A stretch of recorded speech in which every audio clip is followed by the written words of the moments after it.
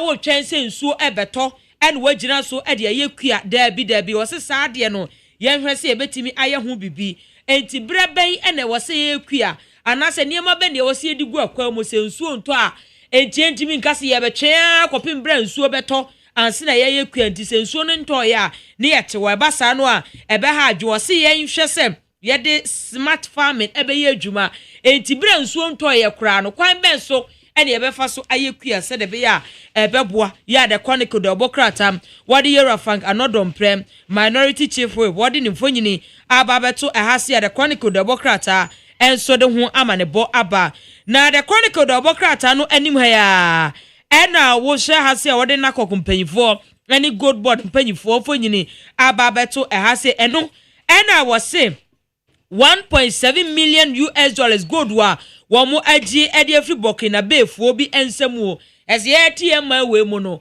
Burkina Faso atimi anya kwa bewura mu awo ma we mu ebedi gold hu adwabone na saa gold no mo gifiri omu nsem no eno ena wo se nakok ede ni nyina ede ama gold board wa the chronicle the bokrata enso ede hu amanebo ede aba na the chronicle the bokrata no ani ha eno ode doctor yawo OSEI educhum mfonyin ababeto a papa yi wose nani abre papa se obetu franka ade ama MPP abanyoko eno ena chronicle the bokrata no ebo amane ese doctor ya OSEI educhum ono eye best candidate ama MPP amanyoko ntino MPP amanyoko no epe obi a wo betimi atu franka ade ama womo ana womo tu franka ni nyina wono ene ogina brand ya the chronicle the bokrata enso de ho amanebo aba na osi yewura odike ena ode sansam no ede tudwa the chronicle so ede ho ensem aba ene anope na mamifa the Ghanaian Times the bokrata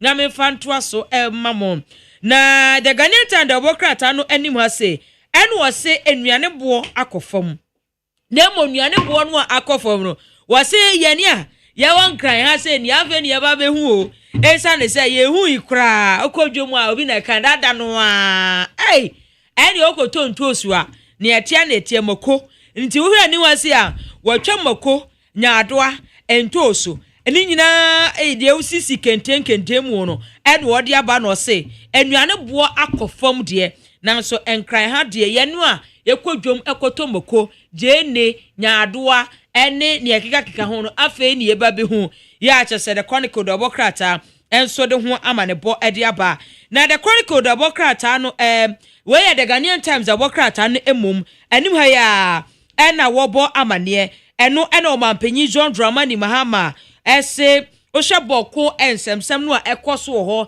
nipa kunkuma ekoso ho na adesuafo bi ewo sukuu damu na etimi koyi wo mu pie bebo mu to se saa ne yema nyina eya ade a enkrofo bi asese se wo mu de begu na aban no animu ase ebra na mpanyifo ni bia nananom ya wo mu free mantifido amantamu ebesra no awa bankasie mu ana wo saa sem no ekokoko so nyina ya ade a wo be se wo mu de gu na aban no animu ase no so aye krado so obehwe na sundwe akona nimu a the Ghanaian Times the bokrata nso de ho amanebo ede abam na wo hwe the Ghanaian Times the bokrata no anim ha ya ena wode oswafo hwe akwan ene akwantempo so no munyafo Kwame Governors agbojamfo nyini ababeto ha se ene waji ni siutu pa ena nya asem keto aite wadi serious bisa wadi serious pa ene wo se wo ka kire wo mu contract e wo oma we mu se wonim se ya ma contract e wo ma we mu a na e wo se wo ma wani da ho pa se adwuma bia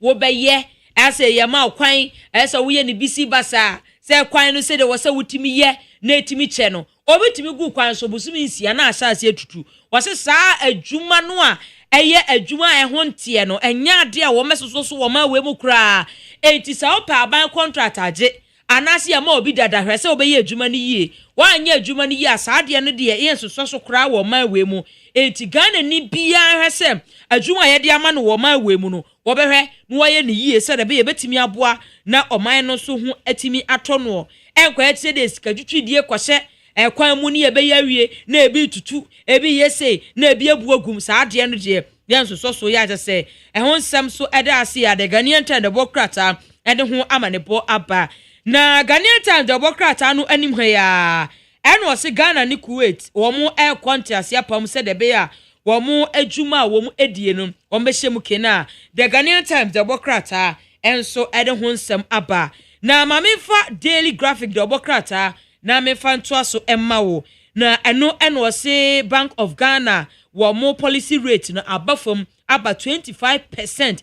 Ya ɛsɛ ho nsɛm so ɛwɔ ase a Daily Graphic the bokrata nso de ho amanebɔ ɛde aba na wɔ graphic anim ha ya ɛna wɔbɔ amane ɛna wɔse ɛbɔ nsɛmsɛm no a ɛkɔ so ɛwɔ hɔ no wɔn nyinaa ɛyɛ ade a wɔn ɛpɛ sɛ wɔn ɛtoto na mamu ase wei efiri ɔmanpanyin John Dramani Mahama ɛnkyɛn ɛbra na mantifido ahemfo ɛwɔ hɔ no wɔn ɛbɛpie mu ɛwɔ abankesie mu ɛno ɛna wɔde ɛtu gonja kin yagbora anim sɛ wɔn nyinaa nso ɛnhwɛ sɛ dɛbi asundwe ɛbɛtumi afa ne tuma pa ɛde ɛfra nanso ɔmanpanyin John Dramani Mahama hyɛ asrafo a wɔn ɛwɔ hɔ no sɛ wɔn hwɛ sɛ bambɔ ɛbɛtumi agya ne nan so wobi wɔyɛ wɔadwen sɛ wɔbɛyɛ tintinitia wɔn na mente ase atutu asɛm wafa abɔ ɔbo ɔsɛ ne tamuchuku ne enye ene ne enya wo de na ɛbɛbɔ wakwa mu a Daily Graphic the wɔkrata nso ɛde ho amanebɔ aba na wɔ graphic anim ha ya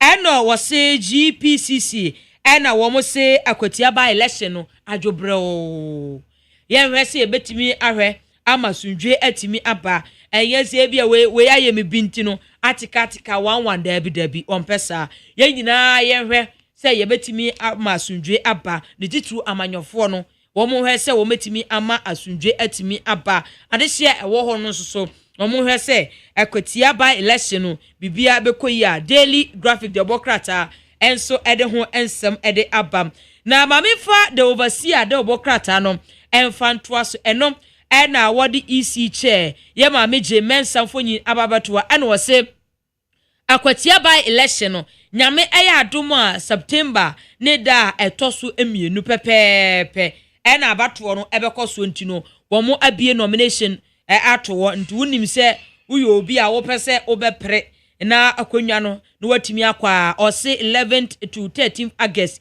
ɛne abie nomination form no ɛde atoɔ a the overseer the bokrata nso ɛde ho nsɛm ɛde aba na the overseer the bokrata no anim ha ya ɛna nakok ɛna wɔn de 1.7 million US dollars gold wa wɔn agye ɛde afiri wɔn de gold ho dwabɔne ɛwɔ man we wɔn de ne nyinaa akɔhyɛ gold board nsɛm tu ha ase a wɔde siwa wɔde gold board ano ɛna nakok penyu efuɔ nso ɛwɔ a wɔn de bibia ɛde ma no asɛ okwaje award wo ne yɛde hyɛ wunse saa pɛ ɛna wɔn ɛyɛ a the overseer the bokrata nso ɛde ho nsɛm ɛde aba na osofo hwe akwan ene akwantempɔ so nimunyamfo Kwame Governors Agoja ene wo se contractor ana contract ya yede ema ese yenhwɛ mu yie na yede ama na osisisi ya ne de saa ne ma ne nyina no ebetuo ebetwa entu contract bia wo de bema wo ma awe mu no mehwɛ se emu beda ho fan na Ghana fo nso atimi anya ho fa so adwuma bia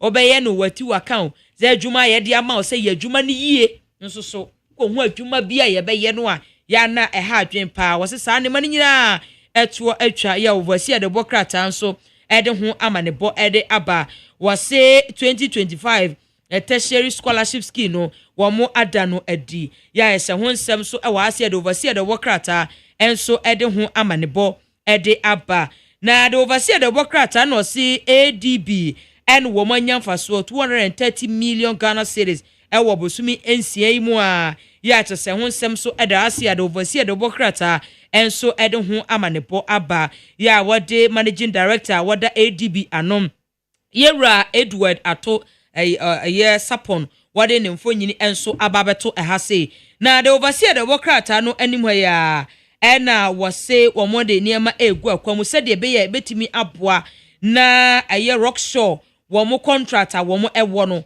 wɔn betimi ahwɛ aka ho asɛm a the overseer the bokrata nso ɛde ho amanebɔ ɛde aba na mamefa the national enquirer the bokrata na memfa ntoa so ɛne wɔse wɔhwɛ ɛnam a wɔn eyi ɛwɔ nsuo mu a wɔn ɛde light ɛna ɛde eyie no wɔn sɛ saa deɛ ne nyinaa yɛtwa so yɛakyɛ sɛ the national enquirer the bokrata nso ɛde ho amanebɔ ɛde aba no fee stress ehyehyɛ aban no edi aba na wode ma adesuafo a wɔn ɛwɔ yesuapɔ mu tertiary student no wɔn kyerem sɛ 197,000 adesuafo no ɛna wɔn sika wɔn atue nya yɛde wɔn ade ɛde ama wɔn a national enquiry de bokrata enso ɛde ho amanebɔ enso ɛde aba na Ghana National Association of Farmers and Fish Farmers president ɛna wabɔ Omapenyi John Dramani Mahama baso papa sa watimi aboa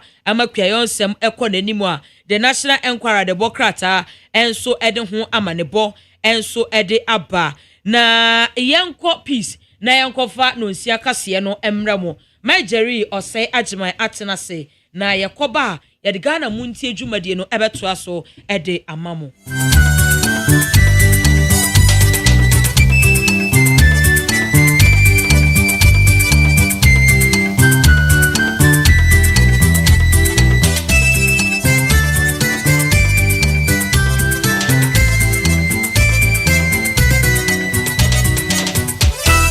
Abono Sia Peace 104.3 FM Suni. Omai Maya Mamwache. Anopai kasia yensa kan ebredu ede bremo no. Na kasia ifri Peace FM so on cry. E sign namo okay 101.7. Afenit FM 100.9. Ye nyina ye worship house Abeka Junction en cry. En afe hello 101.5 FM. Enu okumase edum ave radio stations how do bebre wo Ghana eni abrochira man so agekase yi edepete enti anopa yi edom na etie yen ensem nyina wo peacefmonline.com na kase ade bremu mu nsam wodi akotene bi ene se Deputy Majority Leader Edi Atudwa ese ebusumi nsua entem ya mampanyi Mahama ebeso mayi mu a wototo eniema sede eniema si ekọ promprom no amadom ketwa ya wo mo brahye bedwafie no wo madwunu mu ayo mu he ensa wo madu agiri mrahye bedwani asusu se abibiriman yenya emra hodo mienu a yede bebo asase mu oyade ye ho ban ena fe emfidwuma yesisie enso ho bra Ghana Pentecostal and Charismatic Council so akasa edi etie nsentwerefo a bambofo a woso mobo ye ho ban ewo a ye ne ade no wo mu edi ye mpambro wo makasa etie asade no se amanfo akopu koyi nam afarefo akopu koyi nam ebinim de awuduro te se DDT ebi de carbide afa bibi a ye electric shock ena omde kopu na omakoyi nam ye kwam no ne ensemu a Angola maimu wo makwakoto fango ebuomu ama kyerese wo ye kyere ye mpentenkwa ekoso no enya samketo nipa duonu mienu ena sese wo mafamu ahwere wo monkwa wei ani nsebi aka ne aka bo mu anopa yi ayede ebeden mo sekase na amadaro mama ye ntie nwumaku a wo mo eso yasene ye dia sede ne kabia ema J Binding Company Limited womo edru ya edisiesie fie ma any offices ya hodo ne shops mu emme hote se wan by 20 disinfectant ebusuya ye kama papa se bia nkeka wa atkan tiles so terrazzo floors walls so sink mu ene wo bathroom bi bia nkeka wa biara sane atie bia by 20 disinfectant ebetu ase mo wan ketenkete yemfie ni ehunu ya womo ema ya nyarewa ahodo wo di siesie pepa hono mo a mo ni nyina bewu na ehono mo atise nwan by 20 disinfectant ya ye ka ho asemi ukọ Melcom shops ahodo mu a ubenya bi ena afenso no shop bia eben wo no bomoden ese ubekọ na wakwakoto bie FDA agedwede nkrato yi atomo besra wada enure tesa no eya ema emmen enkoda frɛ J Binding ewo 0208142913 ena 0541808096 bind stain remover ensusu ena ababedwa no bind stain remover eno de nkekanwa no ebetu ase kama into toilet bowls no mu sink no ene babia wo kitchen nkekanwa bia aka o tiles anasa o terrazzo floors no eso ya o paper enko no bomodern say the bind stain remover ebefa so ni nyina ebeyi amehonum nyina atise nwan enti mu amoye hotels mu amoye restaurant ne ekeka ho moduro eni ebeboa amehonum atise nwan midima for herbal clinic se ena no pay men kan kire o yade ben ena etete wabrabo ama sesei wotu ani ento bi animu adan a yade ama sesei wadwogo eti ose bomodin a sɛ de yade ne tie bia fabra na wo bepiem ɛwɔ medimafo heba clinic ya wo kyerɛ sɛ Dr. Time da so the time beto yade ne so na etimi aboa ayi saa yade ne nyina afi hɔ no mo time no beso no na yade no wabu na ketim kɔ mesrɛ wo mo ɛwɔ mayera ya ewo pokuase from 0244774282 and 0500727215 yeah, well, this way chocolate drink and pay you here so she me kwada worma and wo boy chidom me de kase bono ababe somo I can come for no pay me mame biama kwafo me ne adwoa ye boa agye ave kase no nsemu enie mra sebedwamu ni pani ogina mo edema amanfa wonsa wo madu agiri wono say minority chief whip honorable Frank Anodompre wono no kasa no was see odinsem bia kwato dwa e Pan African Parliament eye abibiman AU ye mra sebedwa ye yi amamma so mra sebedafo no nyina be hia mu no wato adwene e de pre abibiman ye die ane sane abibiman be koso no wono nso akogina mu bi e wo hono ne kasa mu no ene wode akwato dwa se ehia masa abibiman nya mra kase mienu a ye de bobo ye nsase e ho ban ene afen so emfiridwuma anasa factories ayesisie no ye de bebo e ho ebra na wo kasa no asan esai ne mpre no so no asom se Pan African Parliament emum na sebedwani no honorable Frank Anodompre asem wode tu dwane se asese ene yetimi totototo niema ehihye emra ebetimi aboa ama asase emu niema papa obo ade de dua asase mu a ema wodua no ba ye etimi ye promprom no asese etimi hweso ye ni aboa ho ban ne ehemra ede kata so na eno so beboa ama yedi etimi aba ena enye no nko ebasie sisi emfididwuma anase factories akase no a asese enyamra ne ahyehyede bia bebo ho bra na etimi atoto niema ye ne enkoba se ya ba ye niema be wiase no na ese yankase yensa asia yadi edua enobaye na yadi edidie no wasi ehia sese san hyehyeye yi eba akuafo timi di mu akotini biefi se akuafo na edua nobaye won wo domfuo won wo ye moa eboa ma nipa nya aduane die eti se policy bi eba na hyehye bi eba esese akuafo etimi edi emu tintimman wasi enei so hwehwemu a eye enura hodo a yadi gu nsase so yadi ehyiwira yadi gu nsase so ma esei atena ye bobre na yanhwe ya dache ebetimi edi etie akwadwuma ewa bibiman mu. However, I struggle to find how provisions has been made for consultation with farmers. This is not to take anything away from you, Prof, but I think that our farmers are so important variables that we cannot leave out in the consultation in the scheme of things. Now that we have been invited to support for the adoption of this report and ultimately a resolution to be adopted, may I suggest that we cannot have a better model law on soil fertility without looking at the spatial planning of land. Now, the uses of agrochemicals and its variabilities in terms of its impact on soil, necessarily making good use of fertilizer, and yet they've harvested good harvests. Yeah, anuachi and Sawomo Adwajiri, Nasabajani, Honorable Anodompre, as I to anasem so I can say, as a see embrebia, a babon frijuma, and who brought is a factory law. Na sa mrei ebetimi acheche sie simfiri dwuma no a bia bia na yensinsie enyen sinsanso ewo asase emu oye asase ye anase ane papa onyame dia dua nsase ene anwea mu na ye dua ye no baye no emu bibi emma mesai no ana wose beboa aboyemfuo ensase ho ban na enkoba se bia na yesi factory de yesi ene na ensase bia na ye dua no baye woso na ensase so edi domfuo no emu nyama papa ne fa factory mu nyama emma mesai no ana wose enya sa nyama wenu nyina na betimi aboa ema yetimi enya enobaye yetimi enya kwadwuma nkoso na afiriso mfiri dwuma soso etimi akoyie. Water conservation should be an important consideration because of the interface with soil and maintenance of the fertility of the soil. And so we must find a balance also in commercial farming and organic farming. More often than not, when we resort to commercial farming, then the usage of fertilizer comes in its wake because of the tonnage of productivity and the scale in terms of the hectares of farm land area that is cultivated. And we tend to yield to the usage of agrochemicals and staying away from organics. And I think this should come up as a very important matter. Yes, to conserve land, then we should also look at carbon sequestration. nipa etene ka say eyensa womo ado agiri na hye bedwane Honorable Frank Anodom na sansem die no de tudwa ewo Pan African Parliament.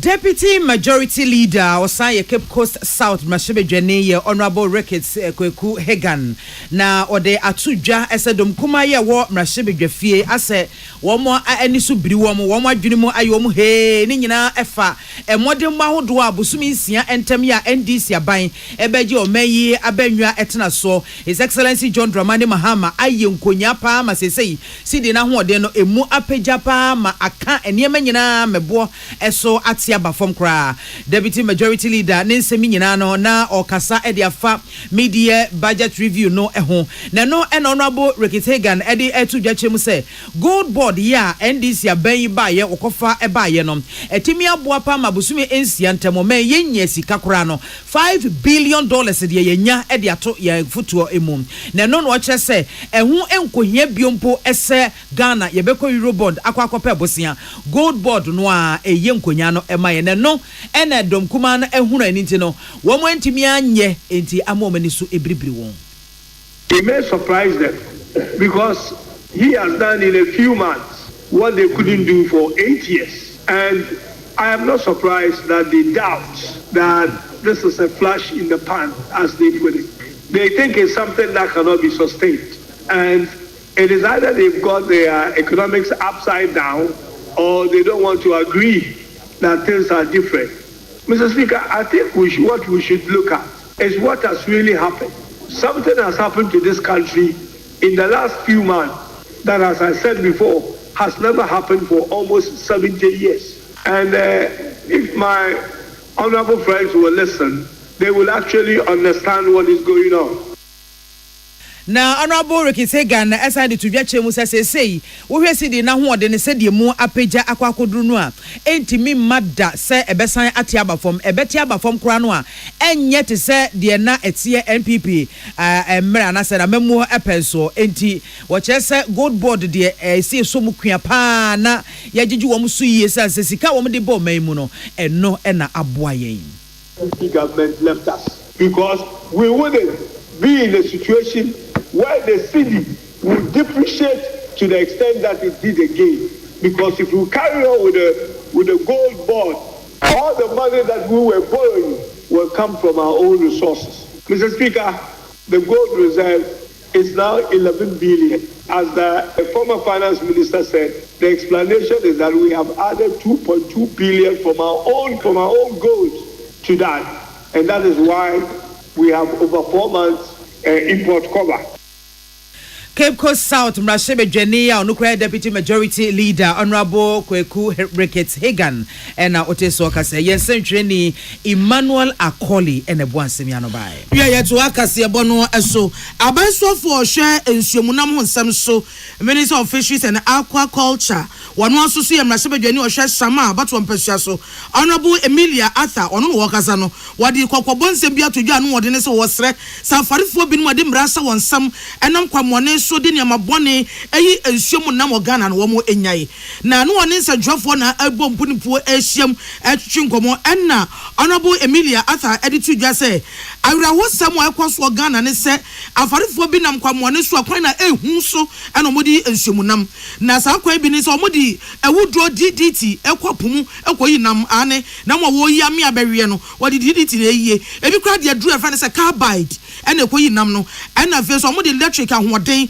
and I say electric shock etimi kwapumu koyi nam ho ena bi kra de bibia timi tete sa yira mo and I say lightning eno nyina omode kwapo ekoyi nam ena was wonu nyina ni hwa hefa na enya dia emra ema ho kwan na sa niam a wo bobo so yi sa kwamoni ya wafa so kwapo koyi nam no se wo yi se eha ensuomu nam no nkwa afei esai ya tena ebo bra no kran so tonche ya Ghana ya dachi ya farifo adwuma kran no eni dachi se sa bremu sa se de sa kwan boni wei ensuomu nam ebedru brebi no apono kran yakwa ye nya enam bio wei no wagina so ade atodwa se ade a eya ne sa farifo ne nya omu nyina o eye binum na edi se adwuma no na asan wo mo aka Wama nti ye bone na waye wo epodo no so wonjai mo onfa light nkopo mo onfa DDT nkopo ma wonfa carbide nkopo because we reason we na worry say enam no so efa G2 wozido ma baby bebre wonya nam ankasa but yen afaridom ni biso wendim branodo nti dame in the day nkomo a ye reason no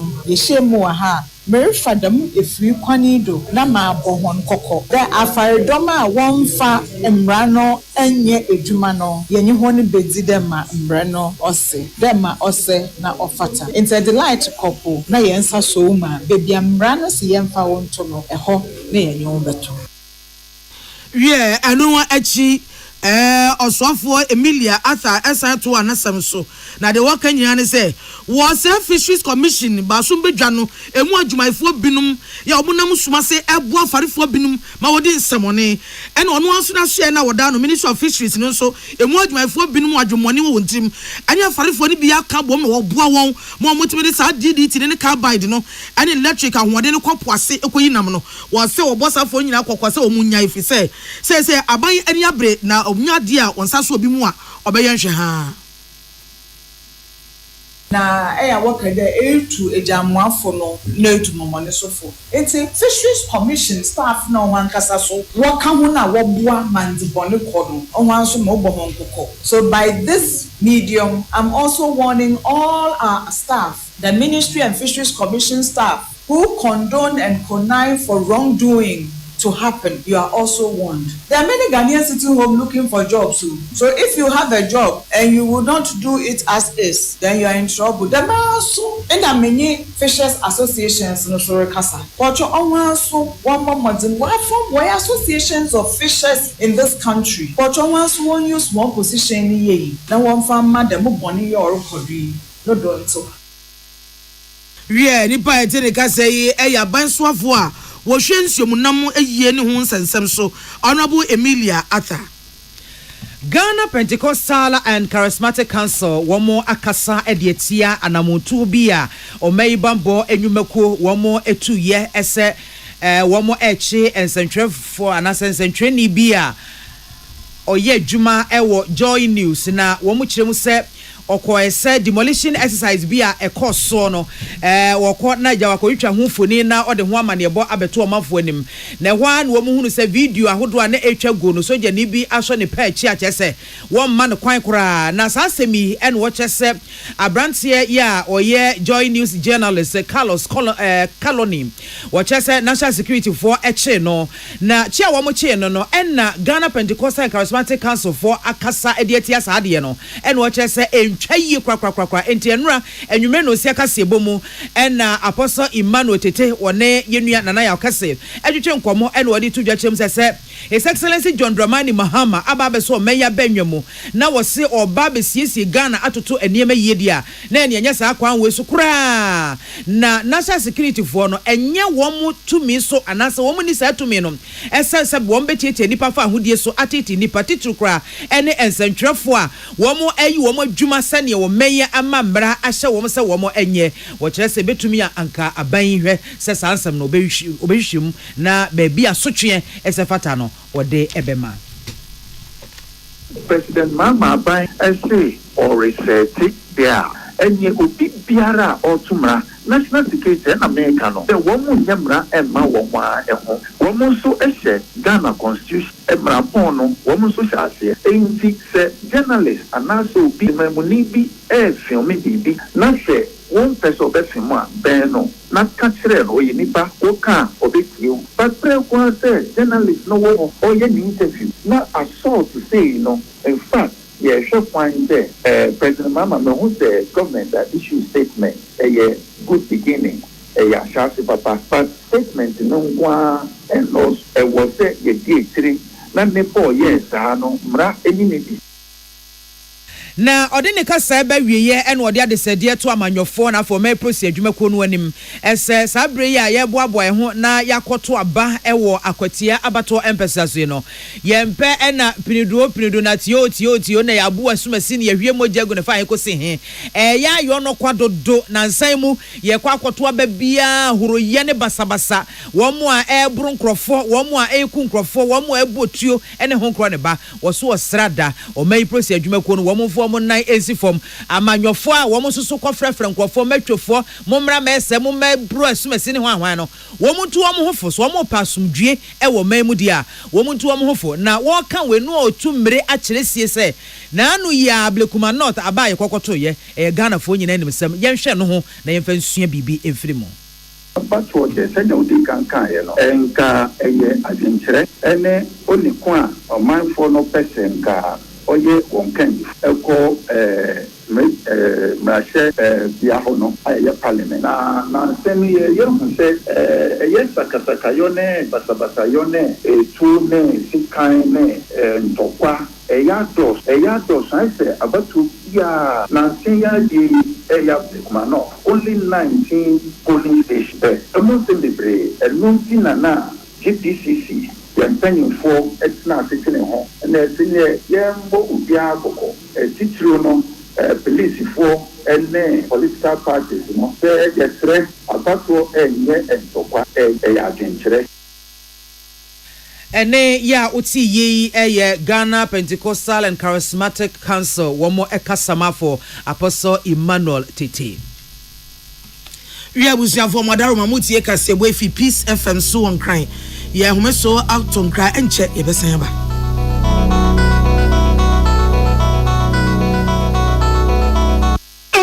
The Amoka Chair Freddy's Corner Home Appliances or the Abba Freddy's Corner Home Appliances Center. Home appliances are a ye papabia, a biwo brands Bain, Media, Samsung, Kaiweb, TCL, TV, air conditioner, freezers, fridges, water dispensers, and Nidia Kekeka home. Nia ubenya good warranty dear. Ko Freddy's Corner Home Appliances ukokumemle. CCTV a Boama monitor of properties and business at anywhere in the world. CCTV and need daho. A detector, clear pictures, Wi-Fi connector. Utimi connector my phone. Na wa monitor baby a wo wiase bia. Freddy's Corner Home Appliances abeka Freddy's Corner edwosua hodoa oton phones ene ehun accessories no ho. Fresh 0544 959195 ana 020 7937323 ana so brakokomemle city light in chehwa. Na ye can discount ene achadia obetiasie. Freddy's Corner, home of authentic home appliances, phones, and its accessories. So I come and show and I bought periphery. The Bronican hardware no one. At the end of the say, that's how we am so to Musue. Woba packing a farmer, Martin's liver salt, a chirakway and tem, as she and Shagu glass more at a Martin's liver salt, no back one no, now dear goom. Uba who say, who a glass in the moon. Now one no. Martin's liver salt, you want orange flavor and a bacosia plain. One more or Hobato. Nemum edina nu now hunto wa, who doctor. Herbal and Alternative Medical Hospital Bena Black History and War America, China, Africa, ne Ghana and Penifua Bonabaso say, or say a real man for Tiapopa. Amin Scientific Hospital. I had a sabia, or one Fidian was so, Yawudaswa, and Fidian Chiro Yadi, Nanua Sanso Sao Yadi. Amin, a expert or Kwan Kroyaria, one run when nam. Now, what Dr. Fonia Nurse Fonso, or what's ma? Amin Scientific at the herbal, homeopathy, naturopathy, and reflexology, Nina, as Sayadi. So I want to pay, and I are to same pa, Yamia Dumunti, Yaria expert. Amen Scientific ebe boama inshallah uwato na wonswe dia dance said the Ghana for near brochure for be dia dance no Accra Amen Scientific ewo dome Obersnet Flat and Alashibinso our Klagon ebe Shaman Road under bridge ope our Krabate P Fre non sure dia benwo 0245 275254 ana 020-722-9505 Amen Scientific Herbal and Alternative Medical Hospital. Allow Shafi Nyamene Yaresafo. Tune it in, turn it up, Peace FM, and rip off the knob. We have seen Mamma Quaba to Akasiano, so wo Sudan memo entokwa akoko dani atutuo nti da bia sumdue eni Sudan memo wansi Sudan Darfur mantamu num horum kwa de hode ne kon na mane na omde abeto dwane se omo wo kura bia anase kura bia asa sojafo ye kitatuo na ehweso ebo eho ban wo mo so kura na wo mo yankrum sa de asia ni me honso enema sa agensem ayebasa na ekom amna sese atiasimu ama nipa ewuwo adokutafo bia to mo wasi ho ya ja omudo mo abo afode mo ko yadwuma ko hwe apemfuo ne nkwada ne nkokora ne merewa ewo sa adafo okrodua na America no emu na no mko abose nkwada bese aduo no ene ekom yafurum kom ade nkwada no a amekom na kungunwo wose ekom no krampo na nchen sese yi enam se bibi anya adwuma ensuo ni ho ban bonsamu nya adwuma aprapra ne asiesie ne ahunu bi anya adwuma enti so mo anhwe ya konkura yade anase cholera eno so ba betu atese ewo sa adafo apu fm ho no ma se mo anhwe anema ebagensem enti adokotafo atu ho achekuo no asrese ewiase ne amansem aku omo yadoye no wo momfo omo ni enche dafo ewo Sudan no ma atama seshi ebusiafo yankonko wie ewo Angola emai emo na atodwa ese Angola womo akwakoto fango ebuomu ama sesei apagya na wom kyese atetena mu ayeden wom sikasam ne adwede ho ne ma kyese enema bo akwa na ekosoro na aban no enti wom sufre ena afa aban be bibia fa ho no wasa akwakoto fango ebuomu enti omanfo to wom hugu monten so taxi drivers wom to wom hugu monten so ye kyere enwo wom nko a adwadifo kyese obi a ade sana na afoforo ekofoforo so de wom ho ba before ye kyere no emu bi na abrosifo kyese CID enipa bese apem ahenu wom ache wom 1200 wom ache wom nyina edo makwakugu abrosifo ekokumu enna pinten na eba asanti no enipa bese aduonu mienu ya aprosini baako eka ho wom afam ato nananom ewo ense do enipa beburu ahenu ene wom so so epreprepre eni enyai pa na a doctor for mo ewo airesabia ewo Angola wom kropon Rwanda emu no wom ene bibi zatwafo twetwe nkomo ene o kyese mamomo yedin yo mumfa yanim kura ensie na oba yeresabia ha no mo ane ekoso no eni enyai papa nipa ewu ewa ha no ebeburu de empanyifo no kura ede atodwa no esade no ano ede wom eprepra ene ade wom a yedom ba ye wom atoba ha wom atori mum ene ho nkro ne ba ni nyina ye ade bia etete wom pa na no wom kyemu ese oman no so afo no ene hwe fisam so wode krata ba bonten ene wode ababetu dwa ebra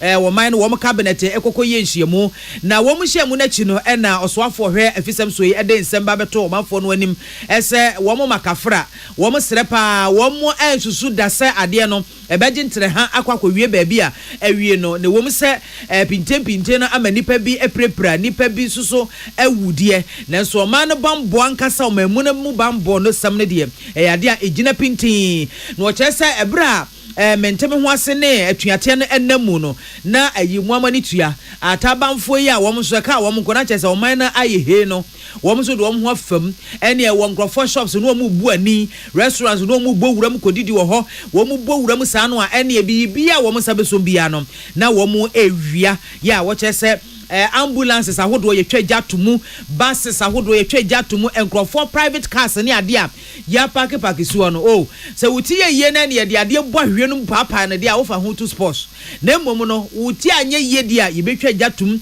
ahye nyina wei ene ne a ekoso ewo oman Angola emu wi abusuafo kasebo no asi na ye ne amote ye ne anopai adwoa yeboa agye ena mame biama kwafo yemfasida enikabia ema medimafo herbal clinic wom se yade bia etete wabrabo aye kwankro ababetena so ya kyese wo de na wo sore ye nsore kyese wo ye hwehia enye yie no wo se bomoden a ese odo Isaiah de nyina eba bepiem e wo medimafo herbal clinic na wo de ba Dr. Time da so at the time beto yare no so na eni debi yade no ebebu na ketem akọ wom wo mayera ya wo pokuase frɛ 024477 24282 and 05007272215. Bind stain remover eye edroson kwa ye de paper yen tiles so ye terrazzo floors walls ye tiles so ye de bia ye walls ne ade ne nkeka wa abekamu ama tiles ne fe no asesa aye basa Mr. You see bind stain remover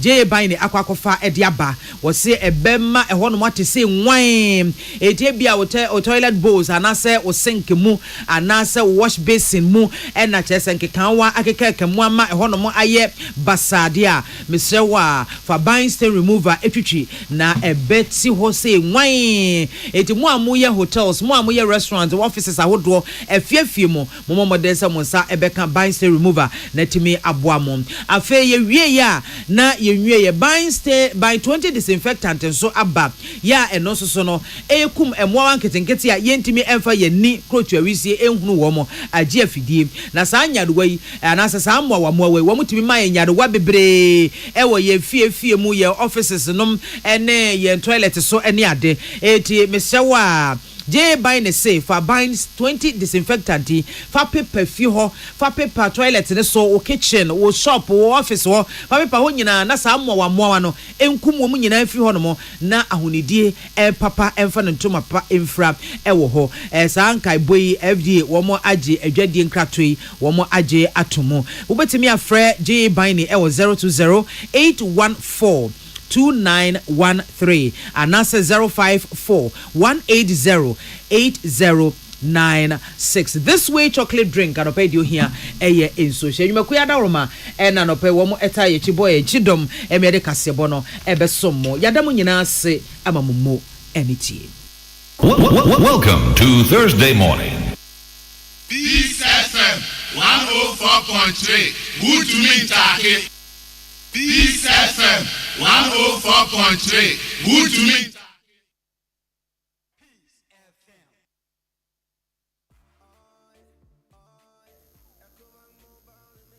Ya no me bibrime Kenya kwa fatu yesuo Etuotu esibema bo Okunkunim kofeji na neso Akwara padi kokwe huwa ededa mana echireno Yeah ne Adeshiemra Kroma dansi di fuameshe Kasemu chira wawadie Esumu apai moshre nyakwe pie Awamwasem nie Wedi ebinsi pen Yeah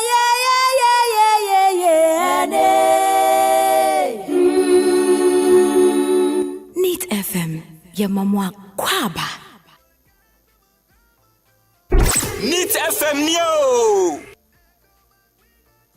Utie oha ekchi ponkno Neat FM Utie oha ekchi ponkno Neat FM Hey, catch it. Listen in here. And you ma beto to dia me baba no hwade no. Hwem so betumi a. Hey, now beka. Ya John to mami ensa duku portmanteau. This way chocolate drink. Na kan wo hwe afibian so beri ni waware ni a. This way chocolate drink. Na kan sia. Asew. We den kan no tumu ho. Me be mo anu so hye kura dia ka ho. Wo hwade wapi ho. O ka se batete e da fom won. This way chocolate drink. Catch up a baba wari. Asew. Ye fi say this way chocolate drink. Ya sorry anopa no ne yenom ye bi hwe fridge nom no se snack ye nya hoho anu ne de serve wo mo ye didi wie ne ye pebibia bogu ya de so a this way chocolate drink ne yenom and this way no ti anu a he se kire wom kokko wom prick wom bibia wom ade wo hia ne so hye this way chocolate drink de wo hia ani so hye FDA ahwe se adwede nkratoe mo agye atum se eye Utie oha ekchi ponkno Ya no me bibrime Kenya kwa fatu yesuo Etuotu esibema bo Okunkunim kofeji na neso Akwara padi kokwe huwa ededa mana echireno ne Adeshiemra Kroma dansi di fuameshe Kasemu chira wawadie Esumu apai moshre nyakwe pie Awamwasem nie Wedi ebinsi pen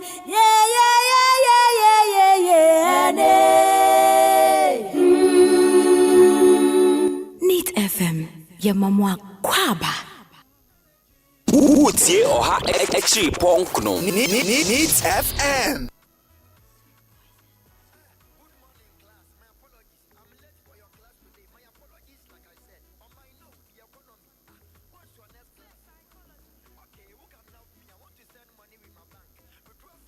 Wotie Oha Extra Ponkno.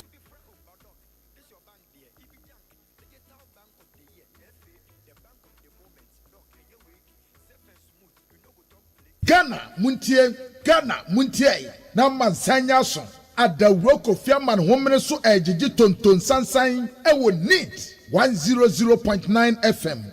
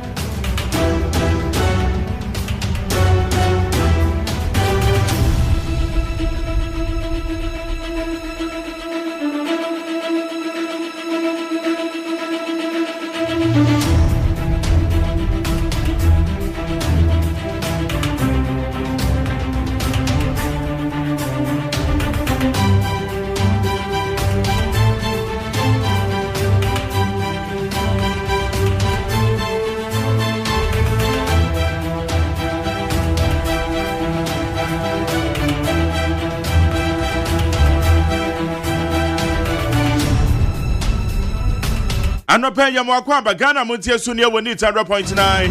Yedekasia born all the way from Peace 104.3. Radio Atenase Yababi didn't come on. Samba do akwaso ya my Ghana mo.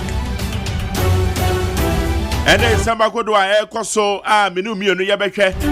Na yede achechere ya man. And then Yababi didn't come na wonim.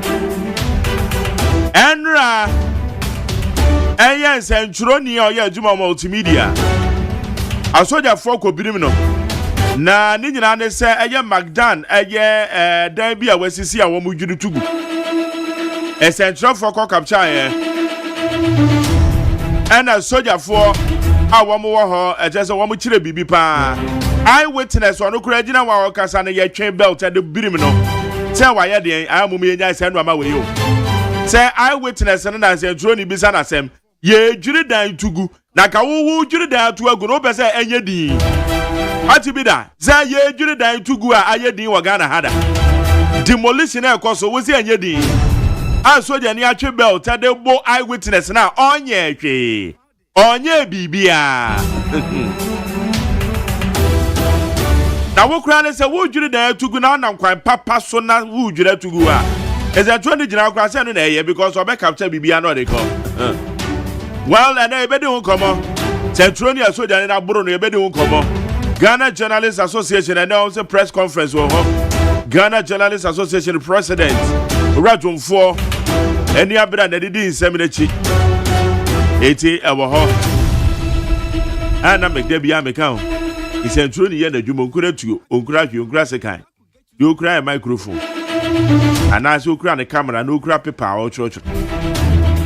Na ye bono yes why boni bi sense tuoni bi mpo na waka bibia wu susu se nya nokre se do report no nya nokre na nya boro ɛno no fo sɛ wadi fie mu ɛno sɛ nsɛntwerɛ ne no wotumi atwi ne gyina ɛmra no wɔ hɔ ɛti sɛ nkɔmmɔ no aba bɛtɔ hɔ aban signed by Felix Kwachu Ofosu wɔn de ɛyɛ communique ana press statement abetu dwa wɔn condemn saa act no wɔn ensure sɛ ehwehwɛmu bɛkɔ so na emu die nti a sojafoɔ ekɔboro nsɛntwerɛni ne boro ɛyɛ abranteɛ na n'ɔka ho na ɛnu adi wɔn sɛ action kɔ so magdan no mu nyinaa wɔn ma wɔn bu ntwerɛ ɛdɛ kawa nail down ɛyɛ asɛm o ɛyɛ asɛm o meti asɛ na kwabena wo magdan sɛnsɛm no wo na ne mu bɛkyerɛkyerɛ mu na wadamfo ne magdan bɛkyerɛkyerɛ mu eti saa asɛm no da hɔ na Ghana man panyin sɛ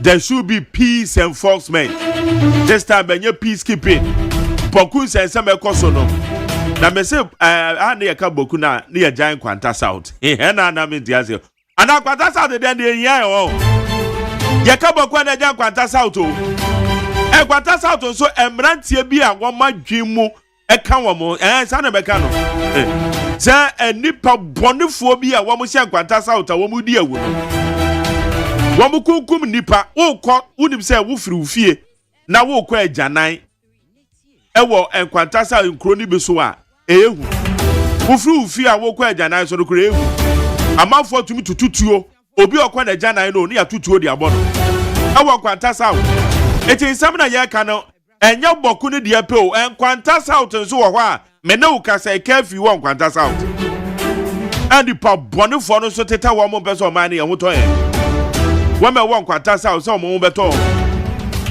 eti yɛ ka bɔku na ne yɛ ka Kwanta South nso aka ho mampanyin wadaroma na Kwanta South foɔ nso brɛ papa wɔn ho kyere wɔn manfoɔ ɛte hɔ wɔn ho kyere wɔn manfoɔ adwane atɔ wiram ɛwɔ Kwanta South obedu kuro bi so no obiara ni kuro no so enkokɔ ne nwan ne mpɔnkye pɛ ɛna ɛwɔ kuro no so obedu keri se ɛkɔ abɔ kuro a nipa tete hɔ obiara adwane afiri hɔ obedu tuabɔdɔm obiara adwane afiri hɔ eti yɛka yɛfa Kwanta South nka eti yɛma mpanyɛ sɛ boku there should be peace enforcement tɛ adeɛ no ɛgye nsɛm a saa na ɛsɛ kɔba eti yɛbɛhwɛ na ɛna ayɛ America no yɛ bɛwɔ asɛm bi a da biara metae ka paa wɔ radio so na ɛmɛ yɛ sɛ nsɛm no bi wɔ hɔ a na metae ka sɛ nsɛm no nei vindicate me no wɔn a meka sɛ nsɛm no a na ebi ne me nya adwen ebi send messages no vindication ba wɔn send message me kan tell so chale asɛm na ɔka na no correct pa o yɛ wɔ noama a yɛde yɛ amanyɔsɛm ɛne yɛ wɔ noama bi wɔ hɔ a amanyɔsɛm no ɛnte sɛ ɛbɛ mu koraa okura pa na mega no yɛ wɔ noama a yɛde yɛ amanyɔsɛm ɛna noama no bi wɔ hɔ a enya manyosemo enfa won se maban ena ewo so ana maban na ewo opposition o tsemi ana meka o won se ne Ghana man panyin nsem bi a okoka wo boku won se video no trendy asam na be se ye tweka no say say video na man for circulate of which me I don't subscribe to that say ye be circulate say video na ye meaningless. But I'm say Ghana man panyin kwaka bibi ni nti no tabre no owo bontoa no enu ti say video na circulate pa but asam na eda ho no enya say maban na ewo so ana maban na ewo opposition no asam na eda one nti sa hwesuku nkoda ya wo mu koyi wo mu pie ku wo mu wo ma ede abu box ku nkoda tu akun wo ma ede eno na mfa ho ne maban ya wo so mfa ho ne maban ya wo opposition no so bibi sa no esia we have to deal with it as it is yan deal with in someone said yet here eno no omamu na say ye kabo mfa ho say me maban na wo so okay ana me na me wo opposition etebe no Yamanya some the idea ye beye. Bijitum and the idea ye beye. But no maybe or honor cost or many more. It is not about partisan politics. We have to deal with such issues. Said the pepe. It's in any case, Bokus and somebody there. Abe biba esi. Abe beko esi. Enti. Ana the Americano and does more.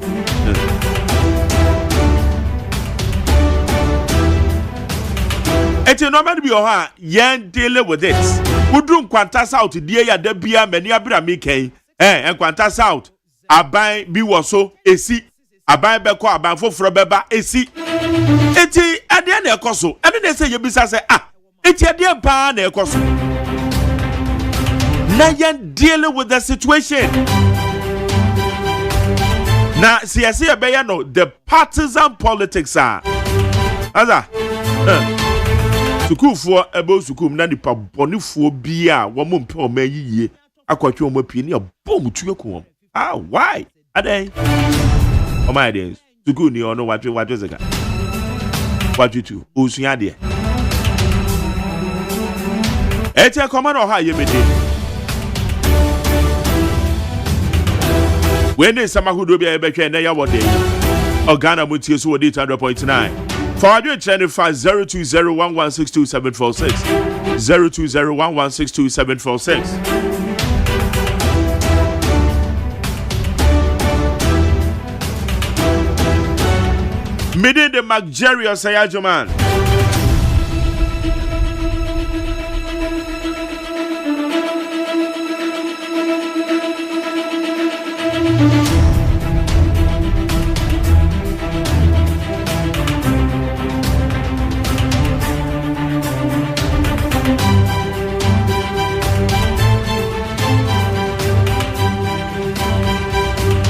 Okay, I'm a Sancha make up my for say.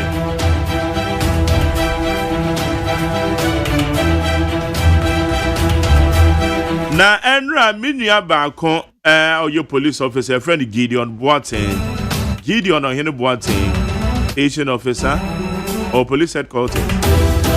Na Gideon enra na the wife Edina Wada. Your friend no Doris Yama. Mama Doris, happy birthday.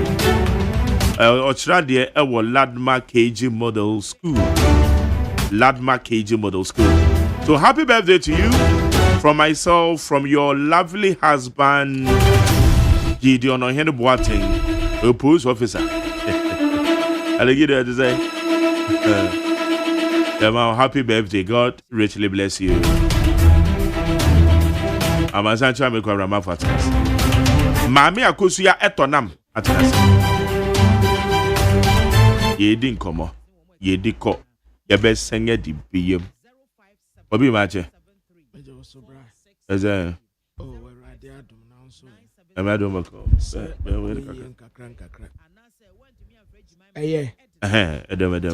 and I say, I don't know microphone over chairs. Mo pretty Mike no mama nesi na name na mo samo tia no say na mo pim ni say na mo ye ni say enwa na ye de dwuma nti mo ba na mo 100 no with care 100 with care mama nya no biara sa say yeah na why no no mo ja ho yeah pa what ya somo ya bo pa me ba kura me mfa me nsanso my go for the one ya kasa na kakra tafre baby okay say no me ko ye oh yeah okay mama to nam so yeah also Bob back and front yeah Magdan de no all details we ana there be de me hu ya na say wo mo ko juri da wo go ya de katapra me so me need details we ya anu akọ when we say wo free spenters na wo ba wotratra saa shops afoforo bi na toatoa so na wadru no ho wofri magdan ho pɛ na wadru Action Chapel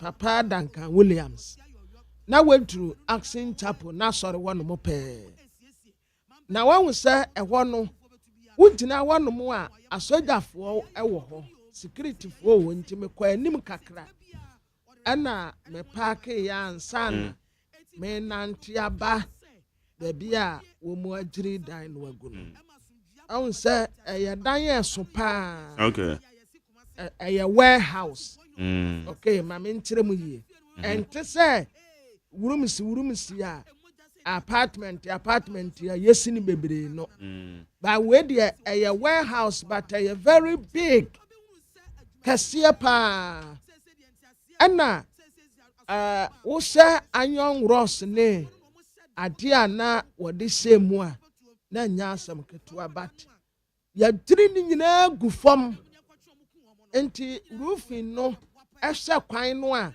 na yɛ nan mu no ɛna securityfoɔ egyina hɔ a na wɔn bɔ ban but wɔn sɛ Majari Magdan no menyantie ɔno nso side sebia ɛbaa ne sɛn ɛyɛ dɛn ansa na ɛkɔ akɔduru hɔ nti te sɛ ɛgyampani sɛ hyehyɛfa yɛmua nti wakan no yɛwie pɛmɛ frɛ no yɛde ani bɛdi akyire yɛfoɔ de di akyire na masɛ ɔno nso ne sɛ ba ne sɛn ɛna hwan nom na ɛma order court order bɛn nom de kɔdwiri dan no nom ne adeɛ sɛ adeɛ wei nya sɛ nya yɛgye nkyerɛmu o sɛ yɛka sɛ Ghana Armed Forces for a statement aba abɛn mu nso statement aba Felix Kwatufo so nsa chance wɔn mo kyerɛ sɛ ntwehwɛm bɛkɔ so ne titiri nsɛntwerɛ ni a ɛne ɛyɛ obi nso ɔno nso gyina ne baabi a wɔn mo ebirim wɔn no ɛno nso nso ani because ɛnya de papa sɛ demolition na ɛkɔ so a mu dwiri dan ato agu na mu dwiri dan ato agu na kamofo sɛ amanfoɔ bɛka ɔma no ato obi asi ne dan a dwiri to di yɛn ka sɛ obi sɛ wayɛ bɔne sɛ dan no baabi esi sɛ yɛ sɛ nyɛ no problem but what remain is yɛ ne mo twɛ yɛate sɛ dwiri dan ato agu na you expecting sɛ nansɛntoɔfo akɛ yɛn ka yɛ anuntum anaa sojafoɔ no mpɛ sɛ nka nsɛntoɔfoɔ nka ɔma nuntum anaa so ɔmo sɛ ɔmo yɛ dɛ ɛbi sɛ dan yɛ ntwa yɛ dwiri dan ato agu a wɔsɛ nsɛntwerɛ ni yɛn ka na nuntum ɛno no yɛ adwuma no no nti nsɛntwerɛ ni kuta camera so otwa yɛ adwuma no yes and yes, sir, it's authorized. Authorization, a dicey public. A dicey public. You do not to a good night. Was a war stop. And it took a bono. Massa, Yansen, Yansa Bako Crenim. Yahun quantity at to say you try. Yeah. Because they are costing in here. My general say, Debiano, Ayana, businessman, dear.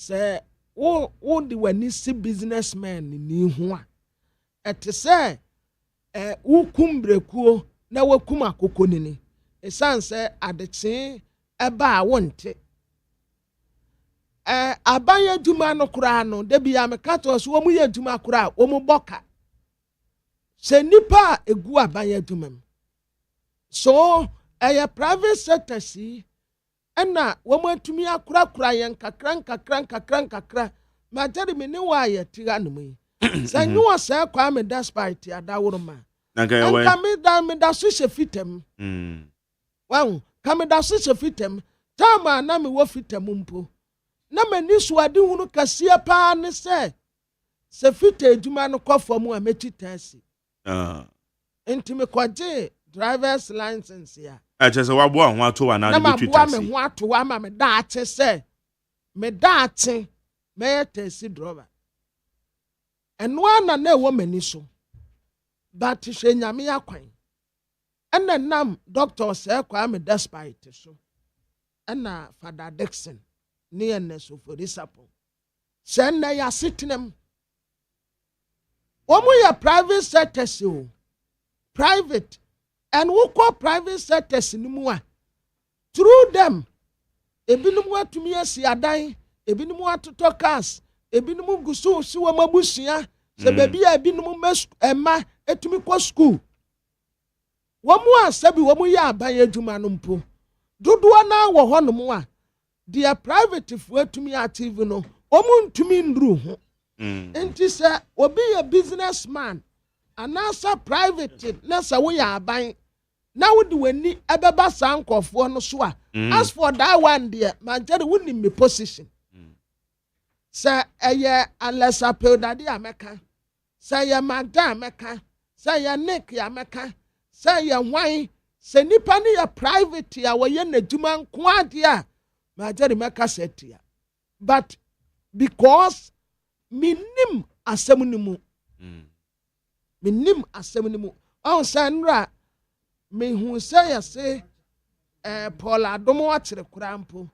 yɛse special prosecutor wato nsa afrɛ no ɔse wɔno amfa ne ho mmra sɛ wɔamfa ne ho amma na bi anamontuo bi a ɛwɔ hɔnom no I don't know sɛ a link to this particular issue because no wɔn sɛ yɛ airport lands yeah asase ne yɛ airport dia Paul Adom akyerɛ deɛ yɛ way o and they said the contract we no bought term airport well minim say ka ho dia ba bia minim ne yɛ FSS the contract in nsɛm na well I don't know whether related nsɛm na yɛn hyɛ da ni mu nsɛm ɛkɔ so ne yɛnim what really happen me bo modern sɛ me nsa bɛka magdan na bibia ɛwɔ hɔ nom no na ye bisa no no nso aka ne side because asat now minim asam no ho eno yesi ya mane buntwere nyina aya hwan magdan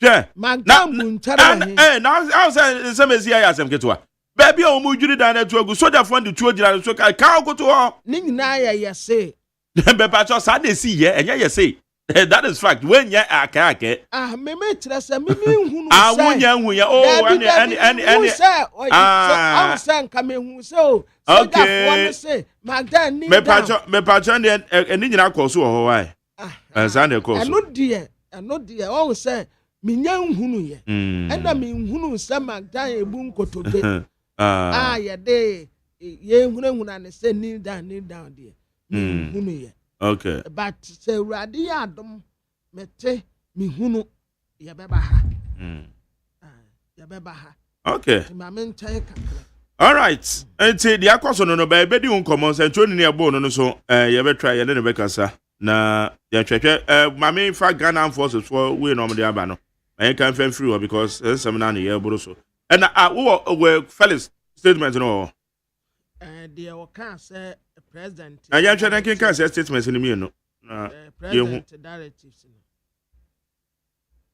there be assembly see no okay president directives be president na dey by say omunya investigation yes the president has directed owo information bi edefa asemu a ekoso no ho no onso betumi de ubetumi de sa information no na yetete kwa na my yanhwe we Ghana Armed Forces for there no or say Ghana Armed Forces commences investigations into inappropriate conduct of soldiers in line with the directive from the presidency. Okay, one more so there. The Ghana Armed Forces wishes to inform the general public that investigations have begun into the inappropriate conduct of some soldiers during an encounter with some journalists around Spintex in Accra today, 30th July 2025. The Ghana Armed Forces wishes to assure the general public that the investigations will be thorough and those found culpable will be dealt with accordingly. The armed forces remains professional and will do everything possible to maintain its known high standards. It's where your VA Ahen, Captain, Ghana Navy, Acting Director General Public Affairs. It's on all the way up.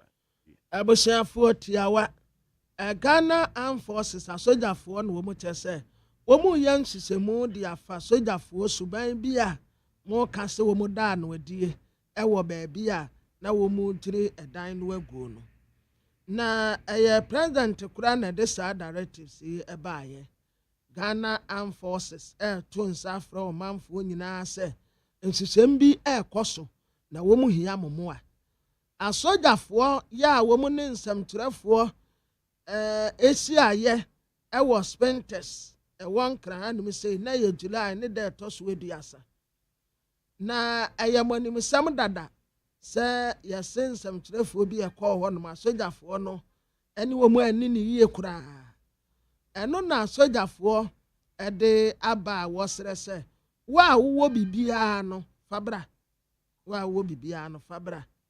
na nhyehyɛmu nso gu so a ɛkɔ soɔ wɔn bɛdɔ mu asukɔ akɔsi aseɛ sɛdeɛ ɛbɛyɛ a asogyafoɔ deɛ yɛnim ɛde fa wɔn ho sɛ wɔn yɛ nkɔfoɔ bi a wɔn bu wɔn ho paa no saa pɛpɛɛpɛ ɛna wɔn pɛ sɛ egyina. Okay. Wei deɛ maajari president ayɛ adeɛ paa sɛ immediately wɔsi wɔn nya nhyehyɛmu ɛmfa saa adeɛ no.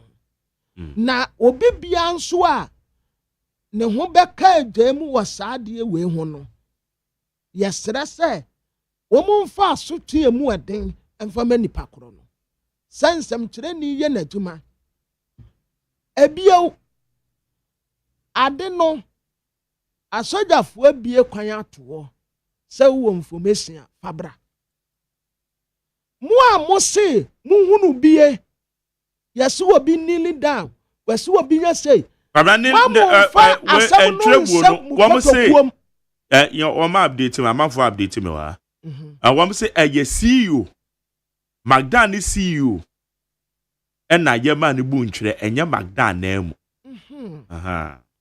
nti me em sɛ me so me ti sɛ CEO no yɛ ma ne bu ntwere sɛ me fo sɛ CEO no yɛ Magdan ba sɛ Magdan no wɔ Chief Executive Officer ono ne yɛ chairman ɛna ono no wɔ ne CEO enti aviation enti the CEO mom ne yɛ ma no ebu ntwere na yɛ Magdan na mu enti ɛno so yɛ information ɛyɛ update me because Magdan pa sɛ ebeka se wo mu enti me so me te grana me ho enti ebia na me kan yo enti mu a mo se mu hunu yɛ ya buru nsɛmkyerɛ ni mu ani tua ya ma wo bi bu nkotodwa mu ani tua mo se no ya bie kwan de ato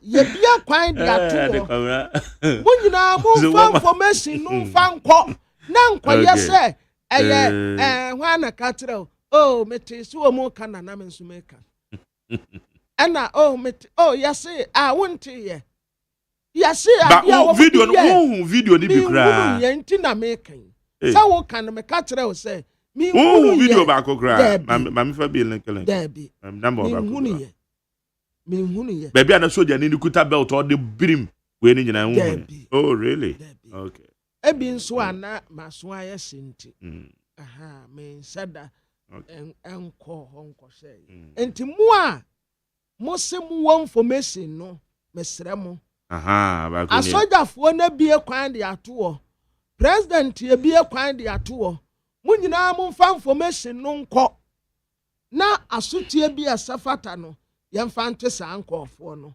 madawroma ɛmo obi antena wɔnom nya di Ghana asamba yɛn nyinaa bɛka so kaso obi mmra mɛyɛ danseni a ne yɛn nyinaa yɛ atete yɛ naase ne yɛn nyinaa atete we deɛ yetia yeye president no asi anya nhyehyɛmu nti wo bia emfa information mmra menim sɛ information no ma jare wo de bakwa he presidency o sɛ sojafoɔ no mu o wo de fa kɔ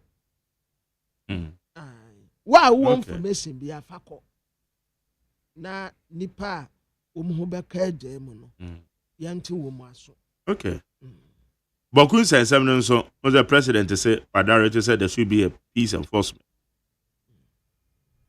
Year Boku. Then the crying names and cat and we become herself.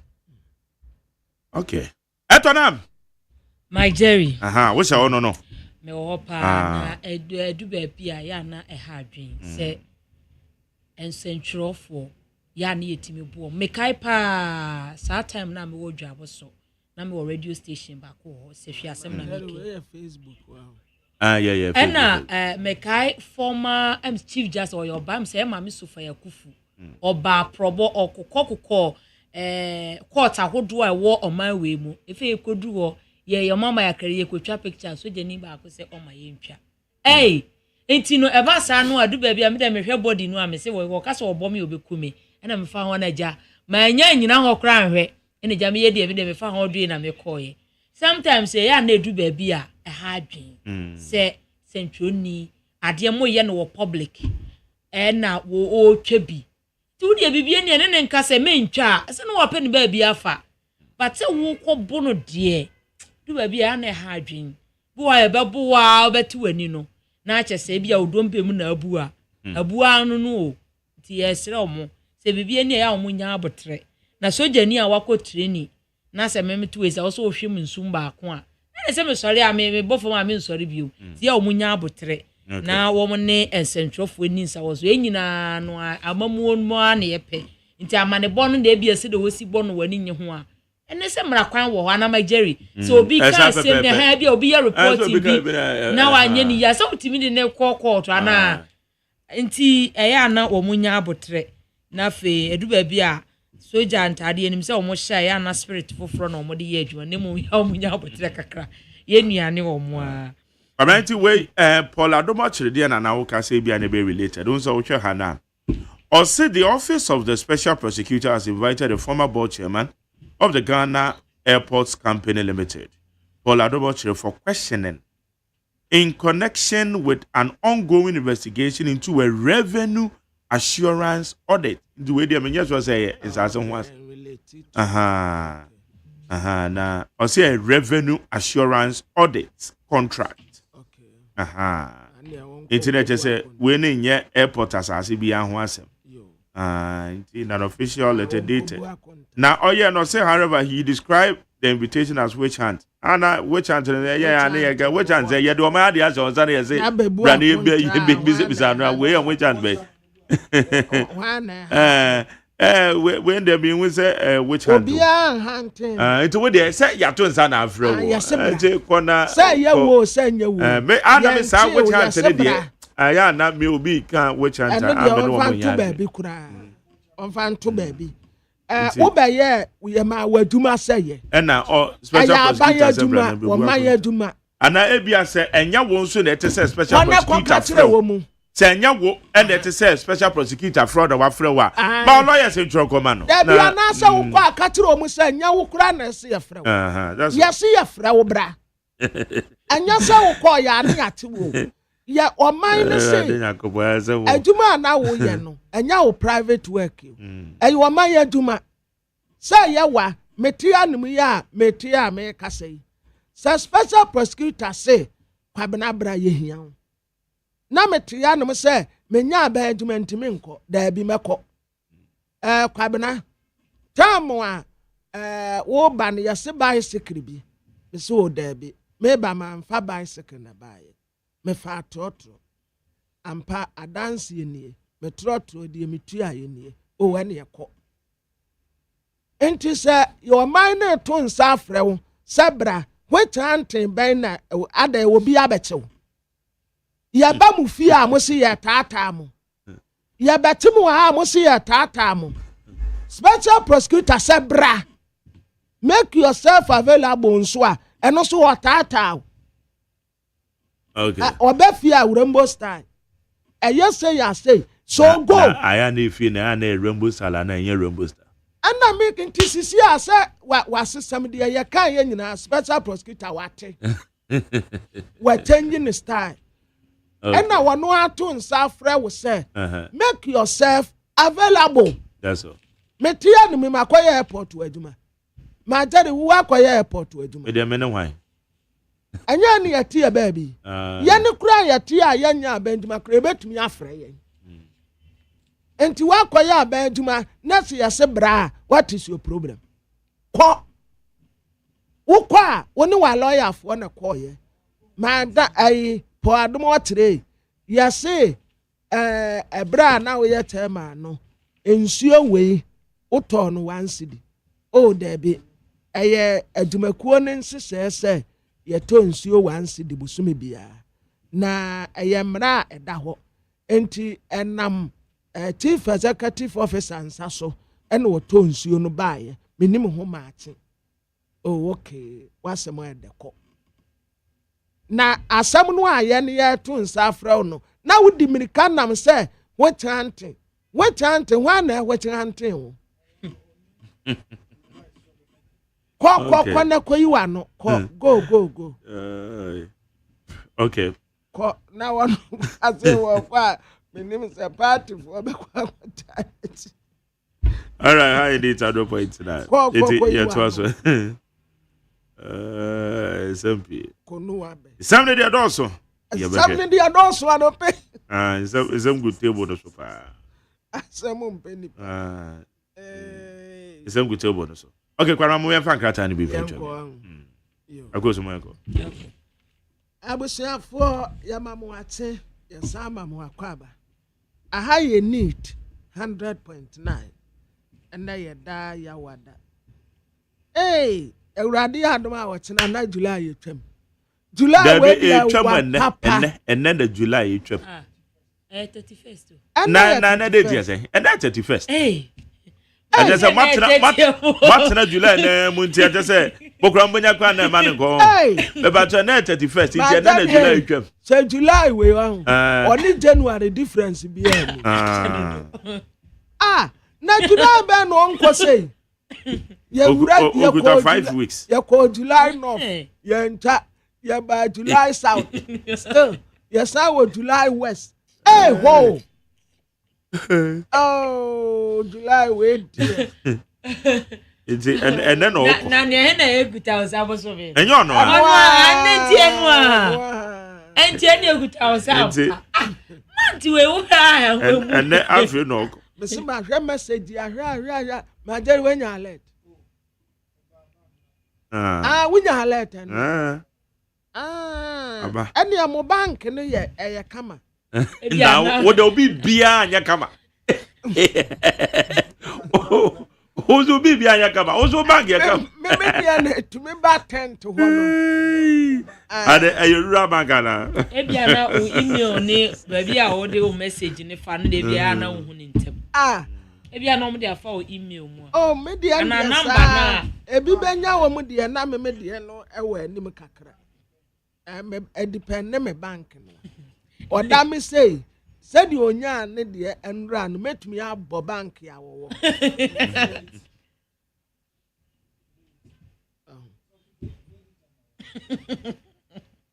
Azamo. Na bosumi be ni. Wan kwada. Asemu esisie bebrebe we wuye eye July we accident si July ejasi ye July nsuo ya July awo by July nipa ewu July lumba ewu July July be nko ani na Marjorie mama yenka na wanya National Road Safety Authority or more accident cases here about within this last week the crowd statistics in over the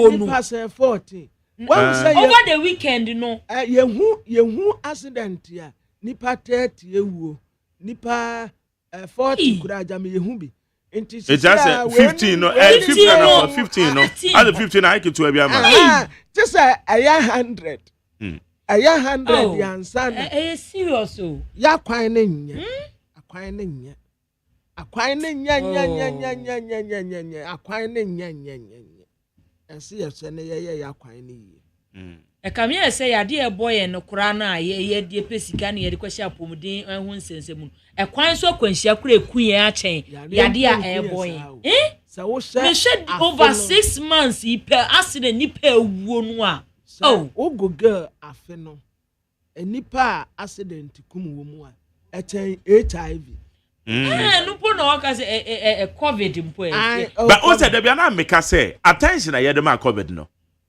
yemfa double attention emfa road accident so because said your car kunye no said ya kwan so ye wu no ewu at once 15 amankofo bebre aye nyanka ebia ye wisia ebia ye kunafo ebia didem na wadidem na nkwansia hayen na wa se afi baako na se nipa beye 2000 tumi wu accident mu a na covid ye den na covid kura se covid den no be wanya twe covid na mpo covid no be den wa na covid na nipa no na be wu ni wuo dada anya covid bia na be kum bia because o hwe accident esi ye omo mutimi survive ye no omu su achen omo awuo no yeah eno omu a survival ye no edamu a nipa no bi no adi no kra no o de koye krampo anka nkeye for the rest of the life obenum nduro sa kosisu obewuo na wokoba mpo na da asen na wote faako na me hwe documentary bi wo emese Fantia kwa South school fo nkola bi mu a omukonya accident akola ba ko a se ne nsa ate efu akola young girl bi o na wo ka de esiye na o sisisi anensa no ase onam kura no o ti no ohun ni o yempo ase o he obi a wansa onu osanto onti je say o sorry ye nensa ni ho ese akwantimi su saa na ye ko dance wo top na saa time no na top to fuoya palm plantation ma jare se wati dinda na afibia ebeso a wo mu teche niema na wo mu chekako saa time na kako na was na kako na ye namo a eye enamo a eye jepa etese ne yang meka se akokonam saa time na kako ena ewure ena no wo musa ate emo ne anwa afi ne ko na wie ya no wo mu abo dance aka ho na dance no wo mu befa amachi dede se wo tiem ya no peyi a ono akora be confirm se na top dance no amachi dede na eba pa ena ma jeri ya ne nkwara ye se ye kobi na wanhu saa wo mu pick up akese no wo mu de fa mme no yeah wo mu lodu mme no a wo soro no enu wo mu lodu nkofo de ko dance no ase ena ye se ye be kobi ma jeri me a me ko dance no me nsata de nika pe mpapo akra me nsebi de enti a me ko ye ne se ka no besi wo nkofo ofofo na me so kofu bi enti me kubola abrabo pa me tilate sasabu ati parago ana turumudan ba boy ba ko ono nso ka ho na ene da krampo wadame turumudan ba no frame turumudan ba no frame ane se wo so preaching this is all na no wo ka se ya se na me bo ne din won kran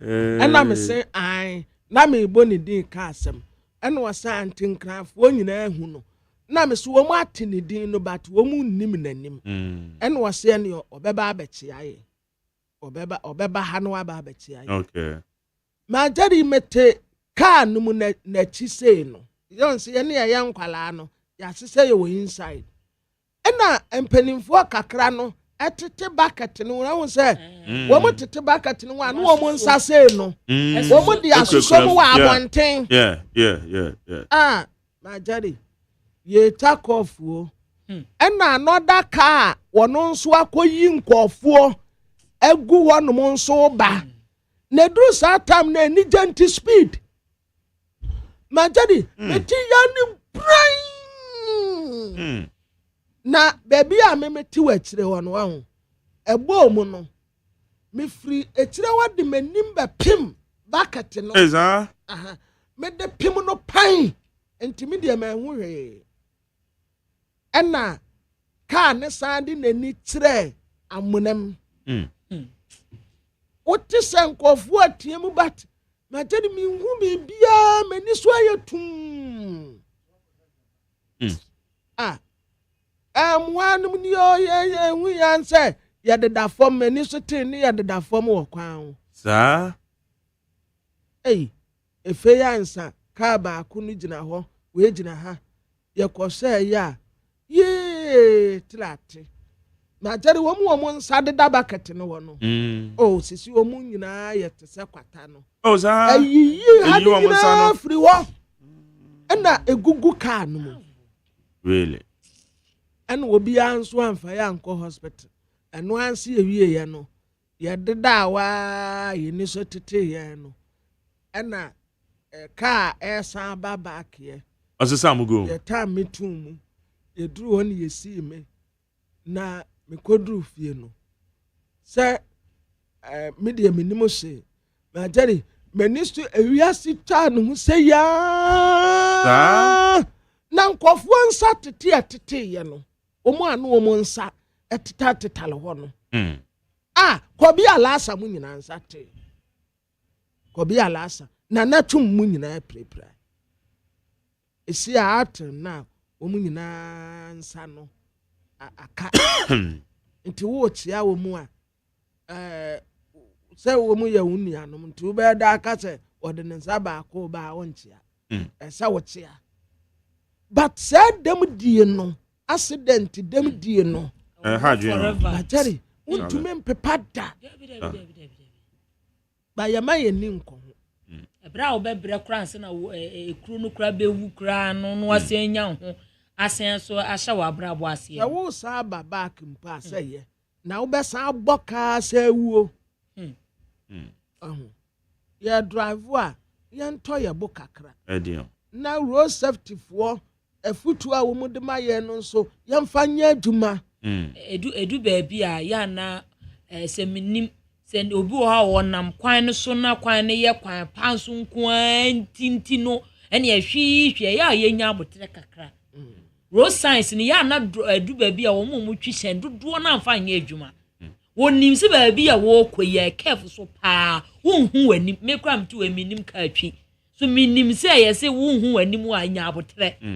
So wo nya abotre me se wo twa kwan traffic aso keke traffic na aso no overhead bia ni so anase baabi ni wa nipa no be fa se nipa no be wo se ofa kwan mu no wudi abra moto bia bebu na ya to atwe du baabi a mu nya abotre kra du baabi a wo twa kwan mu a ya na wo chese nyame nko ana de wo twa kwan mu ha dwen o ye nya abotre nipa nkwa no de be na se wo nya abotre na de akobo nipa no sorry na abeka wodi nipa ne dem owie o so sorry ekoka afa na adu quotation ma abeto wo se jamane nka wo bu nipa ne nan awie wodi nipa ne dem awie na busua no okoye ne den ya brother bia no wo ha and motor riders no wo ha dwen o wo ha dwen papa motorfo no wo hu traffic aso wodi agro wo ku ato atwe motorfo no ade ba ko okadafo no ana driver for yenum driver for from so back where you say ka bi di wanim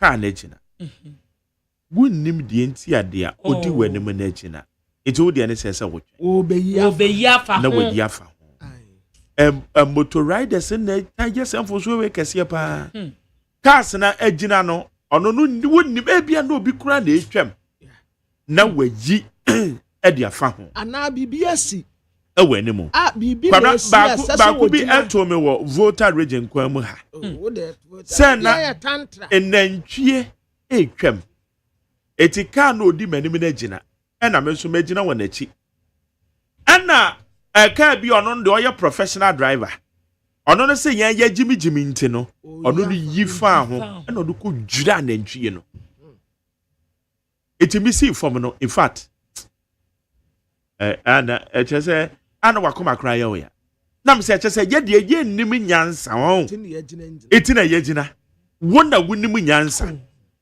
bakwamna adese manfi me twabu kra kwa because obo na twa na de kwose nwura mu ho me twabu kra kwa kra am so obi a wonnim nyansa say no me ntimi me waste be time crown you ukwaboa no kra ukwaboa de akwa me twabu kra kwa so de ase ya park car ba kwa gina me so magina na chi wo de also gwaji afa ho speed e twamako oni na ntwie gudi a na yi no kwakose nwura mu am si dipa gina wanka waku nipa ejina wanka waku baba mo yakwa nim abusuafoɔ telegraphic democrat na medema mo atiama mo akwabe Bank of Ghana for say wɔn drop policy rate about 25%.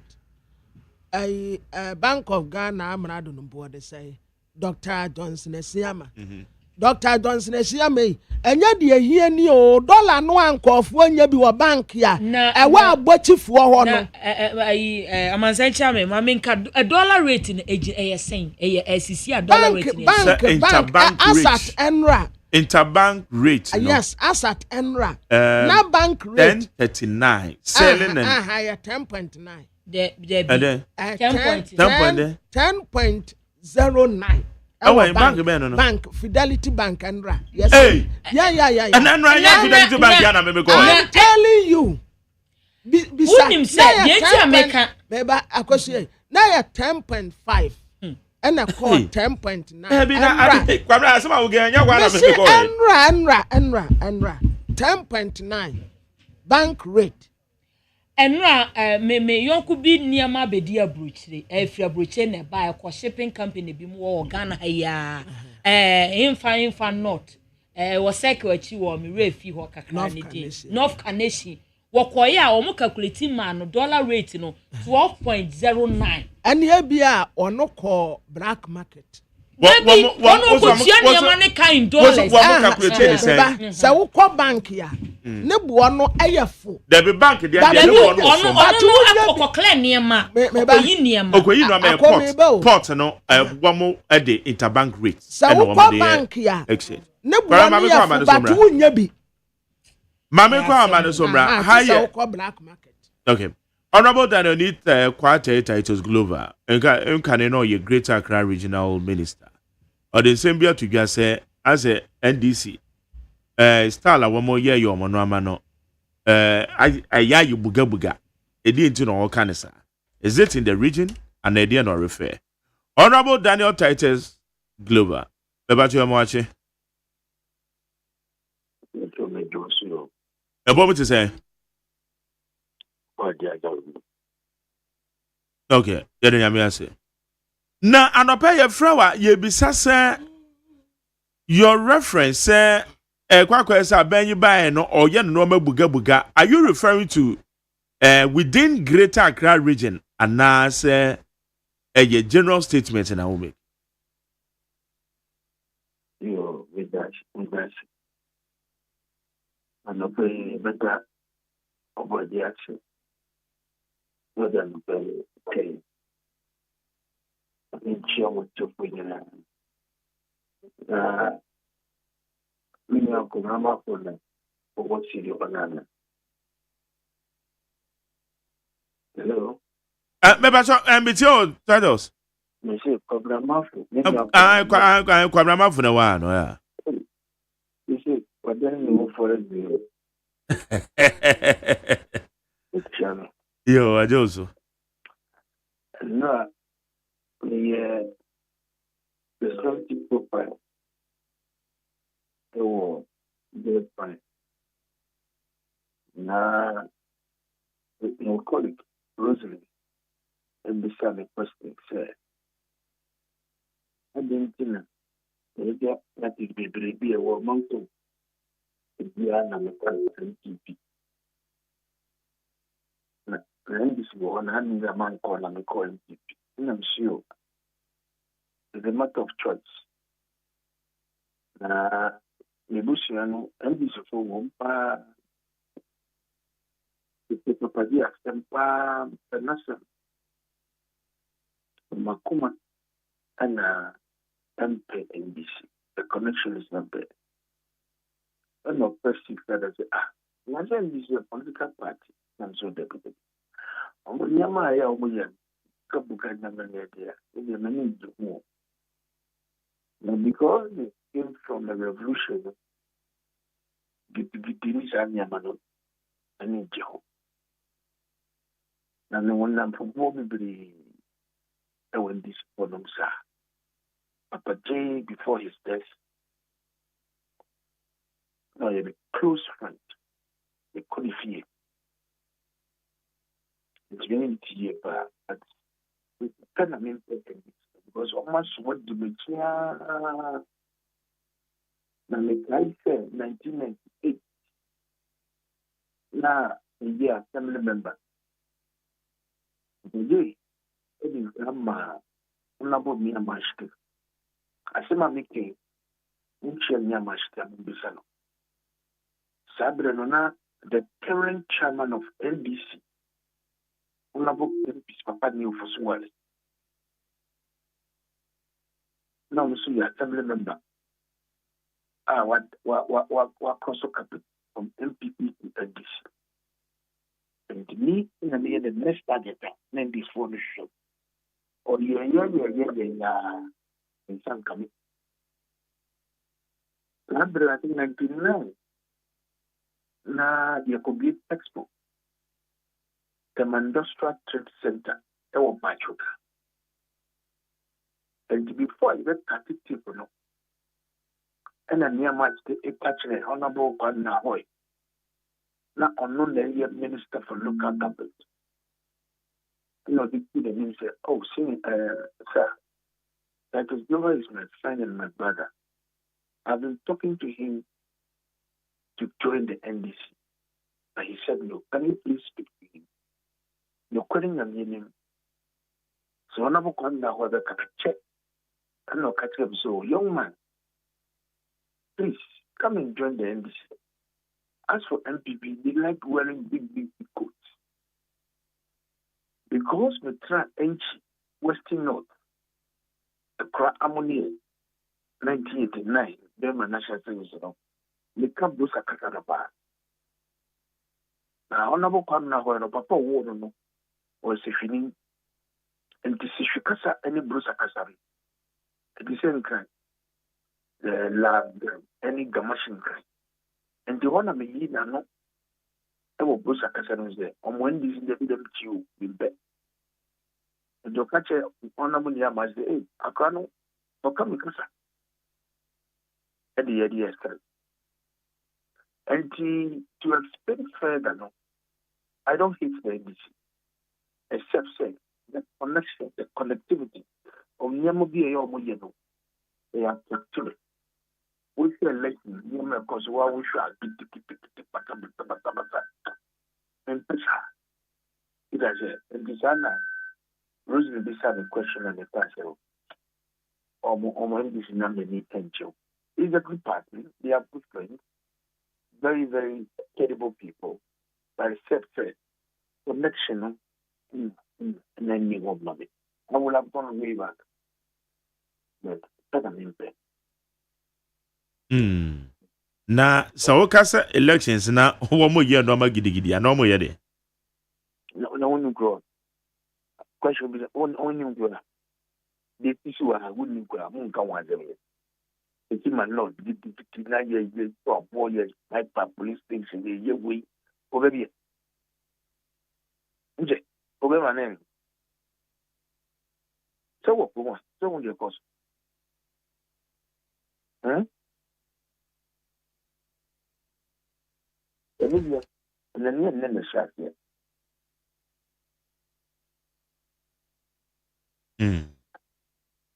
Na yankwa anim na yembisai se wo hwe eye why former Greater Accra Regional Minister actions be ekoso wo hwe nipa bi omasisi dan yesisi biaye bi a mra ma ho kwa na yedwiri tugo Magdan eje the warehouse yenya ne tie so o mo dwiri tugo wo be regional minister na same information when na wo table so wo share the Ramsar site wo nomni ade na etesen information bi wo betimi dey share na me dan say le metna kanise Ramsar site me ba the side of from 12 from 11 from the 10, from the 6, from the 3. Manko Saku on the side of it. But the Korean meaning of what she should bring a war. Pakanim. The Sansu called Malam. Would do Malam Junction. to the total filling station. In proportion warehouse would be Chinese mean at the lateral, at the above, at Pia Bacano, and yes, filling. Now, over than so much so and Mantiano so, and you will need it to Oko YouTube. Now, what type is Glover at Malam Ramsa site, any Dansuma, the YouTube. But the name, the cut problem, I was Dansoma, you know. Bro, the depends the day or your one, or so, or what I say. I didn't mean, putting so no money. They were up. The Kobe Philly, not Usini Dani. And sometimes it becomes, you say, why are people in this country want to deliberately visit? I mean, the propensity to fast money, make money easily into their pocket, regardless of the impact, the negative threats to human survival. Mangroves na ye bakana ye munyano ye nyami hyehyɛ a wayɛ ebia nsuo na baabi ebia kɔhwɛ pono mu a ɛnɛmu na gogo bakana mu. So if you want the water for some time na kakran no na ebia kɔhwɛ pono. So God it is own design ebia deɛ ɔyɛ na nipa da sɛ ne sɛ because me president intended Bacano, na bona you here. Me jifa. Me fa bo enyania en jifa. And because that's so much. Me komala. Bro, eja. And the hono, and I'm a catcher is own free ho. Then place of a baho. Then conform volunteer no one person. And I'm the catcher was there. You expected me to be a record saying, the more regional minister who be saved you. The only year no, and you my and woman die. So I thank the Dansoma police. So when you pass over, but regional coordinating council no, you need some resources. No, at least you need to have a standby police or soldier. Don't be no one number and make sure say you move here and go. We can't wait no. What you say you move what dying. Uba come on, honor. And said, you moko bumu ye. Meko, Sakuano. I he might be friendly, that could be. Now, obviously, war, it was shown. But shall be, I'm quite sorry. Near me, Bako, Echo Pia, and a medical war. But there's a distinction between the core area and the buffer. Core area may be just one and a man of bar. The na the adening in ano. Any what buffer no about throw the any stone. Namin said, Yama West Municipal Assembly, any regional coordinated council, Brenna had reported down on any scheme. Baby, I a quine battle, you got a battle, your best squad dying. I mean, if you were for not a one a what? Immediately you should say, Miss Pafano, obey the step you I'm a channel because there are a lot of stakeholder engagements. Well, because obviously you then see it is you. And then, learn back 2024, that's the day at 100 Ghana. And then yet on 130, 135 Ghana. That being and a overboard, Secano, Uncle Possible Baco, if you consider. And giving imagine saying, Uncle Skin, my year, you know, yet you're sure. Please, you could have given a human face. Now, that yes, it was so none of you know, that you get my day, easy. Tell you, who be an man, now we give it better than and let the human population know a possible. Nothing no, I am not individual. So there should be some dialogue, some discussion between the chiefs, the assembly, the RCC, and the homeowners, and it's that discussion of Koswa, and you avoid some of these demolitions at Koswa. And baby, I could do the best. Ajubreo, and you move you. They should engage their homeowners. Baby, I want buffer area no. Nothing you know better transit. Na ya yet the fata no and the boy baby. Now what I mean that my grandpiano and now na me war Joy Prime me yet personality profile. And now the bad Nathaniel Ato. In fact, yeah me say touch all the thing. The lessor of the land, Ghana Airport Company. And the besides them. And so Ghana Airport Company, I could put that Magdan. Na say Atashina Osi down was one. I said one. I'm person of the man one. Na Edia Nami yeah discussion no and I had it to a site what we got necessary before I could go a dial. Now, one of the spokespersons of Magdan, Ekma say, the Danny in a war on almost close to 18 years. Let's say, Ako, and Musyomadai. Magdan is one of the giants in the logistics industry. Uber import and exports. One of the giants.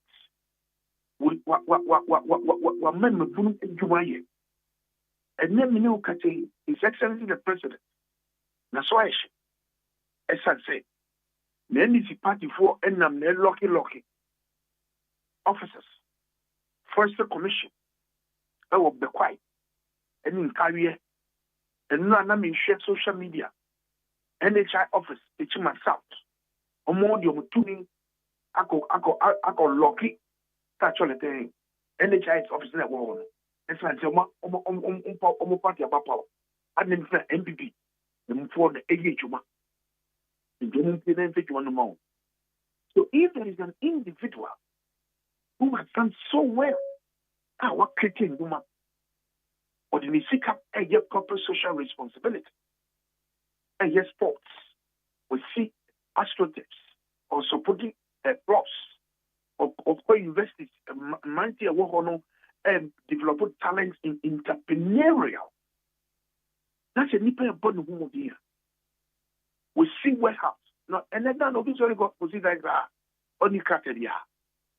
Young go come in here. You see the height. We see warehouse in the Ekobun. Now, environment now we see dino. Eduani and Gomon, Eduani Nio. Why him? I can't know one person. But I smell the umbrella. Obi per se, or cherry to me. Main party about power, the better to me.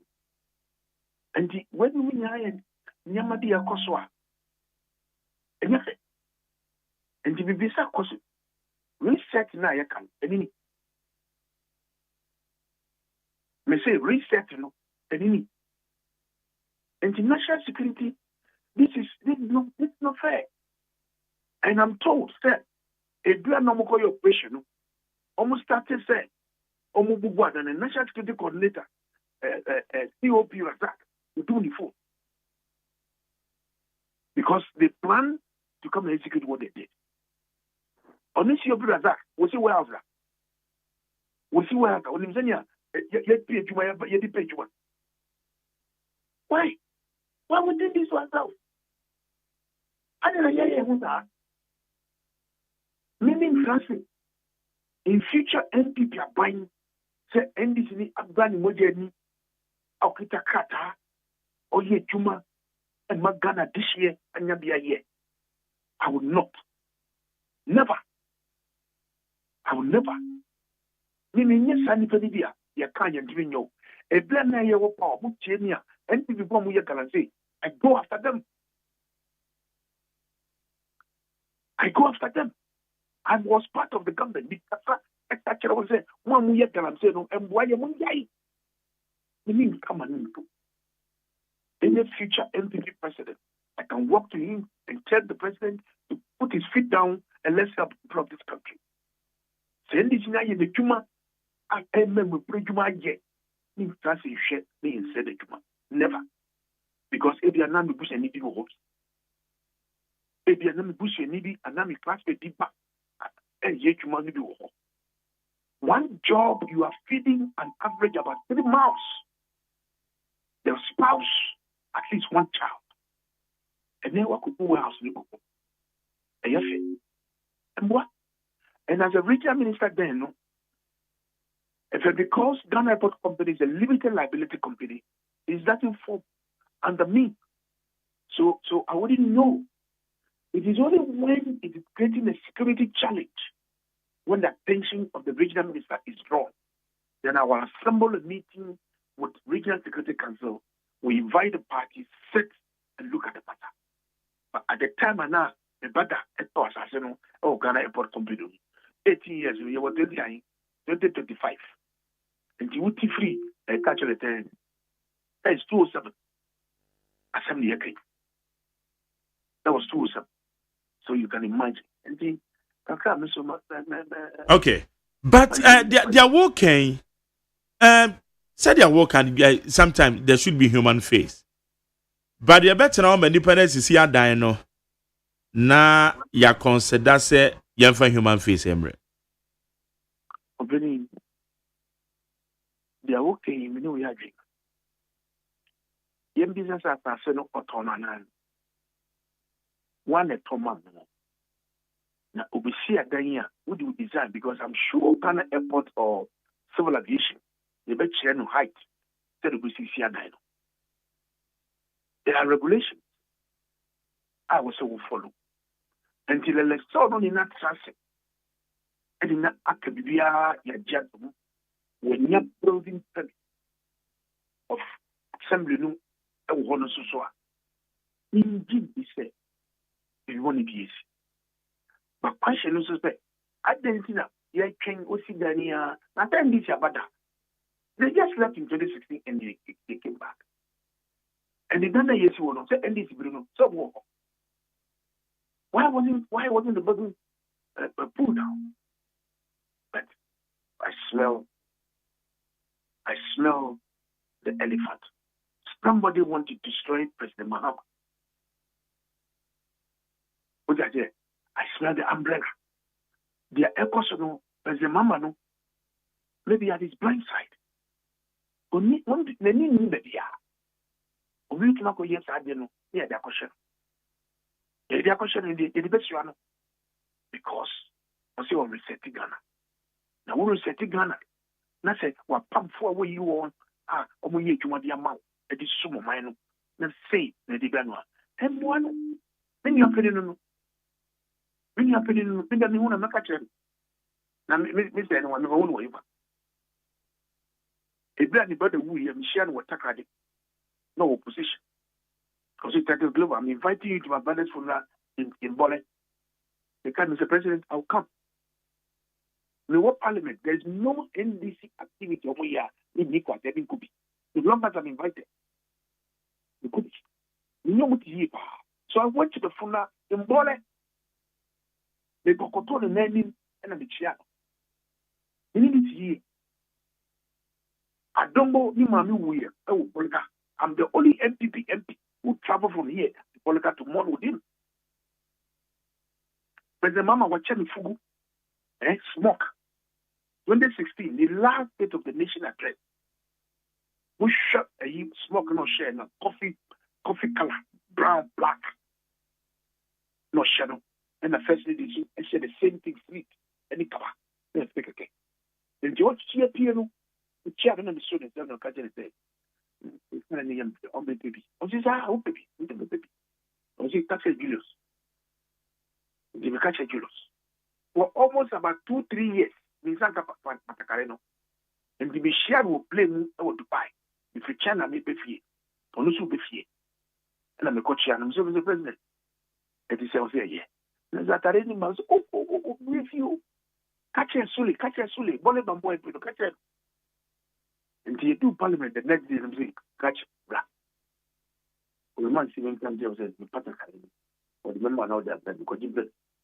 Yes, Wachiba na Sule Babi. Senior. The president Patakaina Money, where we can, until your point. Na, informal. Okopa Brady. Anytime I wear that smoke, I remember the president. This is how we build Ghana. This is how we develop our country. What I say? And the American is there. Obi no person say President Mama, make you know yet. Because at his blind side. And the presidency, all had any, on for some people. Non catcher na performer or Mujijman. He's not an NDC president. He's a president for all of us. Me here be a network calling change. So the president, me young one, and he can help me. Because you have power, no, and this body big by a gem. So what is all this? And that then I'm moving from years back. Now she say Moko and why enjoy. Now me jena muka dollar na dollar no. Yes, it is saying economy no. Oma bibi akam. Hey, uko jomanya za de tio. Esi ada me ko begro, me priye o begro. Na brother bi edi man no e distribute bia. Na de nkanya. But sir, eno man dey admittedly na bia ba form. Enya baby o. Gozi, enya baby o. Enti na me say ebi aba form. Enya ni na so. And you don't generalize it. No, I haven't. Me generalize it no. Anything I use the word me say ebi aba form. Aha. The catcher. If you dollar no, you see bibi akoyi a. I don't think yes struggle there for dollar. Because you juma minya. Because social media any media okay. Now around well, me share me come food so no keep catch a bank of Ghana governor say. Or two na dollar de di kuno eso bojuma se boba e ba na yo wa ye hu bibia e kata. Okay, na wa party MPP man say meja ho say dey no make wa oni tu won ma bie nominations ato ho wa mo no so wo ambition the national level say obekwa contest so far we arrangement say dey no make wa to say oh so far so good. The best now and delegate conference, particularly about the amendment of part of our constitution. It's a party program. We are body at all. And then answer and a presidential elections so there be a nominations. Omwa job would be said but with the party in the mono on Akofa or more. And they will focus on the other leg from the polling station, electoral area, constituency, region, and national. Now, national organizer, Namia Duma, the Bukoya, Mr. Kopio. The last election, so like they did not say random. Delegates in the party, somebody view. Wouldn't the GDP say show with someone who go to organize the party and said, and see, we need a mature hand to handle the organization of our party. To be our son right from the base, from the polling station. We are considering assistant secretary with the East.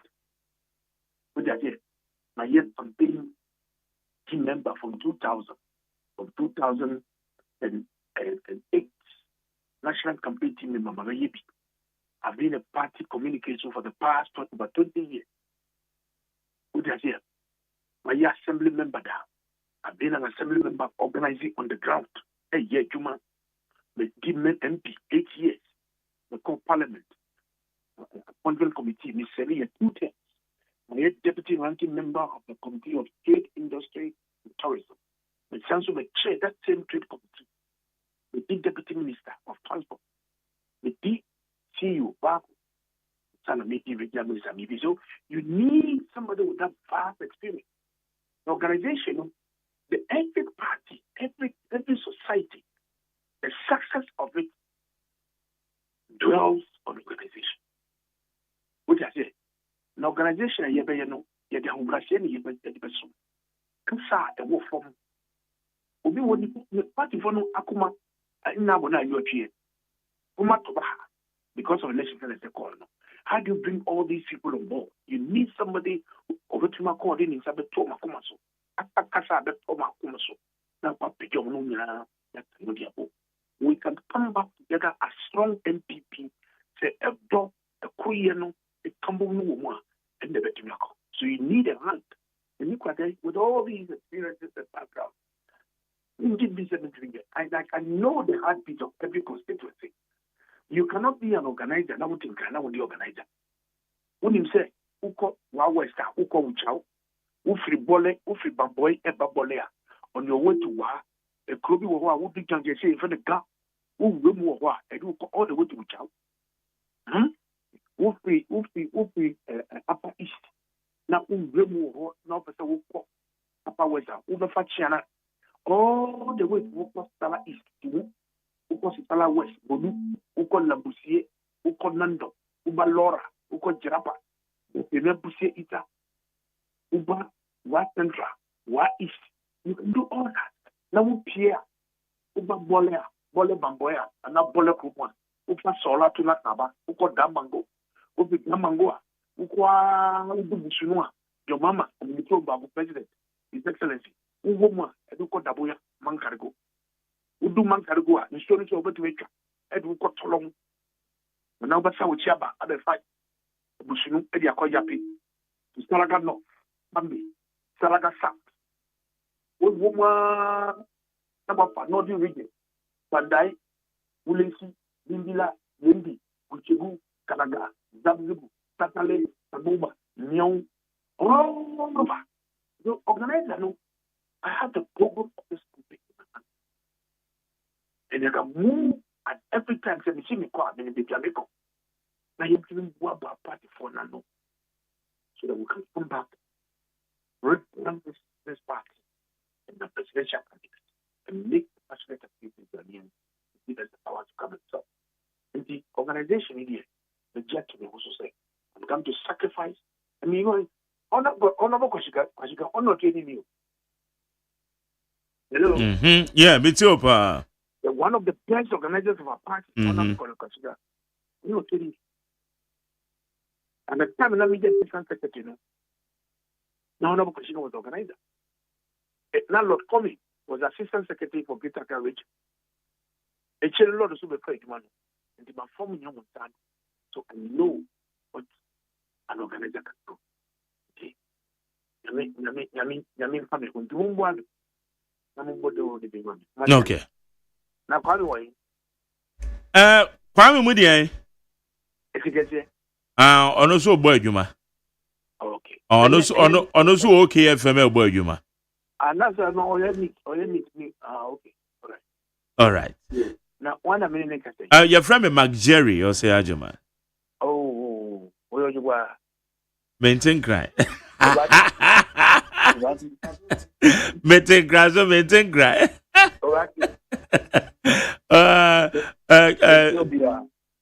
Oyojugba. No.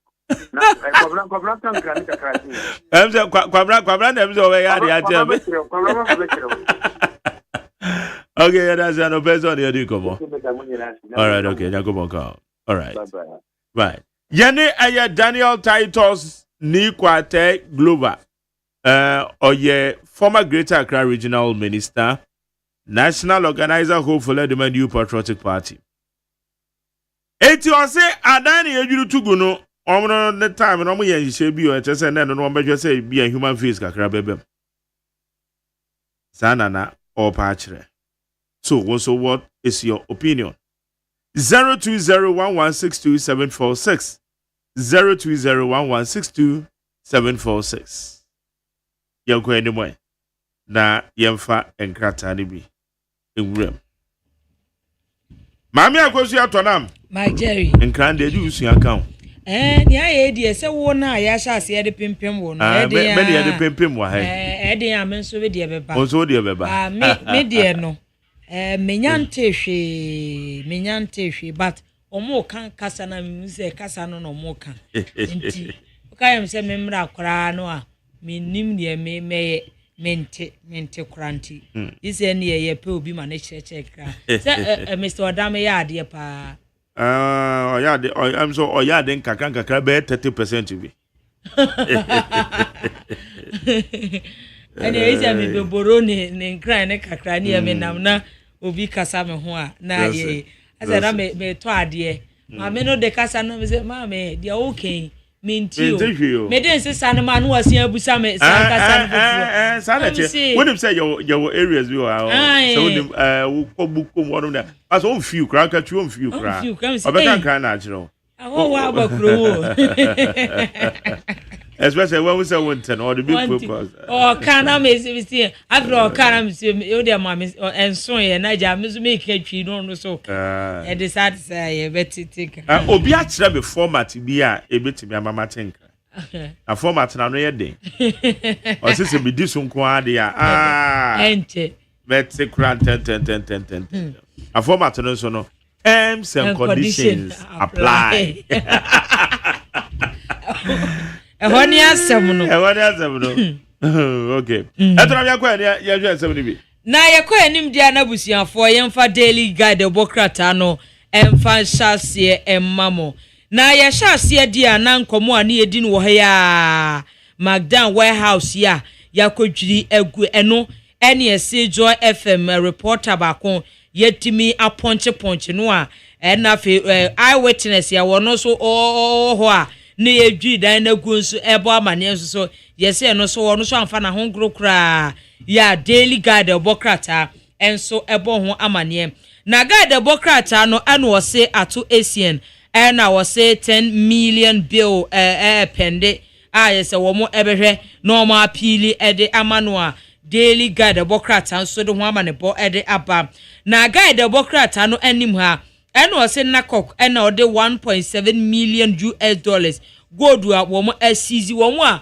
wo mo di gold hu dwabone ya ye chi wo mo no eni nyira akokoma gold board ya to say daily guide bokrata enso ebo ho amane ewo ehase na mame for the chronicle the bokrata no na me fanto aso ema mabusuafo hwe anim ase a wode Yewura Frank Anodom premfo nyin ababeto ase minority chief whip ena wose Yewura Frank Anodom pre ena wode to akuafo anim se ebra ye wo mu no ye hwe se ye de climate smart farming ebe ye adwuma na aya na akuafo no dada no a wanwe no a ya na akuani de onim se June July mu ena nsuo beto nto wate se nsuo beto won se de na nke ye hwe anim se nsuo no beto no June July ankoye sa nso bra na ye wo March no mu no tu se nsuo no ekọ nanim pa 81 hwe yie na sa wo ye wa adwen se wo be hwe se de nsuo beto na ade aye okua de a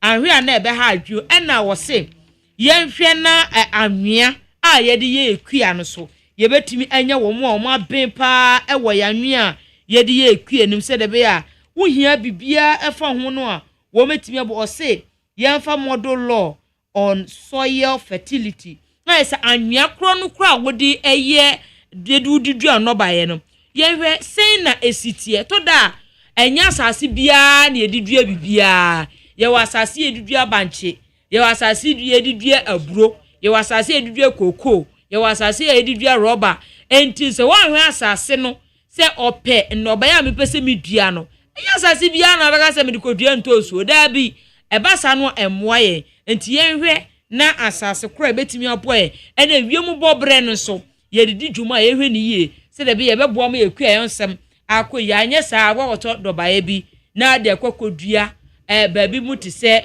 banche de wudua no wo anwea mu o baabi abedua bia ebeye na mmom no enya atosodie bia ene pensuo ebi wo ho a ope ho ne ho ti ahwe ne sa no a eba sa no obon se obeboka ya the chronicle the bokrata ebo ho amane ewaze na the chronicle the bokrata no animo ano se na kokani gold board officials adwumayefo no ɛne wɔn atwa mfonyin ɛwɔ ase a kama pa ɛne wɔ se 1.7 million US dollars ɛno ɛyɛ gold a na kɔkɔfoɔ agye ɛde afiri Burkina Faso bi ensɛm yɛ Ghana ha ya hyɛmra ɛsɛ yɛ bɛdi gold ɛho dwapa no Burkina Faso de wɔn nti yo wɔn tumi atra border no abɛwura ɔmawe mu ɛbɛdi gold ho adwabɔne na no ɛne wɔn agye nyinaa wɔn ɛde akɔkɔma gold board sɛ wɔn nye yɛ akyɛ the Chronicle the Bokrata enso ɛde ho amanebɔ ɛde aba na the Chronicle the Bokrata no anim ha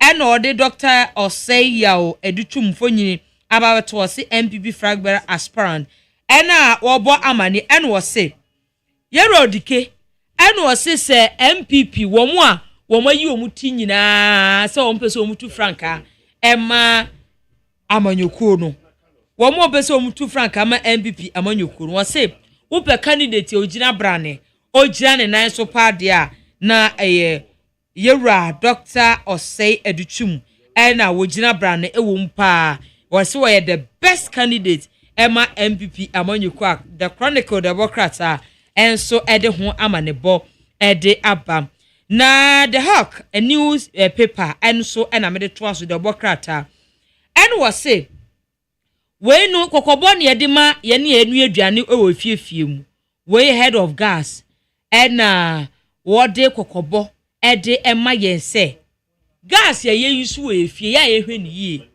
obekono obi gas e wo yisu ebu esi so se eche nkuro yi wo se saade ne yade emmoa enti emaye mfa aboba ento ye gas tiri so tom saade no wo se eba sa no a emmoa o NPA anu om de kokobo ede mayen ye moa ye nua ye gas no eliki gas ni iliki obekono no akosesa ne ti no ana se rubber no a ehye ne ti so ba bi e felega otimi tu na de fofra hye enso ba nko no de ebo atwere no wose eba sa na emmoa kra yenyai na yenyai a ede oyene ebebre yen ye ese ho nsem so ewa ase a the Hawk the Bokrata enso ede ho amanebo ede aba na the Hawk the Bokrata no anim ha ya enu wose MPP amanyokuo ena womu eye amampanyi edada ya womu no MPP amanyokuo no ena wombedi animu ebeso man no ohwe animu ase a wode kane mampanyi JA Kofo mfonyi ababeto a ena wode kane mampanyi Akufu Adonso mfonyi ababeto a ase womu mienu edi nkomo na womu esresre wo ha ena woso womu drop ex president ni nyina e de free leadership table no so enti ekame ese womu empanyifo no fa adwen bi anase bibia no a woma yi womu e de afri mu a the Hawk the Bokrata enso ede ho amanebo ede aba na the Hawk the Bokrata no ena wobo amane na amanebo a wobo no wodi engineer Kwabena Agye wodi yewra engineer Kwabena Agye Japan fonyini ababeto a ena wodi yewra Kennedy ohene Japan so fonyini ababeto ase eno wose zia no omumienu nyina a declare say 2028 omso omobekọ kotu franka ama MPP amanyoko ndi wan ena wo bekọ enti eno so the Hawk the Bokrata enso ede ho amanebo ede aba na wo hwe the Hawk the Bokrata no anim ya eno wose Senate ena wo mosisi ande digital compliance nko abefo kwan so eno wo medi dwuma eno wo mo behwe na adwumayefo ya wo mdo musika beto no omabɔ ho ban enso ede amaomo a the Hawk the Bokrata nso ede ho amanebɔ ede aba na the Hawk the Bokrata no ena wode photosamfo yewra Dr. Keso atofo senfo nyini ababeto a ana wo se eka MPP ede no aban no atwia entika ben a enti ndia wonya the Hawk the Bokrata no emu a udomu asuko a obenya bi nso akenka ewo ho na mamemfa the National Enquirer the Bokrata na memfa ntoa so emmamo na wei kokobo a efri asoe a womo ehwe enam ne yie ne mpuntuo ensam so en wo se womo yi nam ewo ma wem dodo no a no mra kwan ye wo so mo fa so yi enam no omabuso yesi bi mu kra de nnuro no po de me akra metimi aka ho asem mekai ye krom ho no na nsuo bi wo nti wo se nsuo no ebia no eyiri a na akokote baabi abon se na nsuo no ewe a na baabi a ate wo ho no na omo diditi na omo de kogu nsuo no makoyi nam no sisi ano yesi omo yi nam no so omo de nnurobone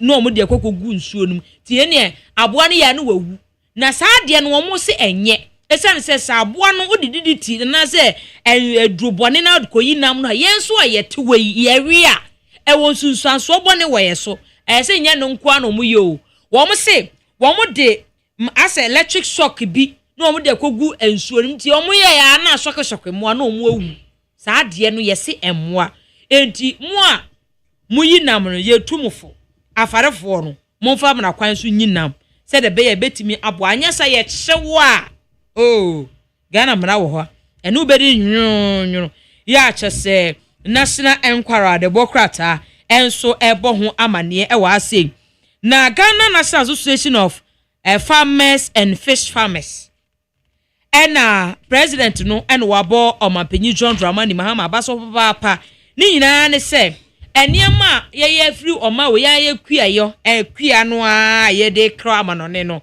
anase niema bia ye kra no o se tax waiver no eda so no aban no ayi afri so on chem se ade ebebua wa papa entina ese niema no a wo mo ede ye kua dodo no ano aban no ahwese to no wo hwehwe bi so ede ama akuafo no ya se National Enquirer Democrat enso ede ho amanebo ede aba na wo mo se eye hu NPA ena eboye amane na National Enquirer nso ede aba gas no mo a mote wono a na mo cylinder ni eliki no a mo de ebo asum na pampam no muntum hofo wo mo se saade no ya ade a enye kra na ejato ofia odi obefa ho adwane kusa nyame ye wado na wo pie di a ene na wutra nya yie na ekoka wo hye wanzu na nsensu de se de ya ye sisi dan no jade no be kwan ho pent ya na bon se na block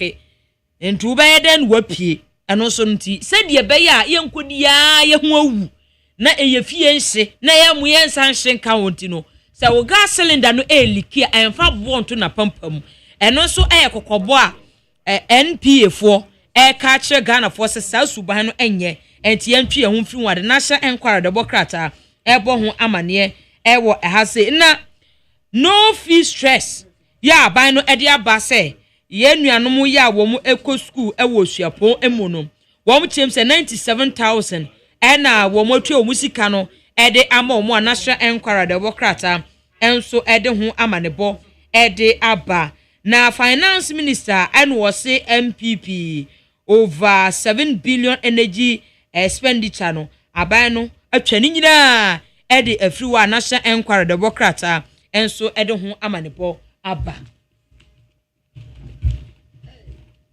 Bajari ako amasanche me Anglican madam there be akwa de biba madam so what ya me o chose school o try de Anglican Anglican time ani e wede nursery no ai be what ya say wow ayo sister Sarah sa was wo kwa ma Mary wo ko bisa ne say na me wai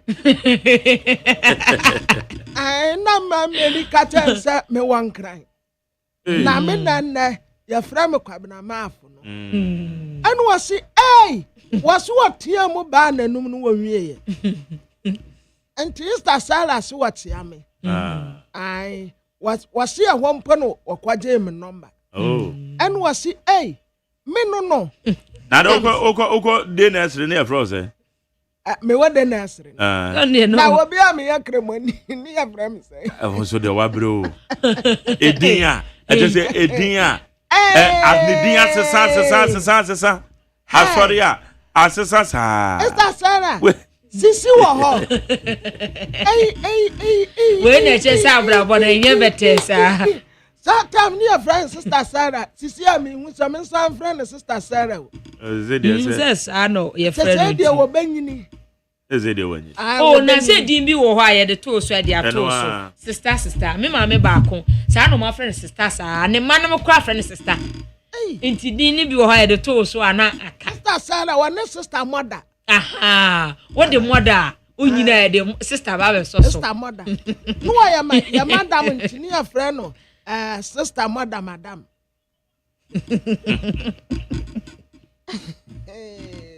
Sister mother. Hey, the two women can't you. Na a graphic yanim ha. His Excellency John Dramani Mahama. And 1 year this year waboko kasa se. Wamasum Jimra. Akwetia by election. Ghana Pentecostal and Charismatic Council. And a country political parties no.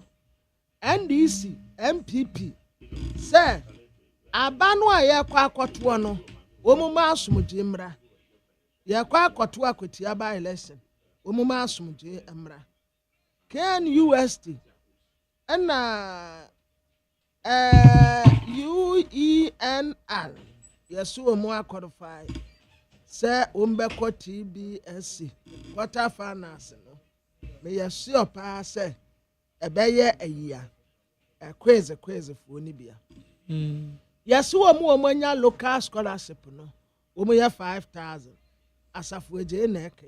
Asafu eje say omu nya local scholarship. Esu ade wa ha.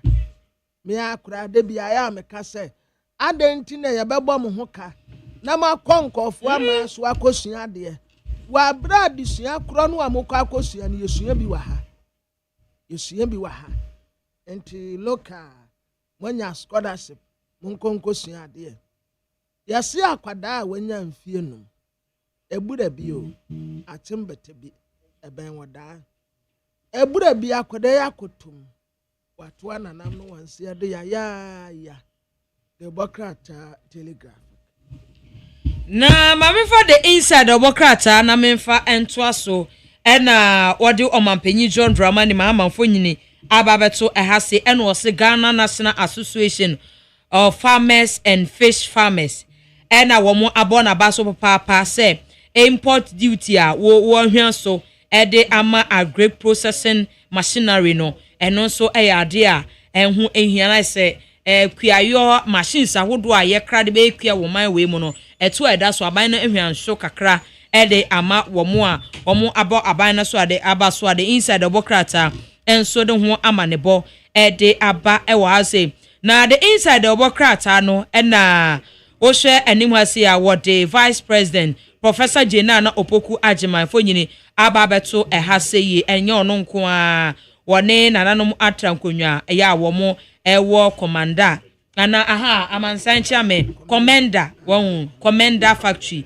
was commander sugar factory ena womo ese womo eba behwe na commander sugar factory no womo timi a revive no ana se niema factory na ewo ho no wombehwe na womo ahyemu kena na afi na ma adwuma ena kwan ahodo a ewo ho no so womo ebehwe na womo aye se de bia adehia womo ewo commander no womo ho nso ebeto womo a the inside obokrata nso ede ho amanebo ede aba na wo hwe ehase ya eno ena womo se adehia womo ye adwuma ewo ada womo chem se songo ana sesa na songo eye nchene won womo ye nchene magdan tu nchene no okay ewo krampo matise ewo nso odi next week yebeti omo se adwumayefo na omo wo ho ni bia retire ena womo ese womo aketua bi akam enti yentua ma omo ya the inside of workrata nso enwa na eboboba ho okay asemu ya the inside of workrata nso ede ho amanebo ede aba ewo ahase na sede adehie nyina ewo akwatia womo ahyase ehwehwehwe womo voter ID card na womo de akoto aba no na eno ba election ho asem no eno na womo ede tudwasa adehie wo ho no womo hwe na adwobra no womo se kane akwatia MP Yera Henry Boachi yi adom enso akofale ni nominee se obeko na wakọ primaries NDC primaries ni bi ehon nsem so ha se the inside the bokrata enso ede ho amanebo ede aba na the inside the bokrata no say nipa ntina nipa wo ho wo mo ye fan club na wo mo akoye adoye ede ama all nation charity home yes ehon nsem so ewo ha se the inside the bokrata enso de ho amanebo aba na atebokrata me de toaso aye Ghanaian Times ya yesi aduane bo aba fom pa aduane bo aba fom yesi o bank na ha no se yi a o mu ampa na aduane bo eden no yesi o mu su se aduane bo no ba aba fom no san so affect wo mu etre se ebia nipa no sika o de kofa nioma no pa first no yesi a nioma no bo no aba fam kura hwe emeko sisi ade emesi wani wo first na mesi wan ba kwamna aduane bo aba fam sana de ubokrata no ka because we ka say aduane bo aba fam no ma bi te say entos meko ebia okro nyado anom ne ade no seasonal say no ma no yen fa nye calculation okay so that's it ebia emo 5 kilos 10 tomatoes onom you want no be no ye betimi dia check but you say meko green no a wo mu de ye ade no wo mu de anwa che so no wo mu de sauce no a man of friend sauce with a man de green pepper Debbie on say chili pepper also me know there yeah okay kwabra me yakwa man for daily garden o say why dey go that daily garden daily guide ewa animo ho no say sorry no bo ewa eti o say oh animo na kokko de na so kase no o say na kokko age $1.7 million and a gold award ama gold okay some si Burkina Faso bi wo di fa border wa ko okay lawyer Alexander Chumberry my deputy director general the man nako you know ni komo lawyer ma che now what to say adumo anso nyame adombo ko na everything na say woman to ma mesra kakra na em say adwuma na akese ho tema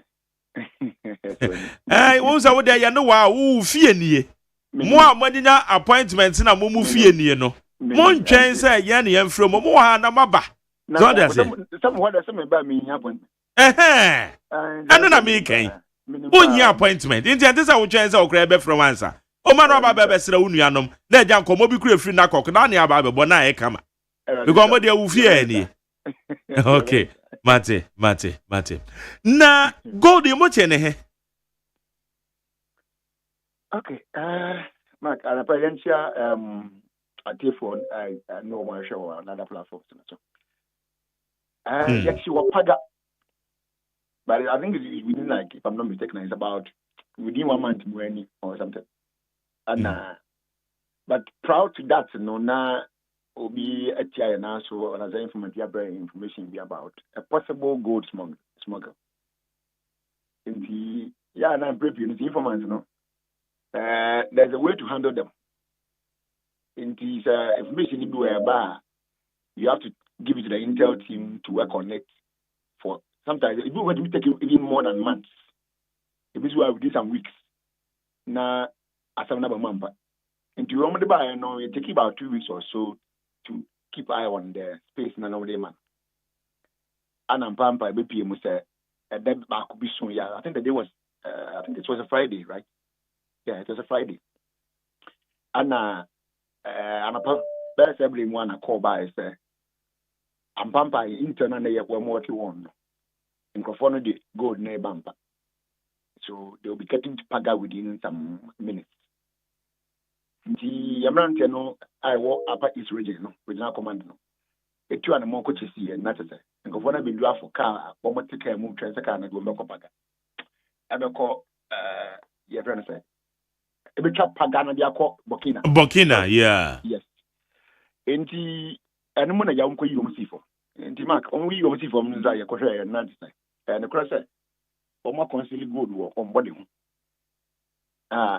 ọmọdé ahyẹ wọ socks mu abọ ọmọ nsẹm ne ọmọ sisi mu atetere ọmọ nso sẹ bi manifi yɛde sɛ yɛde gold kama no ne a magdalene sɛ ɛnyɛ sɛdeɛ yɛ no ne sɛ yɛde ahyɛ yɛbɔde ho nti na te sɛ ba ne saa na te sɛ you are smuggling it nti mmara no so ma kwan saa but we being a security agency we can arrest you but normally yɛte wɔ a the year idea and fall within our jurisdiction, we pass it on to the appropriate agency. Just to be able to ensure that the investigation can continue and everything. We inform national security and the detainee and put you before court. The court director said we should liaise with national security with the prosecution and the attorney general. But it was there's another law, so I can say smuggled goods should go to gold board. And even though the prosecution, because I am on remand the crisis, I mean, I think even today or so they'll be going on remand again to his own prison.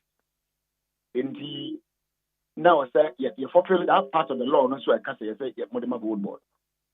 If you're not through our minister, the Honorable Muntaka Mubarak, easy with some MI, the Director General, Brigadier General Manti, MI hand you over to gold board as the law requires. Official is Yadi, an official reporter. Or my testing, and when say, and then I give you a go. After you know, Nebuono, so almost testimony, I don't quantify into monetary terms. In monetary terms, I have almost 90 million Ghana, which is cannot. Abeka Kakrana, about 190 billion. What the court dollars in one a year, 1.8 or 1.7 something million dollars. And na yeke wose na egu ka ma na wose na no ingu ka mu ehye nipa mi no mu omode ko omoti ka mu an omode be ko passengers ka mu an omode be cross agwamode agu bag mu ana se ehye se omo wan ka se yeah we dey no ho ti wo ma ati atetere wo mu sire mu no mu na wo ma sata de agu su if not intel you will never know sir yeah you never know. Really? 81 he? They are in our custody.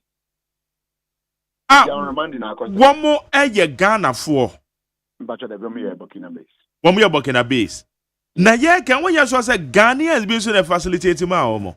Oh, sending to the investigation question. So then 3 agency investigation units na investigations. Young investigators. Gold board investigators and national security investigators. And Yakabum here and the agreement. Yeah.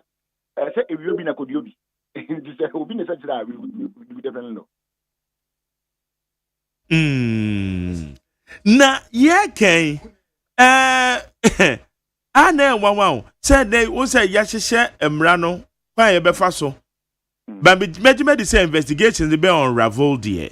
But what identify linkages no baby gold now one smuggle no epie de fana because they know said the yahye emra no the gold board said the other eye nhye de agu fom no say loopholes na de da say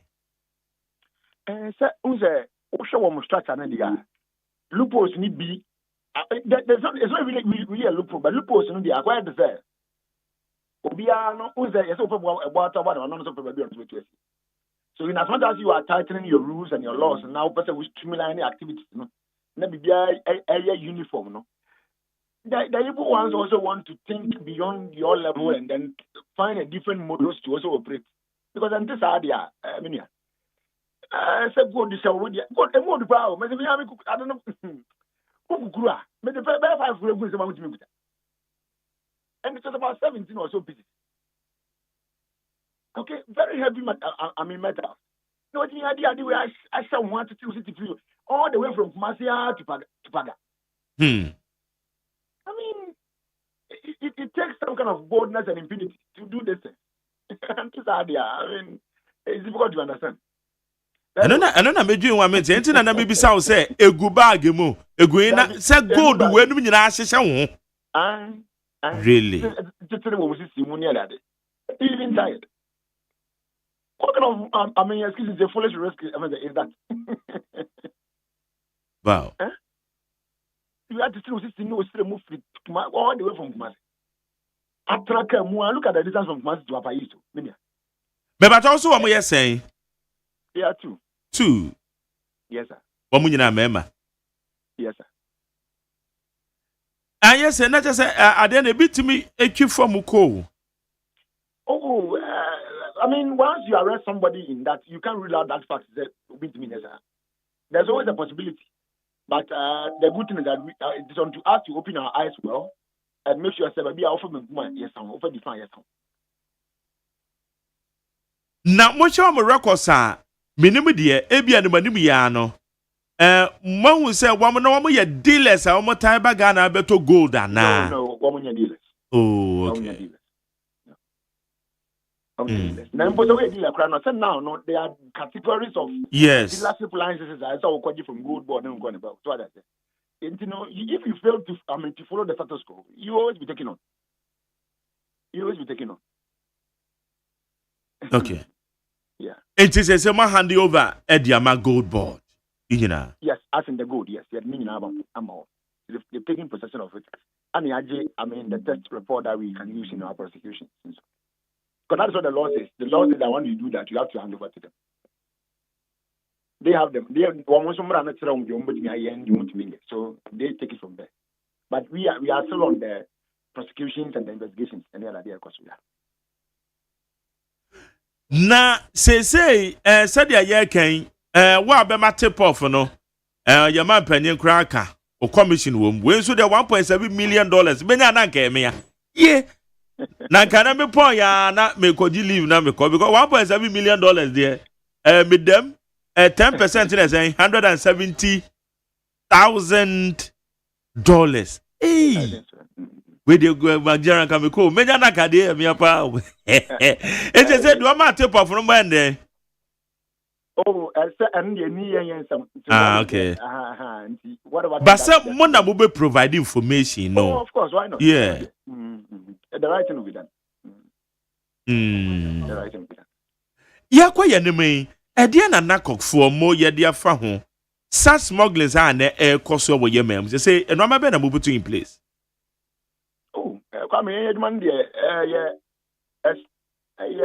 say 75% intel driven, and the rest is striking our operations. In our intel, also there 24/7 is active, is working. There's always there's no single day I've been like that. And that no, since for about 4 or 5 months in the and every single day there's something on the table that we are working on. Every single day there's an intel that we are working on. So we are not asleep until the evil goes off. But the evil also there. When we are doing that, it will be difficult for the evil to go off. So we continue to go after people who decide to do the evil things. It's on to them to stop. But once they decide not to stop, we also not rest on them. Okay. It's an idea which we put in place to ensure say you gold in there because mona mobile one reserves ya ye kan nyina no etimi akosoro obi de ko say na mutimi che and the man na just say ko anim yenya mo kwa de bacho ana yete won so a asem ba ko ya meta kan asa ya na ni kan de but it's a very serious thing.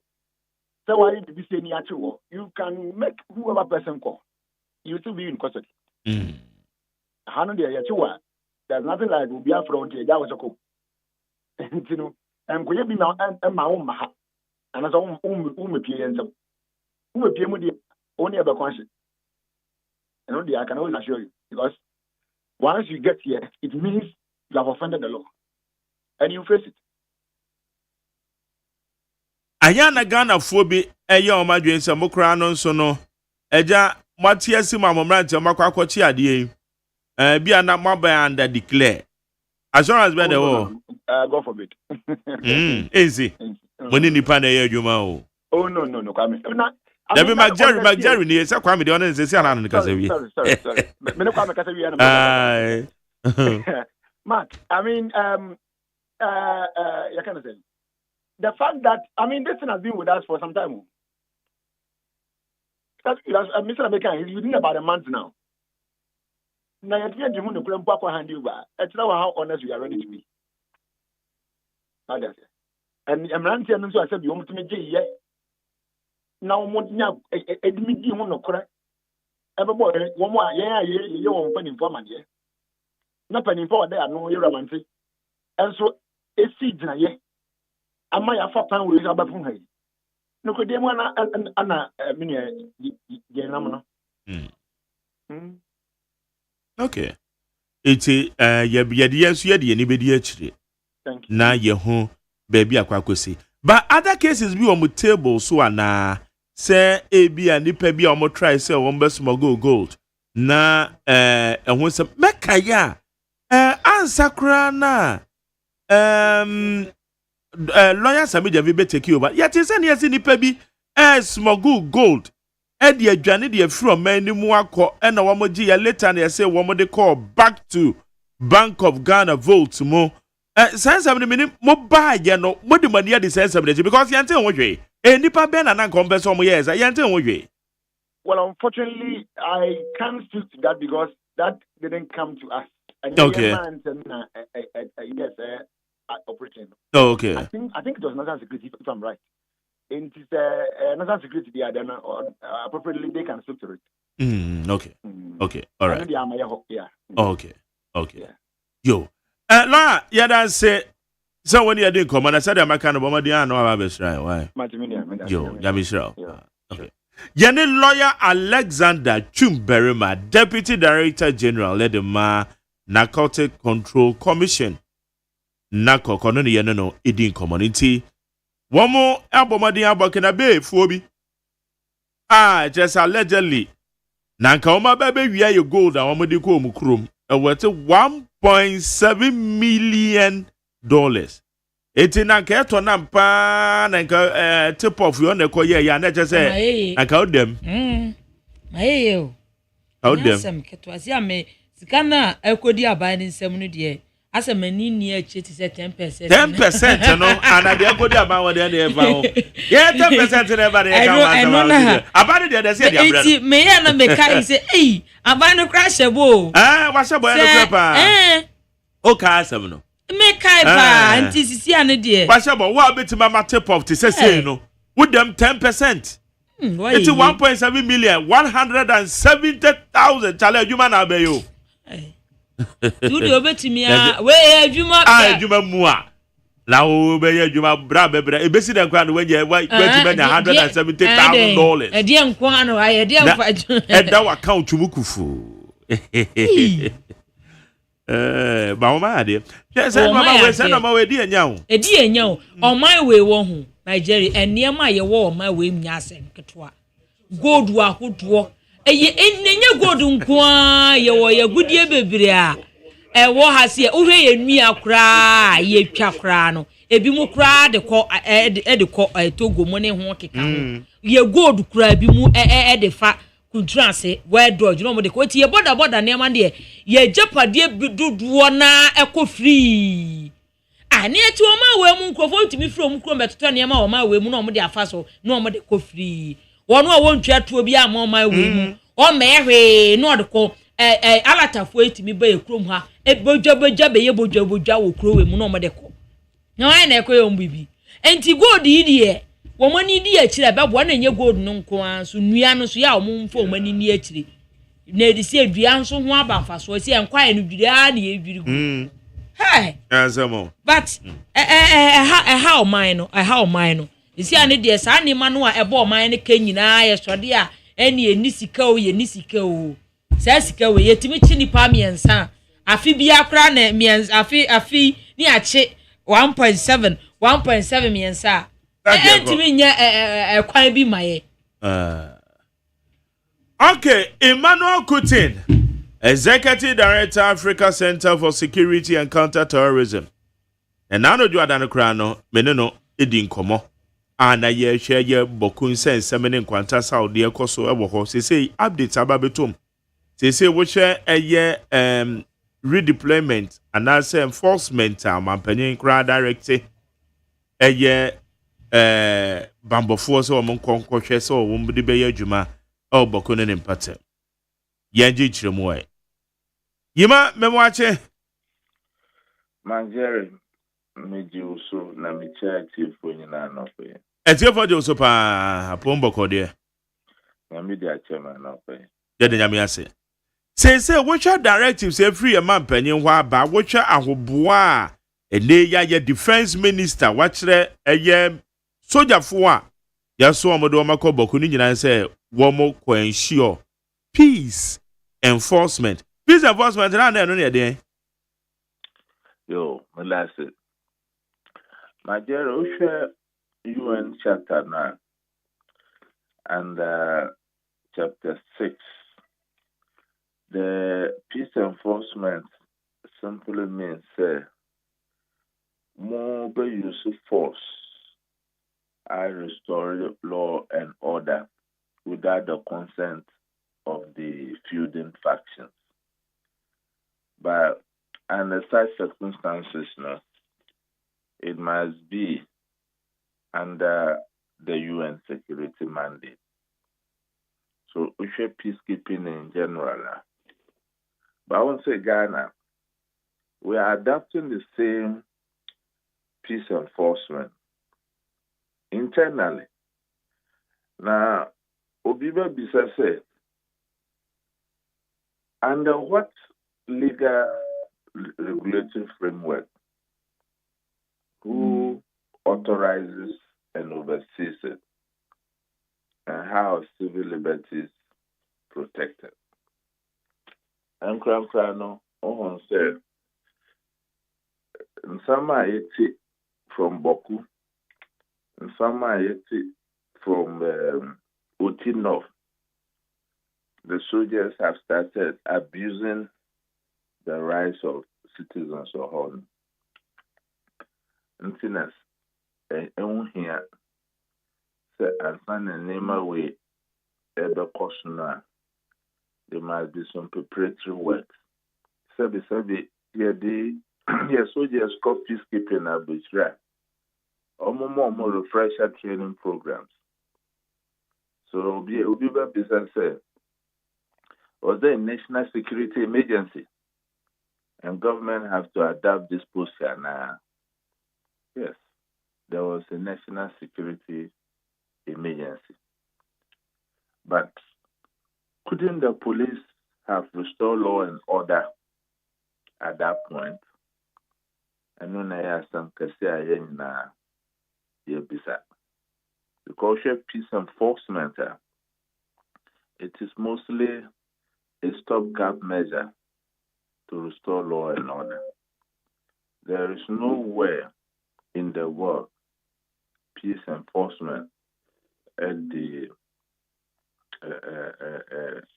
Asunji Abba to any conflict.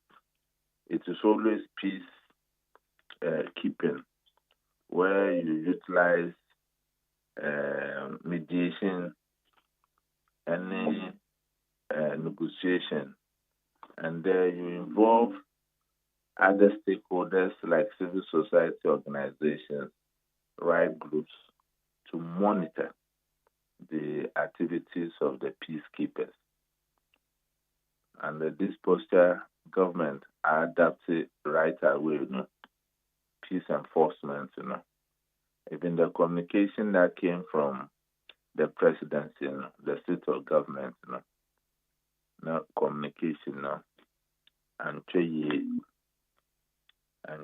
because there was a lot of critical questions now name what is expected of him or her in the conflict area. Until Biba Bisa say, what does peace enforcement mean in operational terms? The communication fell short of that. Has command authority shifted from the police to the military? It was silent. What are the rules of engagement? That was equally silent. When him say students being that triggered this. So Biba Bisa say, what mechanism protects civilians, especially these students? Apart from the communication of evacuation of the students and the closing down of the schools, it didn't go beyond that. And then Ubisuba Bisa, what role do the Traditional Council and National Peace Council play now?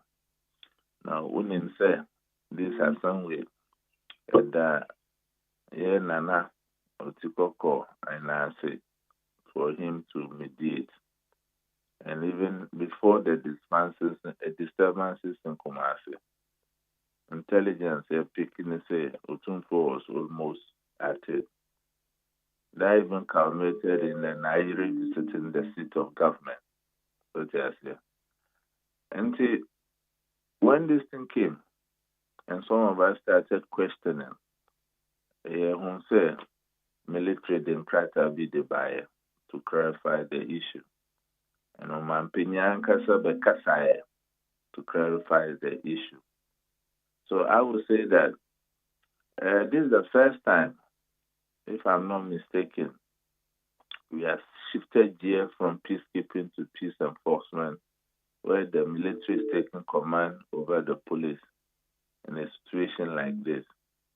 Maybe I could be mistaken. We are in a human institution.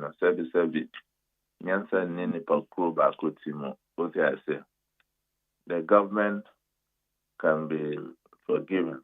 And for the fact that the military responded, addressing issue, no, it means that they are a listening government. And that is what governance is all about. The best friend say, a soldier for almost work on this mission, peace enforcement, so-called, professional, and stop abusing the rights of the civilians in the conflict zone. Because Omukoyesa, some kasa bisudiba, so they said as if they were sent to beat up some people and protect others. Until the professionalism of the army is very, very important at this crucial time. The second thing is there should be a time frame. More peace enforcement to check, because it's just a stopgap measure to restore law and order. And I'm happy that the National Security Council has reduced the curfew hours in Lirgo and its environment after stakeholders complained. When so I say I'm government now, they listen. And I think from today, the curfew will be reviewed from 6 to 6.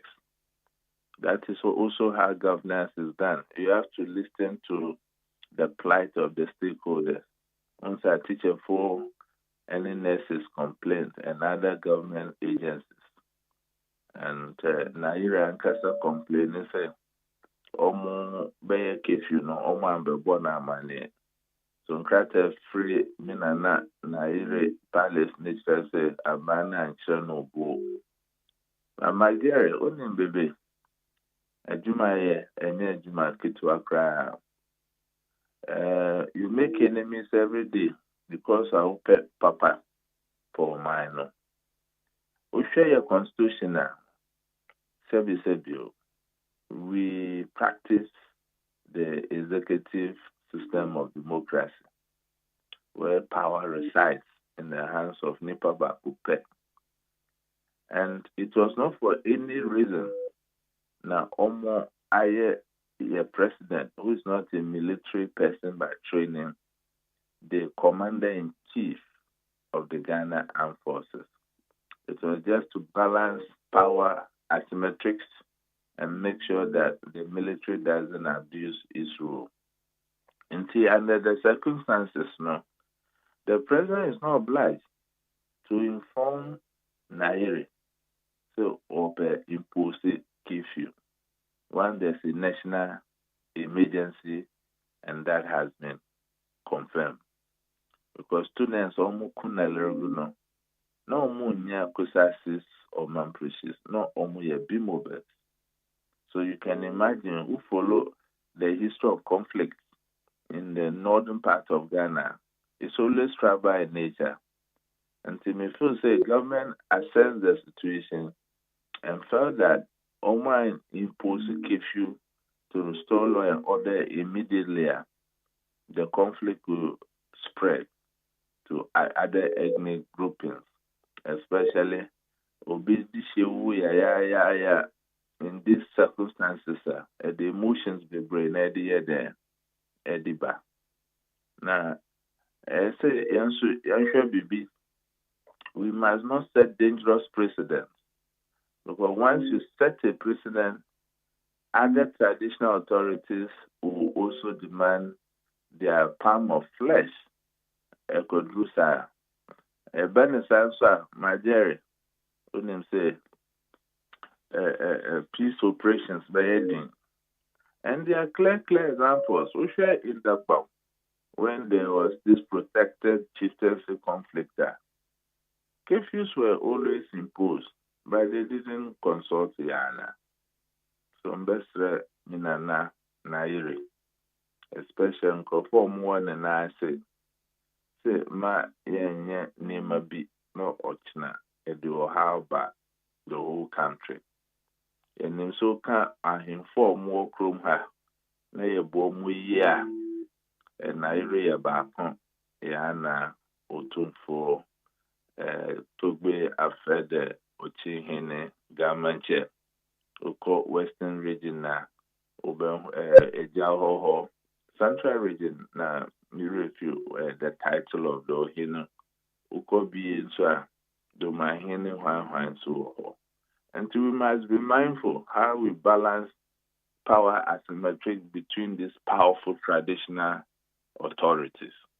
So a time has come as a country, Nigeria, in fact, how we balance the traditional authority and our modern state. So, meaning say, it's about time. Democracy there. We can't do away with our traditional authority, not at all. And the modern state can also function without our traditional authority. Any country that still throws its tradition and values away, it means as a country we are lost. And these are the traditional authorities that are protecting our traditions and values. Until I say, I bind to share the way or better improve it. Now more on legal regulatory framework so that ombudsman plays supplementary role or complementary role to the modern state so that a democracy no be betumpo. A democracy crano, a better a model so that other countries within Africa or abroad can learn from us. We share UK. On said they've not thrown their monarchy away. We share Spain, the same thing. So we have to be guided as a people in times like this. And definitely, Nigeria, times like this, the soul of the country is always tested. As the government, person going to say we are merely responding with force, or we are just daring to imagine an improvement through peace in Baku. Ubiba Bisasa. We feel so Baku does not need more boots on the ground. The Baku pet to see truth, more justice, and more trust. And you're making sure, sir, you enforce your law. Naja impunity, no. Impunity, you enforce your law, no. Okay. So let's ensure that peace enforcement does not become code for suppression and that national security never become an excuse for national silence. Okay, Emmanuel Kutin, with him. May make challenge and measure this a bear challenge Ediama Ghana for the one I say. Shed Yakosu Boku Yenina Yenisem. Yabetini Yakunipa. Oh, yeah, oh, mediation process, oh, near to. Oh, you're now near Kuobi. Oh, it's your back to a boku. A bassa buying a sorena or the careful to ana. Mount for no eka, a binding baby careful in free 1 year. Kunipan, what did they say? Okay, Manusha Suminamo, na yiri. They are not okay. It is Sabio Manusha Suminam power, some of me be say, but I have to ask. Say, ye couldn't crop for no. How does he feel? Enti calling yembe yi yenyi soja for free ho. Curfew yenyi free ho. Meanwhile, said your working. Otumfuo ne nananom akukudam. Egusu ye mediation process. That's still ye kunipa innocent students wo school mu ye kwato o mepie ye bob to ekomo. Wo curfew mu dia wo kem. Na ye kunipa no, what did they do? In fact, I'm asking this question passionately because ye nipa wo na ye ka ho asem. And I know the feeling because I don't get it. My dear, unen say now traditions. Yanka yampenyin for asem abonte. Even I'm an ordinary. Almost say ya pube be say unu penyin ekun. Na uno oye kitwa. Untiminji penyin fe. Untiminji enokra fe penyin sem. That's the traditional system abodi to this level. Until Anamika, how we can modernize our chieftaincy as an institution to play a complementary role with the modern state. Now, Unim baby, Une Mampreshi focus almost some few months back. No homophobia Boku. Now they were under the escort of the soldiers. And they said the car be petrol Wanafu or Kosaya. The soldiers left the car and the content. And say Emma aboniphobia ebeku omodishi ya. Obi antimi nkase na kwesasi for and I say abonifo because the way Abokwa Koye no, and who say Ghana, we are surrounded by insurgency countries. And to these violent extremist groups, these are the kind of spaces they are looking for. The ungoverned spaces. No, almost like no mudi aboni, armed robbery, road blocks, nema. So, say government didn't take action to bring the perpetrators to book. And the fact that government knew the perpetrators, when I say government knew, say security agencies, they act on behalf of the authority of government. And to the fact that justice was not served, and the only a way out now is retaliatory attacks to get a palm of flesh.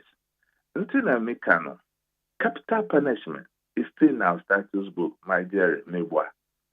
How can you kill another human being and so that yours should not be taken away from you? Until government, and you see, a zero tolerance approach in making sure, say, Obi no more swift investigation, no more arresting the procron, no more dinner from Rakwan. No more sentencing. Firing squad no more dinobeko. It doesn't matter or your kusansi or a man pressure. Won't it be deterrent enough? Enko a man bono, omube jinso, omube yesa nema. Because they know that when you are caught, you are either sentenced life imprisonment or long-term imprisonment. But no about Akuka, your life is taken away from you. Or capital punishment is still on our status. You go and face the firing squad. No, so what will be? And you see how it is to kill somebody by the gun.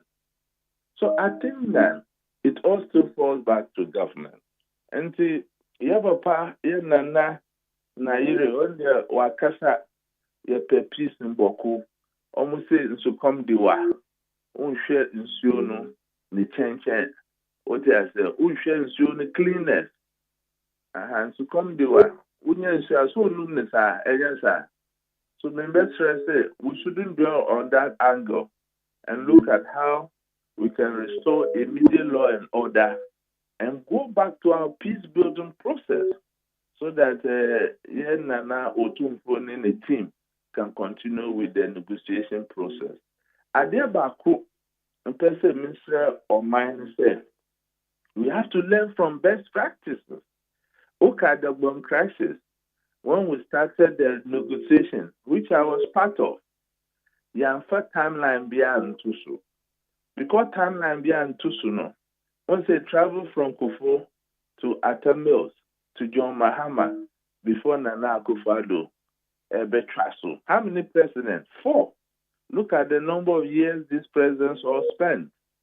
And the same mistake we are making in the Boku, Yamfa timeline are 2 negotiations also. Okay, yes, I bind me or 2 and 4 timelines. Oh, within 6 months, at least we should get this milestone in the peace negotiation. From another 6 months, if this milestone, then we can bring a finality to the process. Because peace building, my dear, and therefore more, it's a very patient activity. What I say? And see, 1, 2, now 1 tier stakeholders need now 1 for papa and 2 years, it will come back to nothing. And Usha, for this conflict to protract pre-independence to this time, it is precisely for the same reasons and political interference. It's industrial politicians. The cause of Boku innocent people are losing their lives. And these people, you don't even know their political affiliation. So what will political interest matter in situations like this when human life are at stake? They should use the full authority of the state. The state cannot show weaknesses at this time. If the state fails in Boku, then we are doomed as a country. Because military also they respect your military amanonipa, especially when they go on peacekeeping operations. So the military dare not fail in Boku. If they fail in Boku, there will be serious reputational damage to the Ghana Armed Forces as a whole. So Omuko arbitrary peacekeeping, the professional level they have always maintained, they should show that here. And make sure that within a short period of time, this peace enforcement, let's throw mind, so it shouldn't be more than 3 months. Now we can go back to the basics and get back to the negotiation table, Magdalene. Asemo. Na se omampanye kasa Boku violence say deliberate. Nipa bi na ahyeda. Na ye juxtapose ana say ye de toto ho. Emiri bi a okan say NDC ba be ma Bokujo. MPP ba be ma Bokunyo. Say eno nso enam. Such statements. We are comparative analysis abenese. So that is the politics we are talking about. On say, when the government took a stand for peace enforcement from peacekeeping, minority the statement by so what kind of statement, Yambu or my side, and yet everything na yedibenye politics. Oshe many advanced countries, there are certain things both parties will come together. In Ghana, I'm yet to see that there's a common national security emergency. Both stakeholders, the major one, the NDC and the MPP, will agree. So that is why the perception that the escalation of the conflict in Boku is fueled by politics. No, one cannot run away from it. Even Crawford will cry election time, almost the year campaign. Oh, yeah, by and by, we'll come and do this. We have to move away from that. Under the 4th Republican Constitution, the majority, how many years have we done? 30-something years. Ghana is thwarted, the beacon of democracy in Africa. So, yeah, I can't say somewhere. So, Usha democracy is artificial. The ingredients, the making a democracy largely is missing. Another aspect, there are always conflict profiteers anywhere in the world because their bread and butter are made as long as the conflict persists. Yabisa Yahun said, how much has the state expanded in Boku and other places over the period?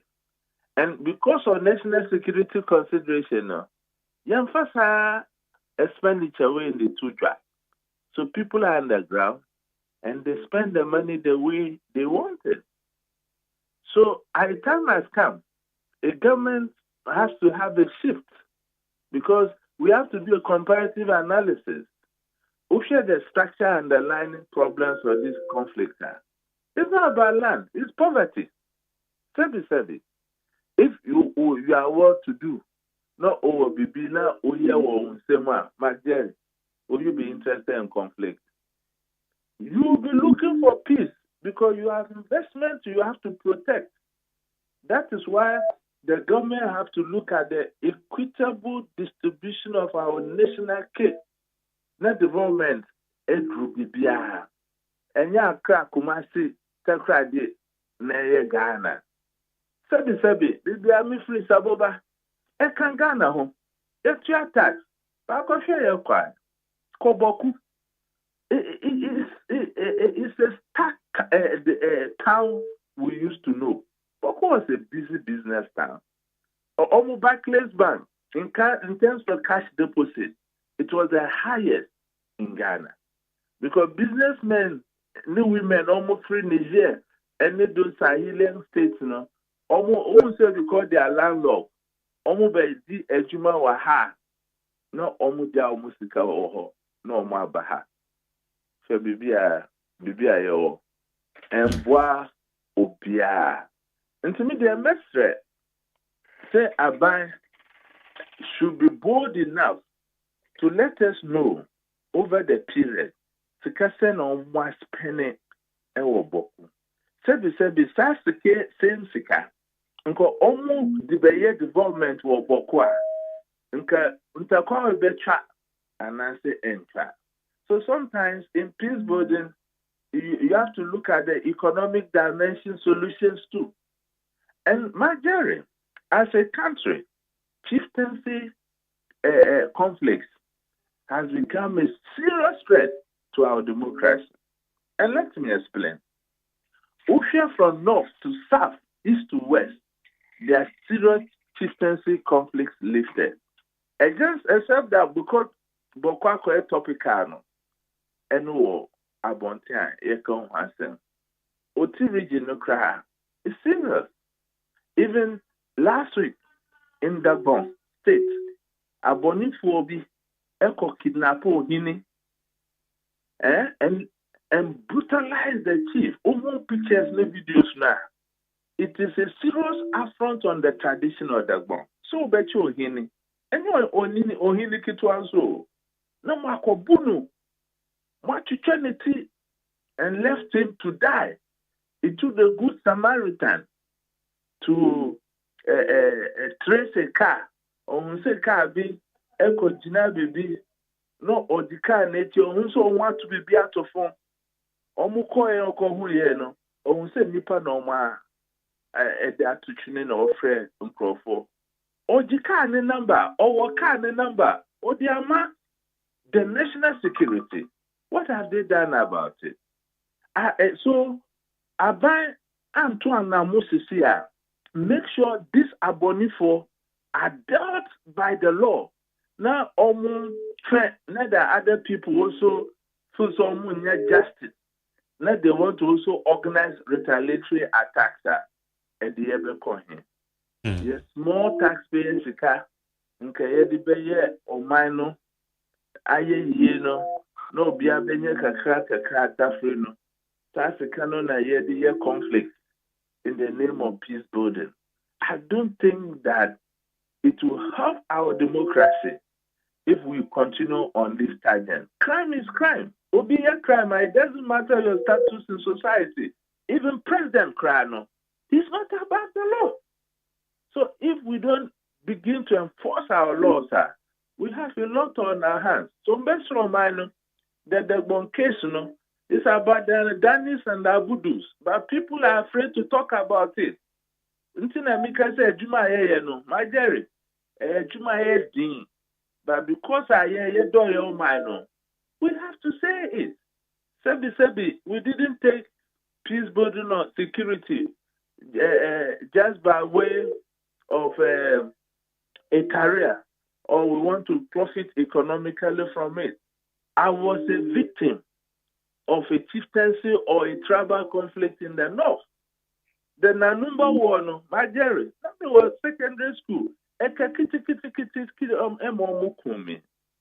Me Danny refugee. I couldn't pass through Tamale. Me could Notre Dame to Xavier. Finally, Bishop Herman and me could program can be used 4 years now. Me used 6 years and more for me secondary school education, my dear. And if you have not experienced this thing before, you can never understand what the good people of Boku, what the good people of Nalegu, what Otino people are going through, what in times past, what we went through in Dagbon. So, any other form, and I don't pray that conflict should be visited on anybody. And not the my dear. Okay. I said, but ye can't, Anna Quanta South. Now, say, yeah, you call Swefrim. Because ye can situation a cause of Bokunis and a cause on Quanta South. You won't be there. Yeah, enforcement. Yeah. Lack of enforcement.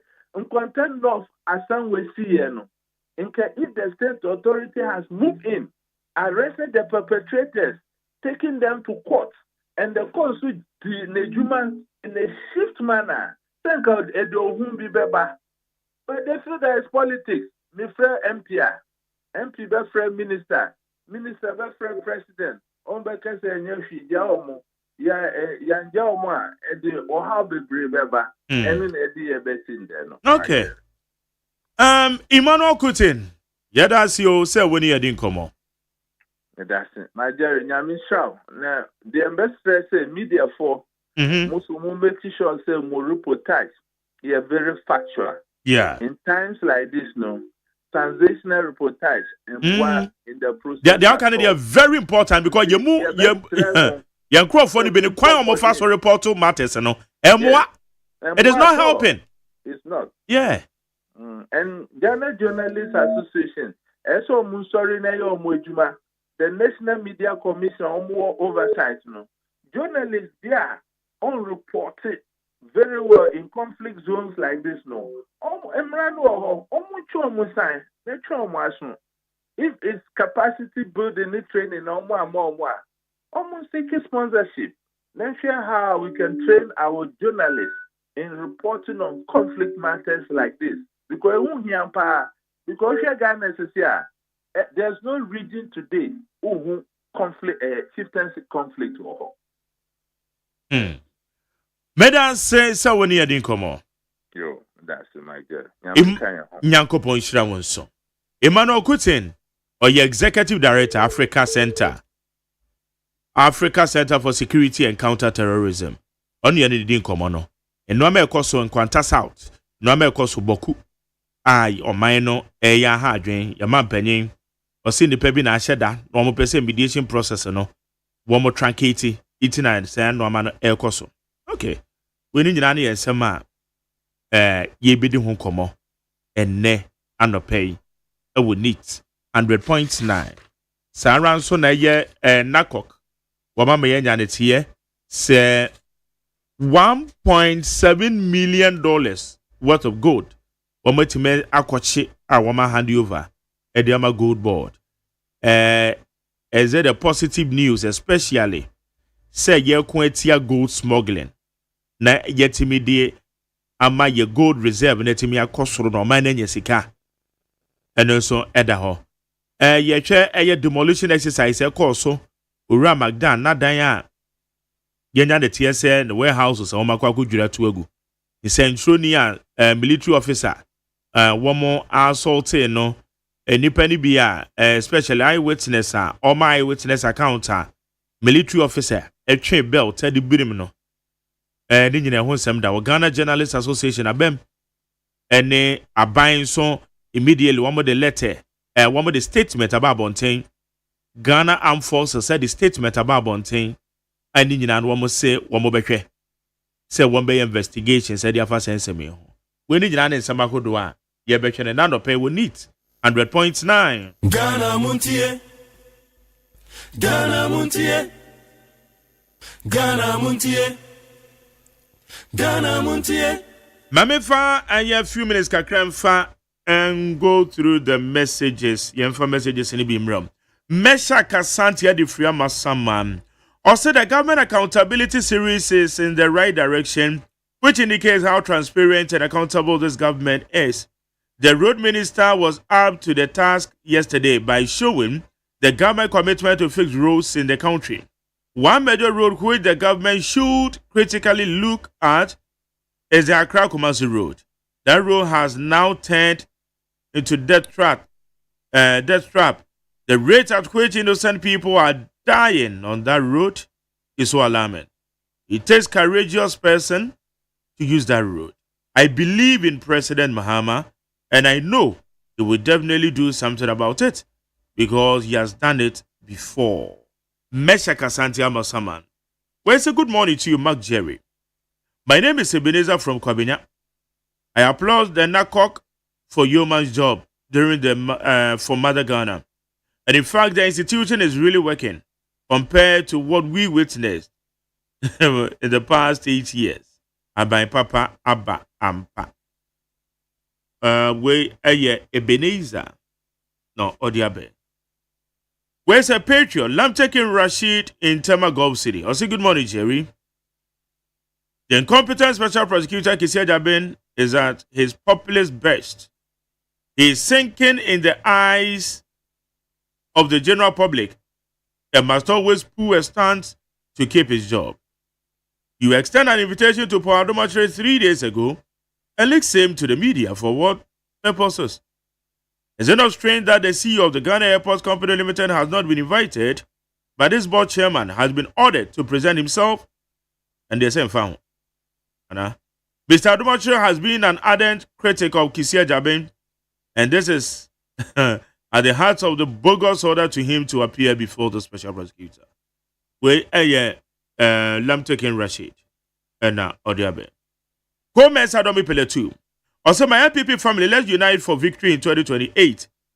Simple. Special greetings to Hajia Safia Mohammed. Next, MPP, National Women's Organizer. Where's Dr. Brian Beba? Now, JDM and NDC is telling we, the citizens, that when you steal state money, you can pay half and go free. Hey, Ghana is not safe.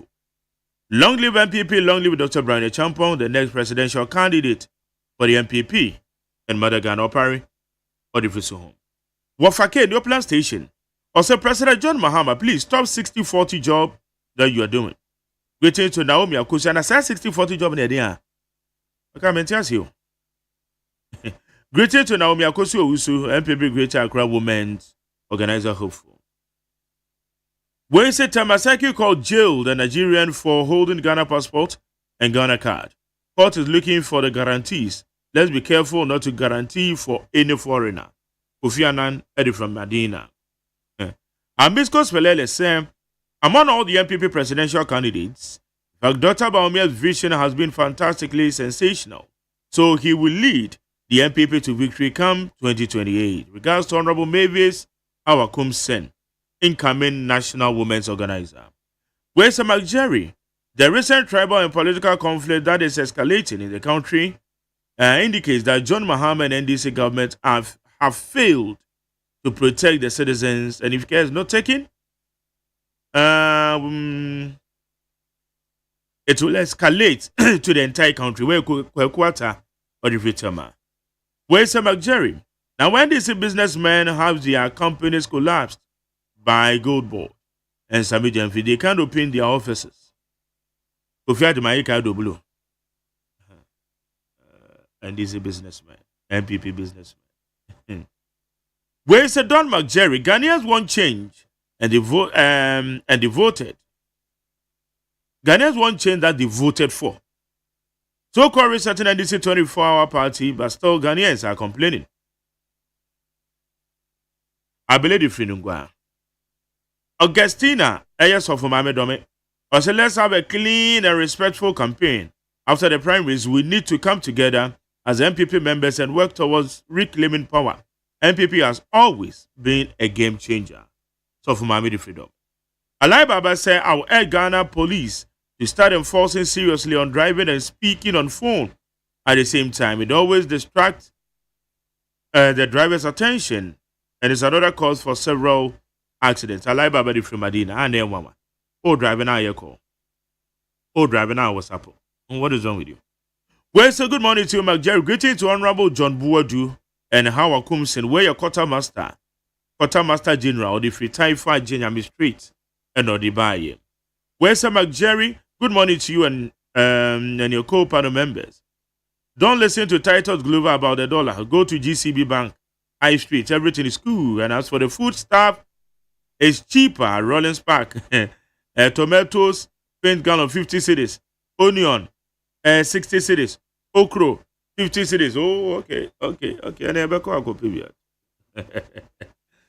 Well, say good morning to you, McJerry. Please wish my boss happy birthday for me. Honorable Charles Nyame, Eastern Regional Coordinator, 3SHS Secretariat. I wish him happiness and fulfillment. Enoch, Enoch the free as I say. Well, say good morning, McJerry. My name is Okan from Senate West District. Parties should be mindful of their words and action when in opposition.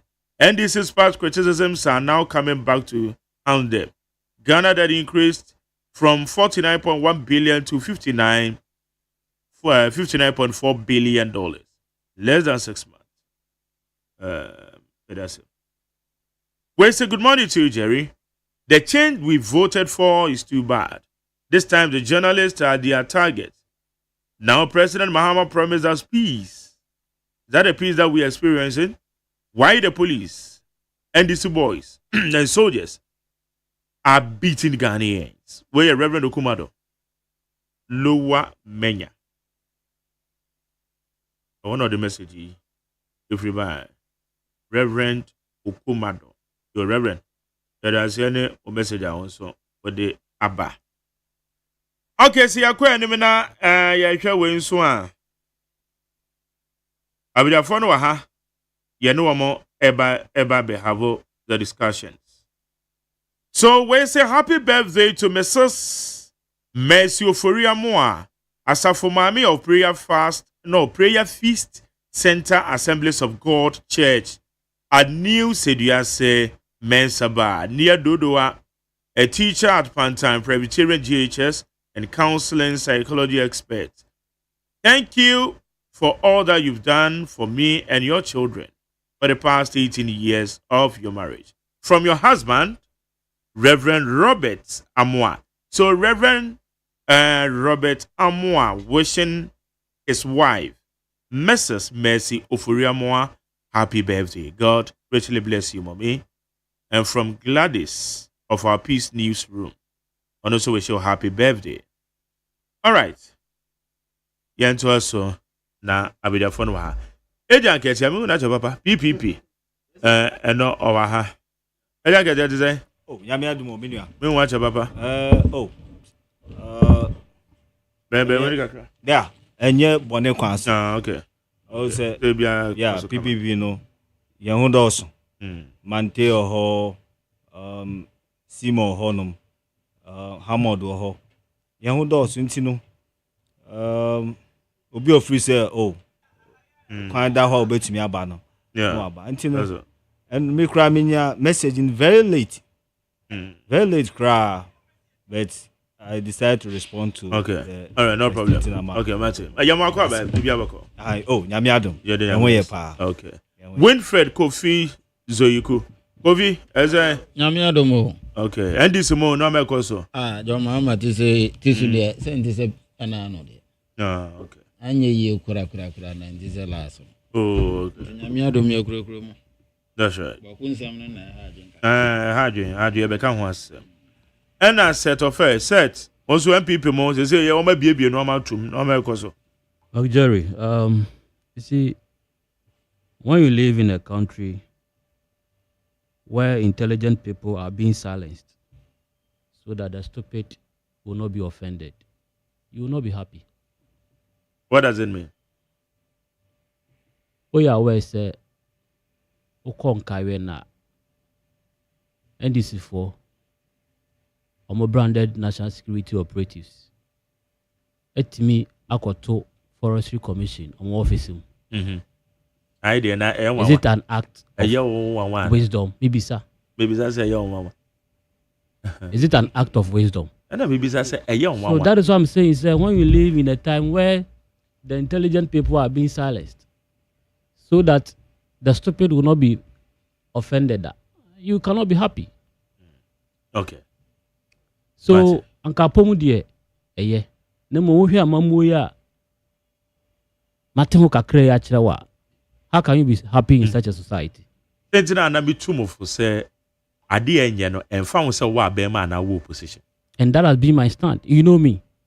I have never condoned any illegality during our time and during this time as well. Okay. All right. And that has been my principle. Okay. Yansha here. Na yansha enwame ekoso bokun sensemi in Kwanta South as ensem omampanyin directives are odiaba ewo ho yebehwe demolition exercise na ekoso no ene said the munsem etie journalists here from the multimedia military men assaulting no ene matters is here ewo ho eno so eda get on buy me hu wa change me sha se froze yo minia ana pay me dasi na mechia me party mpanyfo Dr. Indum Okundum na party chairman and Mante director of communication mechia Ghana fo nyina say anope so ya san aba radio so a ye ne mo esan e kasa na mse brave egum kakra san e baba radio so na ye de nyame asese wa bue kwan de amai na Magjerry sanope se wosi min kasa kakra emfa boko insensem no ho a anhwa ebedi ebre ne nyina esan se wo hwe ne a ekoso boko na eni enyan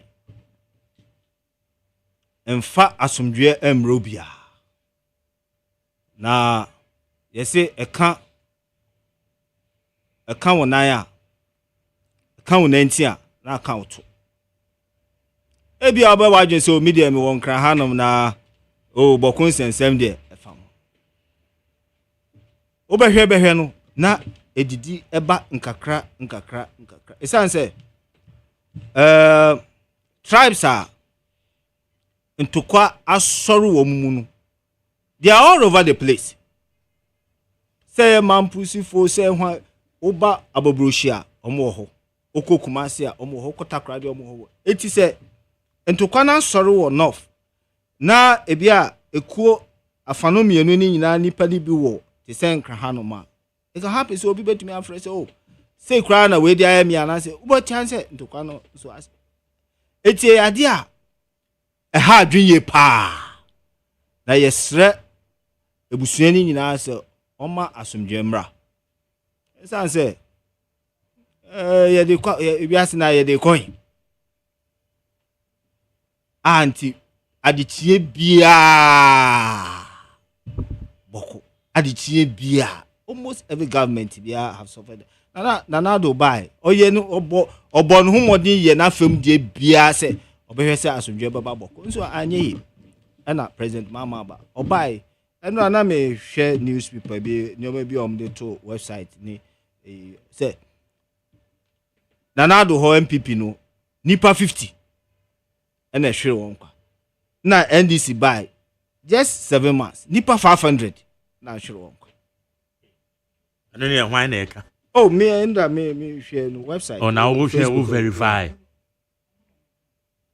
Why not? It's all the source of the information. No, I just read it on Facebook. No, wherever the source is coming from. Say, no Christian, no Christian. It's very threatening. Oh, and to quadie, Minia, they coin. Yes, sir. Afanomi and Nina, so Oma asumjay de Emra. You also, I don't know, meet you, not to say, government institutions no ma ye post to be their court health teachers money education money nyoma nyina no won nyina pese odi wo dwuma de e to one ya phone for pese ye post on the won ko nyina obi am pese obeko because of akaskasa na ntokwa any curfew e da hon e da say na meeting na lady ba ko say 2 o'clock PM ewia ene emo mu nyina akoko dai we eni hwe emfa ahotom ro bia productivity brasa nka nipa kwa adwuma kokko ye adwuma oba bia enyem okwakowo obi yare mu ni ade you have to go to farm bring food stuffs in your manyanya ni nyina has come to a halt because of ntokwane akaskaset na minua mageri wa hwese wa wo ye warefo mpo na be ma no ni oba no akaskasa kresi mu ntem hwese na mmofra na wo ebusuan mpo hwese na mmofra no bo so mmofra no kra ho aye mobo enti ye pawon chew yesraw meme yesofo me de ma no tumu bi se ni abebia edi akaskasa na bebia no yesre ye nyina ye nkotodwe gufom se oma asomdwe enye de embra anya hwekra no wonfo woni nto president mama se ofri surobi na oye won nyina wonua otumfo de na no atomu bi onfo obuo kakra mfama e na mfa asomdwe mfamra enti no ye besrew ntukwa yese aponche ntukwa ye masu hu o eso na bembe asom di boma ma o no maside eje di esi o enti minua me de mesrew me de fa ofidie kese eso e de amane minua no ma omo no boko se ntukwa na onku curfew we ntumi nkwa adwuma we sise ni nyina ye pawon chow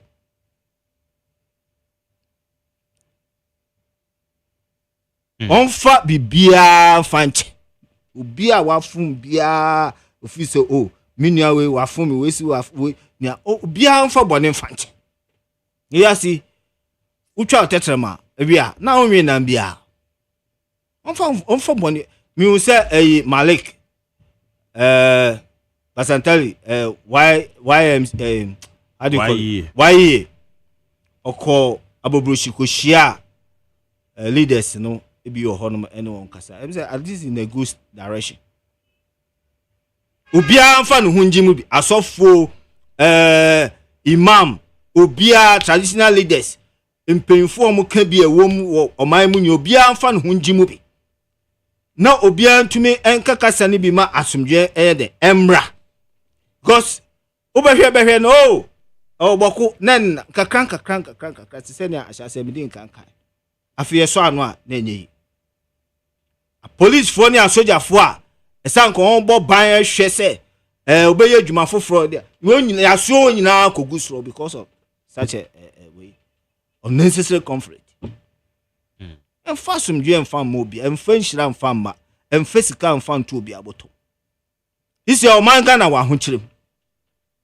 o man Ghana so wo hwe pa se o man enya more than 60 years na wo hwe efi ni ekom ni yade a adokro man ya enyen to kwa ho asem ne ba be kan sisia enyen to kwa ho asem ohia atitire nkofo pa majari minua bebi a meto taifa so hwe awofo ni abatan a woni oma eda kiosum because of want to me rent it just a single room enyen to kwa ho asem ne ba be kan no pe ufa bebi a mete a kiosun kwa kios kwa na nkofo dem enyen suo no yenye duane ndi wo ntukwa we frinfa etuo bo kofo tuo pauni what's all this it just unnecessary and hu hia ba kokra okay Madam said Kovi answer Me a security expert. Is that? Graduate Kofiana. Oh, okay. I never knew. Ghana Armed Forces. Na bakun sam no. Me dwene ho amenti asia. Any political party be aba akobia bakun sam no wo ho no. The reason inti that's wo ho a lack of political will asan. Na me kura me nya soja ni no di bakuma me busumi ametumi di peace aba. Yeah, sure. Amina me ka kire wo. Me wo school na mo kire ya dia. Profizo yiku. Na mbisa teacher and lecturer ne say. Emju dan so ya me lecturer. Okay. Dr. Agredakro, civil servant, me lecturer. Omo kire dia mbisa nti we nyansa we nyina wo mutirimu na ntokwa Ghana nyina mo see the distance between knowledge and implementers of the policy. Uko security class na ya kire wa dia na ya daso wo boku wo Ghana ha nia panyimfo na mo kire ya dia so Ghana fo odwunu ha wo nti ase. Sa Maza ya di soja fo akogu boku. And one of the simple things are insecurity is to disarm them. Is to collect the arms. Yeah, tu ne kuta no mudi kono. Ebe suma soja fo ni police fo no mo akojeje na. Masa uko boku a etu no mu use no enya foreign guns so. We are joking me dwunu wa mentia say onim say AK47 enya broni nyansa broni badwin babia na ye. Blasmith mu friend is tumfo. Tumfo. Tumfo AK47 Russia tumfo na ye. Ghana tumfo no uko Angonya Alabanwa. Etu omutumi ya no sometimes AK kura bepe babia fo. Why won't we collect man crofo we momu embe establishing industry? Kwamu dina hwe boku all your indigenous conflict na wo Ghana ha no. Ebi wo ho a natural assassin na edin ntokwa ne hyase no. Enye no na ema ntokwa ne wo ho. Emra mimi nana ne unana nya ntokwa because of assassin no. Omuko mi papa. Ena nanze mi so mabedo ni MP retaliation. Inti mi nyate fifipe mi so medi mi hu koji mu bi. Mi wo kro bi so ayeko parliamentary primaries. Candidate Bejina say yani nkrofo we ntokwa de bia wo mfa honje muda wo mani 1 cedi da ena wa Bejina say yantu abama o eza o mani 1 cedi no mfa ntokwa it is real boku ntokwa ya starting from kusasi ni na bi owo UK kusasi ni bi owo ye MP kusasi ni bi owo businessman the various factions begin to call for assistance conflict bi eni ho asikan komo omo no nambo ku kwaye mu o ba be sutu suku ni akwala no opo anwumre ani yiri didi opo anwumre a ono angasa oda oso light oso coil so ni dem ntuntum wina onya sesika ni nyina ewo hefa obi finance there's no conflict without money etuo na ya trigger na ya clock na edikpe ansa na ekum nipa bullet ni yento and most of those bullets are not even bought by omo kono obi ti baby oye this year officer me ye this year fi kro we mu na we ni we num na nya na me accountant it mean to me mba physically no automatically etuo no nso nya say ye koto bebre na ye nkoto unanti boku kronkromu na uji tuo na the ability to get a tuo for conflict ne be koso no eno no enya say ye nkoto nko omo ankasa to me manufacture powerful tool into the American chere me am party and say ebe ya anka the various communities na conflict adukru wo Ghana ha no yenko na those who are having the know how omo to me manufacture tool no ye employ won na national security adan na enye security say ye be esisan crofo omo to me ya ade a etumi edin faso brema no omutumi yo mufie eguman ene ya employ wom no muntumi nya ade na man faso eden emba Ghana so sene se ye be jai wom munyai otumfo abe munyai munyai ntokwa na yesra munyai pastor abe munyai jai de se ye be jai edu ba bi ye be jai tempera. But what are the indigenous causes? How do we permanently disarm them? ye den eji tuo ni mfi wom sem forever emreku a etuo no eye nyanse wo mutirimu mepema anase meye masem na me yire betwe oba bi fi mi dan mu a on sa me yare bia mepema na meye masem na wo pese wo sa me yare a na wo fi se yesunsum ene fa me kosofo ho na sa akono no emfi honko etuo na ye produce locally for ye dey motivating local conflict no ye indigenous no na manufacture enti no uko yi jituo no fi wo nsam kora na unya hwe resources no nso no ye indigenous no nananom a omanya dibia obi accountant obi ye say and support me say conflict bi ani ho conflict business enti ne ma confirm ba ko yira na me ko bisa na wo yekusasi ni na me yekonkomani na wo hwe masoma na me so me retaliate a me na me di conflict na ntawantawa edidi hu aye madwuma no na me beka jetum won say a confirmity omummu yan me ka kire mu fititi say ni say na omo aka jetum na obefre ya wofasi we ntokwa na san sori biomo mane kakra na chale munso munji say ye be wi ase no sa kwakura boni kontin hini boni no chiami boni no wo kro ni so no no wedi na ne ba bi wa brochire because conflict ewo be bia including war ewo brochire kura obi company obi business inti obi wo ho a te say Russia Ukraine ne omutumi bi ni ntam business inti omutumi mane wo ho eche kakra said ye be ya ebe mani pa profit inti no misre aban say we can end boku and end it permanently and can say and the president Otina Konyaso not nani so it will be to his pride say the conflict has ended under his watch.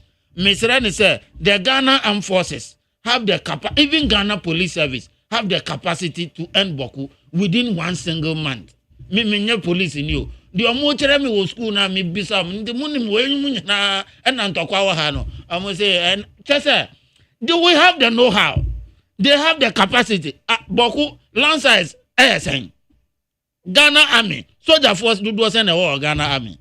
You to mean dedicated 1,000 soldiers to Boku. Your party say Boku conflict no indigenous no omu cause trouble no. Omu ahwodin, omu ammunitions, omu know-how, omu intelligence and military cry was cyber military. There were various categories of military. Omu was anwamani nyina sophistications ni nyina eche Ghana Army ana. It is not possible. Anya nukreda. Inteno Mr. say, let us put in willpower into this thing and we can end it within days. We don't need just kasatintin bi ahu here. The here ne say willpower. Ya di betu me di way ade way di aden. Aba na wie ya. Na again, eba conflict bi a ache say no. They say me amiti abrabo edi missing from adan ya. Boku conflict yintini na mbi papa ya teacher ni ya boni tu na me nua bia ya ton abusuan japade e ma ne se onko ya accountant ana onko school o school dem na e bonu tu me hu conflict ni se sa other tribe na omuni ye won tokwa no omunti na me di hia nti me so mabrabo mu a me bo nyina anya me ma me kwan bia na wo cross me a me fa wo ne nchawo bible mu kura Moses any nuanom no what did he do any Israel for no entokwesi omten omuntem ede na oye so ye pese boku conflict enya forever asumdua and there was NGOs no edu campaign anga ye benya NGOs Afro politicians peace why where are they in this moment? The number of NGOs yenkwanko bisa the total number of NGOs are Ghana enya agro omo wahifa. I was say we work on the psychology of the people. Obi wo ho a onim say conflict at the development ba. No na brabo no obo na onko anim na ye conflict na ama na eden aka na chi. Nti onu so pe kwan a obe retaliate vengeance.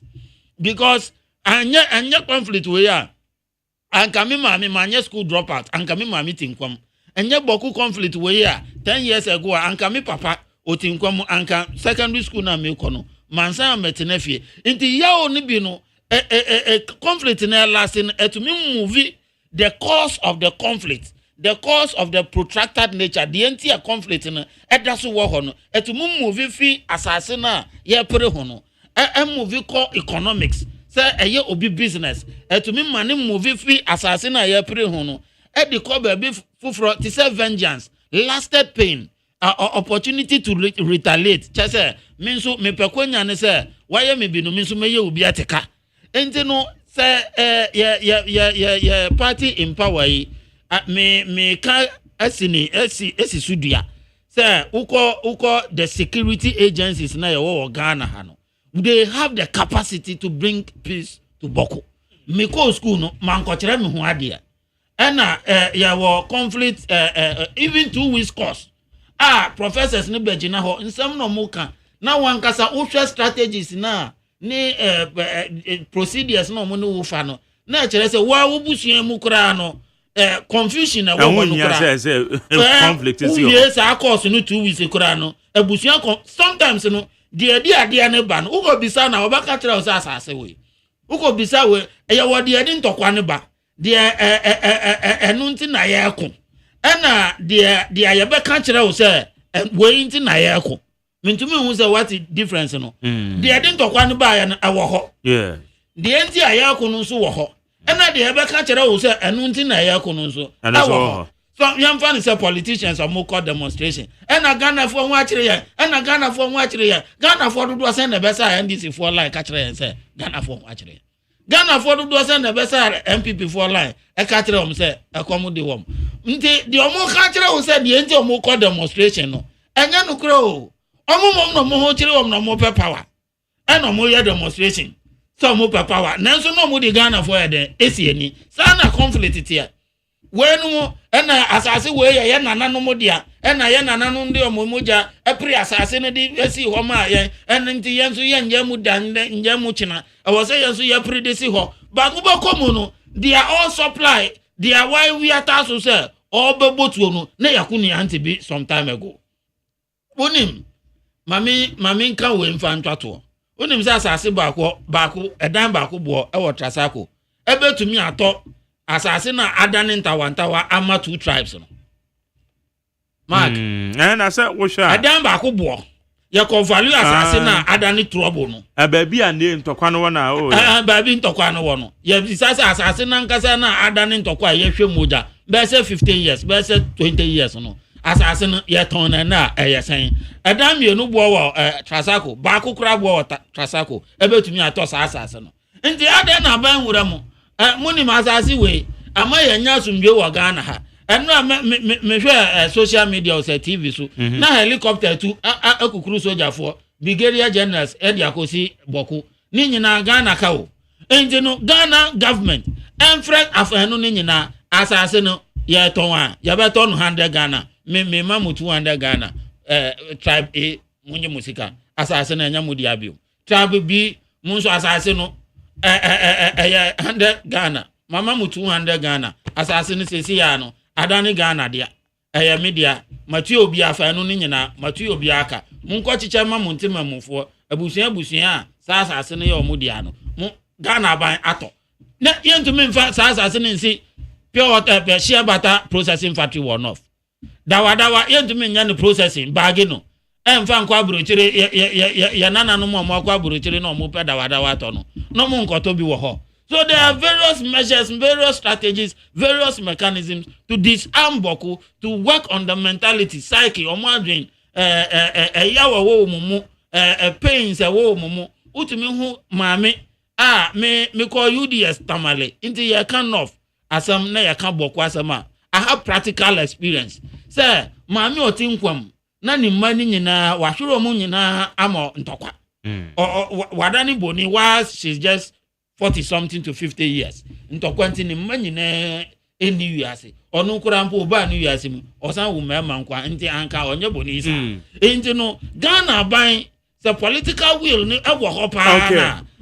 Within a day they compare the two tribes, the cost of the land. Now share butter processing factory. Okay, thank you. Generate ejuma. The awoke in Quanta South make an assassin so one some sao. So we will be a claimant and assassinate 3 tribes. It said the awoke and they be suggest a buying cranberry assassin and you'll be at the abine afa. It is mojo obian quite bad, not cast with your grandfather. In fact, tell me 1 minute. omo produce unim de ndia alaba nwa do nanse tafra mu mfa ncha me radio so omo do wi and some of these things sometimes many national securities have a problem we here be for industry the omo do wo ho ye shi wokuru nti omo anya duma nti nanse omo ni time for ntokwa nti yankoje asase wo ntokwa saf yankoje asase na da boko no na yemfa create employment Emma omo mebu no mu ni aduma obi wa kra obese ne 2000 sef akoko no ono nya busu mi 5000 salary onko ntokwa ne bio okay but that's it set yeah mark but that's it mamincha atiefo ne minuanuma ye no mo hia wa ha ananope na minka se die eden tokwa current one yi aba nyina no me meka se eye boshe hunu mpanyifo a omudi ye mayanim ehye na akwatwe saa ntokwa nyina edi aba adenti na meka ni saa na Jerry ye campaign 2024 ana bokun ntokwa yi aye no fe na enyanje nsamuse enya a political leader ana obedi oman so pen ana onim from experience and briefing from national security and all the state agencies by virtue of the fact that no man penny some time ago no onim the undertone behind these happenings and so because of political capital nti okachire nyina se NDC wa bema santokwai emma nemum se NPP no wa bema na ya ntokwai eba enu nti okase se obedi aban a obehwe se santokwai nyina ebefiri ho minia mark yesi swai danko na okon danko sebe woni oba eko afom na ka chen se du asoye se ya mesue wo no ahome kakra na du ho no wanya obu se sebe odi nu hambo and the biggest thing anybody will want to protect ni se wa se ne bo na obedi so enu ndi se o break sa trust no between wo ene obi a wa se ne ba the office or ye bia no beto no bia no obeye I am not in any way trying to say ntokwa na ekoso mani je ho ba sabe okwhye bohye hunu a de deba ebinie isi yina na enim se boko ntokwa eye chieftaincy issues but then I'm moving from chieftaincy to political I didn't na me kanisa nipa okojina ho kwhye bo se oba obeye ABCD no nyina pulpit so no nyina sorry them no nyo hene he was a political head for the largest opposition then and okoshe saboshe hunu no enti dua odua ye no eso aba enene oti ba me dey how many say trigger because any panaka okay NDC ba bem a ana asundwe obok MPP ba bema azundwe ni boku okay ato aba NDC aba so what and they say no adwenya wo se ofitia na obeka asa na wakoho akọ hyehye bo bebre se onim kwa obefa so a obema sa ntokwa no aba na wie anya hwe kura President Mahama bedi aban for almost 6 months now D levy ye passing within how many hours the delivery to ambulance we call Parliament. It said there a emergency issue. I resolve it. But the same spirit I did delivery, you know, and you know the survey Boken Tokano. And no Kahuna Massa and Tokaway Abasono. Because they believe that Wakachom say Oba unum the solution to their problems, you know. They are looking forward to you. And quite apart from that, ada bosha o sheri kan ho no and acquire undertone to some of these things are a caucus. Me, my observation is that you see, say assembly or memna say and company mubia penny for dan koso and pay solutions to it. Then put some paper solution I na ye in so no moye. And therefore I have the belief say until a politician has become a casualty in this happenings, no, will be difficult say being a lasting solution. I am not praying say will be a casualty, but I think say panimu bi ho aka ana na buso ni bi ho aka anka sebe ombeda dwehun mienu say de ye de ano ka no I say ehwe because you say ano kam ano ohye esen sekan kama eda nipa ho hwe publication from GS website ene menya akonya ekan bia Jerry ebe yo mobo oko Ghana Education Service website ene much to say GS temporarily closes schools in Boko, Nalerigu, Zuarungu, and others. Because of the violence, Mark say, Oshe the effect of Santokwa on Madachi in terms of education. Unim say ye tranke tu usuku kwa affect to Bibia.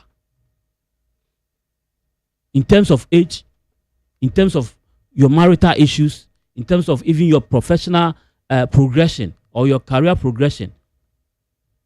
Say, what education be truncated affecting you now. And no kodan chain, okwa GCB Bank, and now our publication me kokan on website. Before answer me ba and it say effective Monday 28 July 2025. Our Nalerigu branch will be open from 8 a.m. to 12 p.m. on each working day. This follows the curfew imposed by the Ministry of Interior with the support of blah blah blah blah blah blah. Now Jerry Banks almost started a Jumatan between 8:30 to 5. 8 and 8:30. Most of them now started from 8:30 to 5 p.m. But as a result of Santokwa Wenti, GCB Bank say on the point saying 12 p.m. This is telling you the effect of Ntokwana Ekoso Ewoho. Me margin check akra me de me sembeba wie on Bokonto Kwani say this issue ama adi nyina akoba no politicians are omusha chiri sabe omunanwene hu say these vulnerable people omudo makoto oha mu no omunso they deserve better. Unko politician bi afie enkoto se wa instigate anaso wa incite ne ma se omunko nkokontokwa. But for political expedience inti politicians binum ehsem sankrofo yachi estoku the offense the bonfire se omunko na mkokoko. Ye dijawa ne de ahso. NDC as a political party omusha ye bose omuba and as someone abema and talk away enkosono, they should act decisively on this issue. Because Bosha Moshe yeno and no enabu abomo and ne omo abemo. Mark oka journalists attack Nwasem. Made them time look at crab can Nwasem. You see, I always say oko to say the unia. Na one can say jaya fire. If you need the bar also, I will be quick to say, journalists, you deserve what is happening to you today. Even though I don't support the happiness. You deserve what is happening to you today. Share Tama and this is for sure yes hard way. I move be sure na ye kano. Reference are there na mo ye say some time so be see. Ono obi a grant interview and also ko show obi as na ka say the end is for ye na nya quickly bon say host na ka tell say na some time so e be see na mo time na see ye no mo so mo ka de mo politician mo ka de mo MPP mo ka de sa time no e sha say no friend well the challenges and challenges mo say ye so time e be see me pa to nya botre Was that an equalization agenda or what? What say journalists we deserve it? Yes. Into me sound. More MPP. More time you journalists. More time some journalists were assaulted. More MPP for including yourself. What did you say? Jerry, I personally condemned it. My political party brought out a communication condemning the act. Why the communication? To the extent, sir, there was an investigation launched. Hey, don't go there. Was it why I didn't know you were going to ask me this question. I would have pulled all these communications from the party's office condemning all these acts. To the extent, sir, you were asking me what my party did. The then government, which was headed by my political party, also launched an investigation into these happenings, trying to bring an end to some of these happenings in the political space. So now, some say, "Then party, these are some of the things beyond the other things behind the scenes." I believe say ene. When we say na make answer now. And don't you say we making reference to the fact that the end is the reference to the past events. Somebody say now some times we I don't think it is necessary at this point. What you know hey? Woka boku asem. Wo first reference point. JDM. Say JDM akoka say MPP.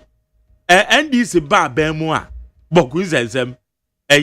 And that is a statement of fact. Really? And a statement of fact. Listen, a statement of fact.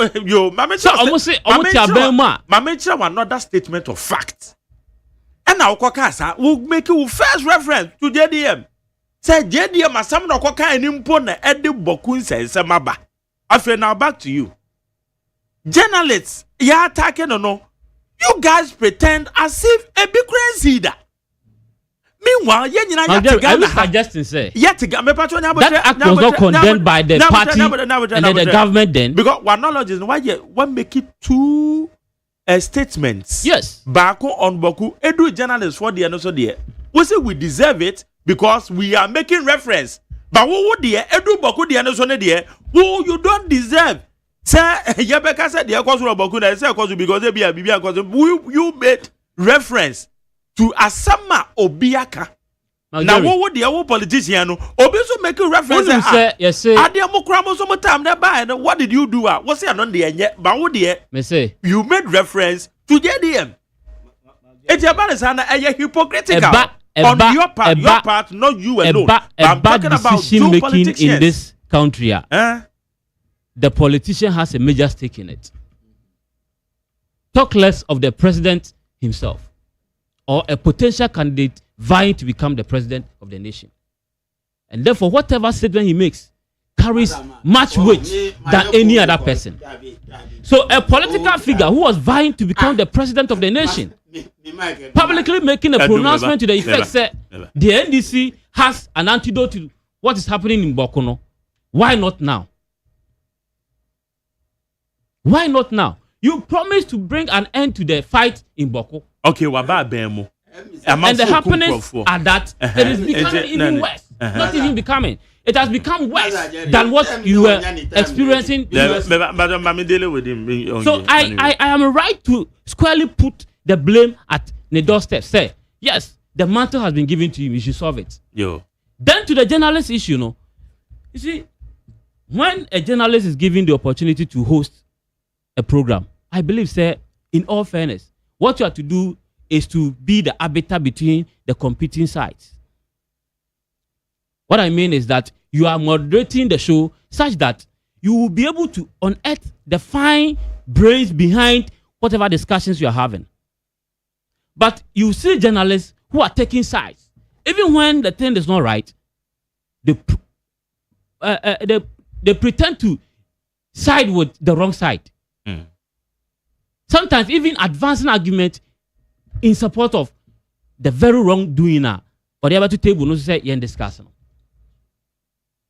Yen to krom ha na ye hu journalist a omote radio so incite amount for. Say omo yen den. I won't hear other stations be to say, me person bobo stations leading another pay. But we know non-political figures. Oh, I'm a domain. It's a yen situation argument. No doubt about that. But I say, I bet Bako, and I say, Bako, and they say, it's dominating now.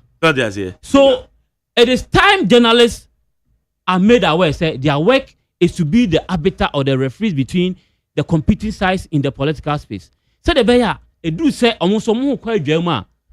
Indeed, being the fourth estate of the realm, no, you need some kind of protection from the state.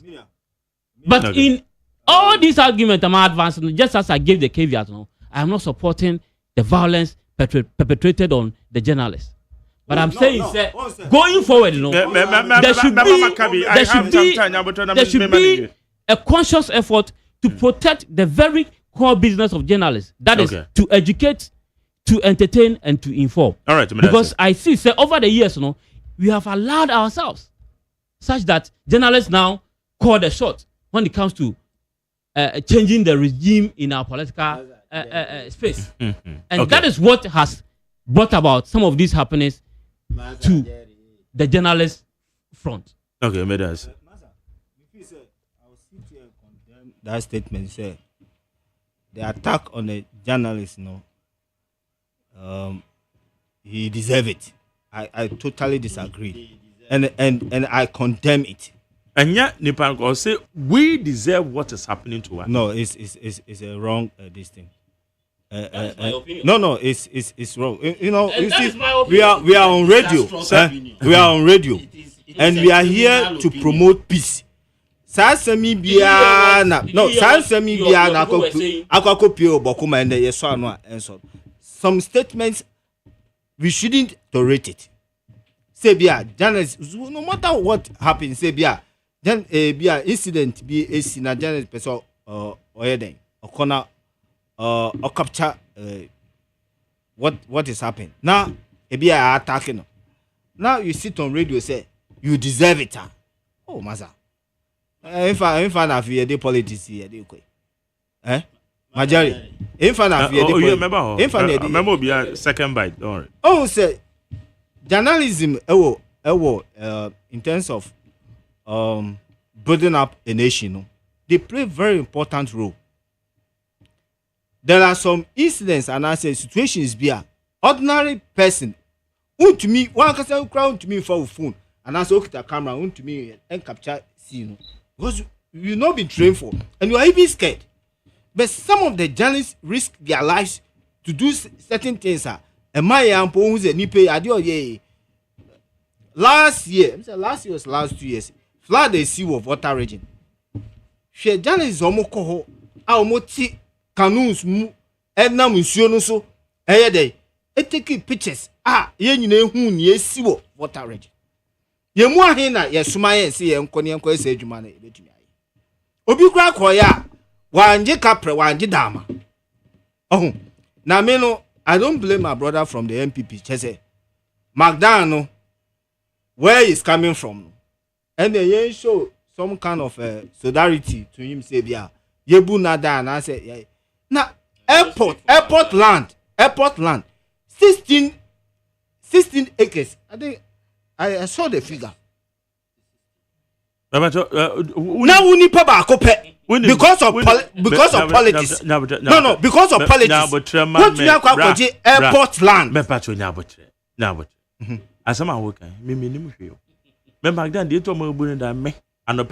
He's coming from MPP.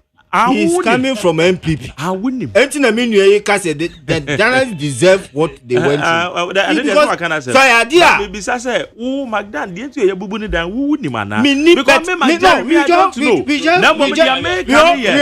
all read it in the news. We all read it in the newspaper. Sir. Oh yeah, MPP ni na oko secure dan. Ghana ho bia o ya mature person bia nim say Magdan belongs to the MPP. Enti na won bubu no, won ko bubu e dan no.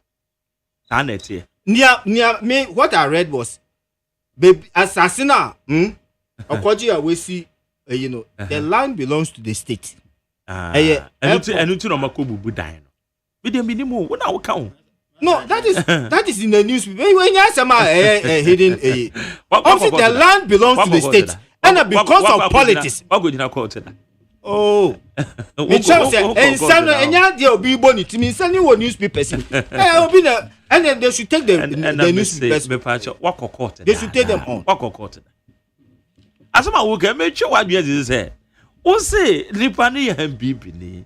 And the work or no was a worker will make a conclusive statement. And now a baby a Benti or 16 acres. We see that one worker be but the podcast your friend Ejan get here. Missy Ejan get here. Jerry since I'm not paying no. Missy minimum one. I'm not paying newspapers. I'm 16. I am yet to find out 16 acres of plot. I don't know quantity airport one. You were concluding. I'm telling you, sir, what I'm saying is it's in the newspapers. Yo, okay. Maybe I won't call newspapers. I'm telling you, sir, it's in the newspapers. Maybe go newspapers.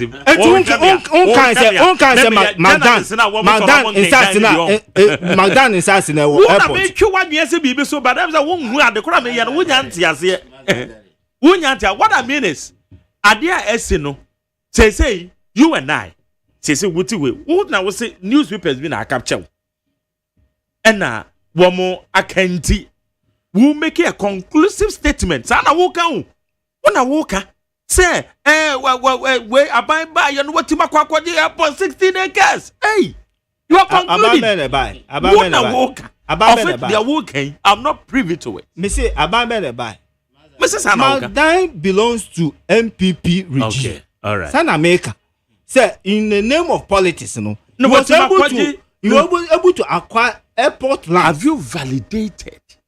Sir, we acquire 16 acres of land. The thing is in newspapers. Me na America. And reporter speech now concluding is ano. Oh, massa. Hey, I get ya. Okay. I don't think about radio. No senior kasa. Oma yen free and Kenya. Oh, I didn't about radio. So, Mama Moon flow said that you bet you made the Miko quarter. Yeah, your obi chemical quarter. I said newspapers. I said join news and report. It's not the hidden news. What communicate? What watch it? Ain't it the mayor no? So what team I see and care better? What's a man flow? Who want make a conclusive statement? As my work obi the document. Okay, obi acquire lander a land title. Do you have such document? Say Magdan will acquire 16-acre land. Do you have it?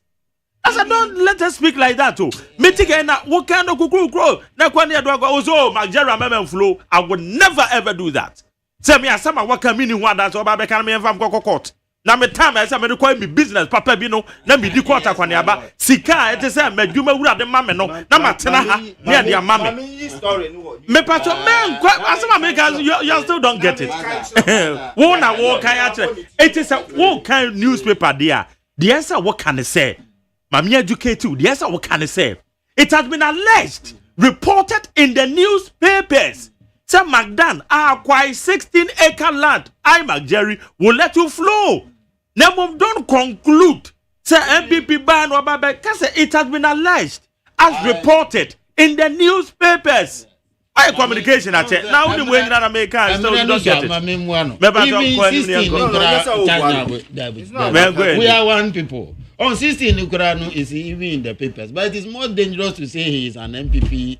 Nah, because he's an MPP. And no, the paper they are reporting. What kind of sense we are? Now we say I should allow you to flow. They are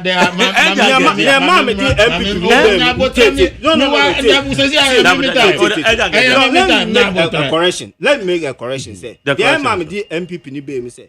Me MPP ni na say he support what happened to the journalists. And I'm saying Magdan is free MPP. It's an emphatic statement you made. That is not cannot be established. Cannot be proved. Yeah, cause allow me to I also have a time to you have a time. Yabaha no pay. Me especially young mebuno. You better na microphone nechi. Na akakura MPP ni penny, NDC ni penny be other romance me ba. Ase my imagine to nchano. Miss Hadian, Mintanya. Me buy welcome address. I call about the Maya, no many about Casano.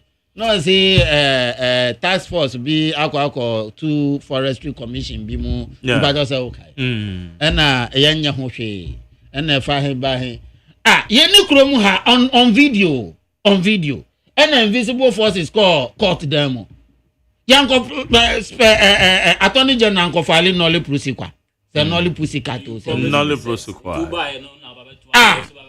so on say yeah mebu masa who can e wo me ni nyina na me yakom na me say me kasa bia yes me mranso yeah but I wanted to respond to you masa dabi and say me time masa Mike kasa yeah na wo me ba bia o ka chere me say obema me time me ba ja na mama time kasa ne yango yeah aya was so west wo gone no le pusi say no le pusi cat na chere say me na me ya ban ko edupanyin no me need enough evidence in there asem me say me ja chere die nya sa no ade no so wo video so enam social media ye nyina ya wo ya video so institution bi ani Ghana ha ye mfa ni agro say court dem because court no Felipe ye ni kamafo bia nanso ye tax to me to share court system so disrupt court one also ya be ma o kodi ni ngwa asem wo court Ghana court ben nanso under your watch under MPP watch and we refi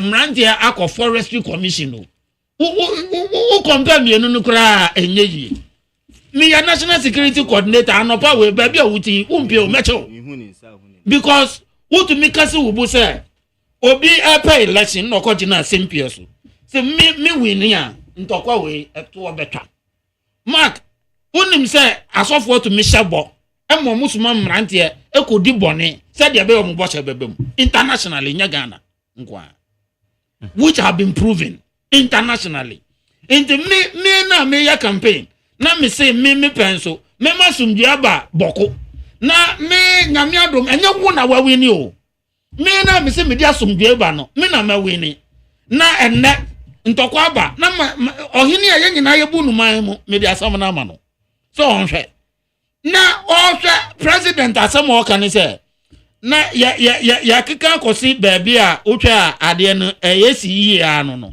na fe nipa bonfo bi edi etutu asem edi abeshem na wo ye party na na musini miti na ha ya make say me NDC ni nyina kamafo ene ano ene chiame e wo sa nit FM anopa we o fie se dunketi akosi wan na NDC ni nyina me na me yo mu chiame wo ha nya sa na wo te aka kire me say boss na president say yes ono no betina banwa so a asumdwe beba boko no ene ne promises oye no eno ndi na boko asumdwe ni ho ene ya bunsa nkunta na uhwe a papa we ni party ye MPP ene omunti na asumdwe ni boko yi ye nyina tiefo nyina nso so asem we hu ono ni nsam ena mede ya me na me ye NDC ni na me ma ban wo power no me kura me say ya nya will power na you bet me asolve within months wo ba ya what's a pure MPP NDC glass ya bu man we say ya ba ko yanim oh yeah me na me NDC na ya wa ba mu me tire me man panyin ni say ya ceremony of enough enti no onhwa na asomdwe we enti me emma no mfa as emfa mbo ne ho asafo hene wo na we MPP ni no wo pa kira yen se ono no se bo se odi asomdwe beba nti mu be kira ne se ontumi mfa asomdwe mba wanu die sam no Ghana ha I mean ya hwe no mamwa be ya abesenko ti se dia wo kan journalism samsame masa mark me nim ba bia uko school ko du ye na anya ye kura SS dia wawie ana meboa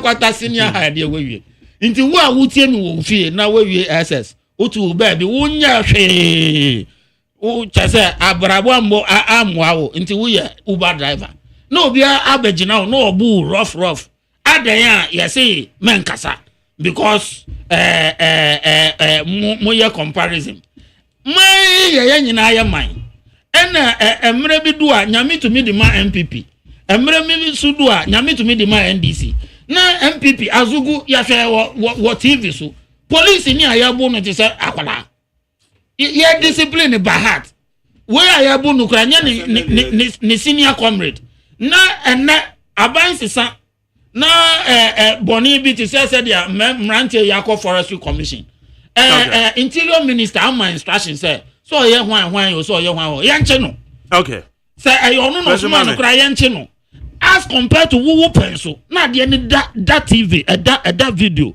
enya evidence aya to an picture that video the obeboko edu no de asem no e de akoko to say nolly pussycat asia ni say unti asia ni nyina ni say me ni evidence nolly pussycat wo te ha catch them say I was say you cause ebu a journalist because I put me a comparison go anya say comparison yeah a very big quotation. Say Obika will be now quoting very important. Metia. What I said was that I don't support the attack on journalists. But looking at Kofi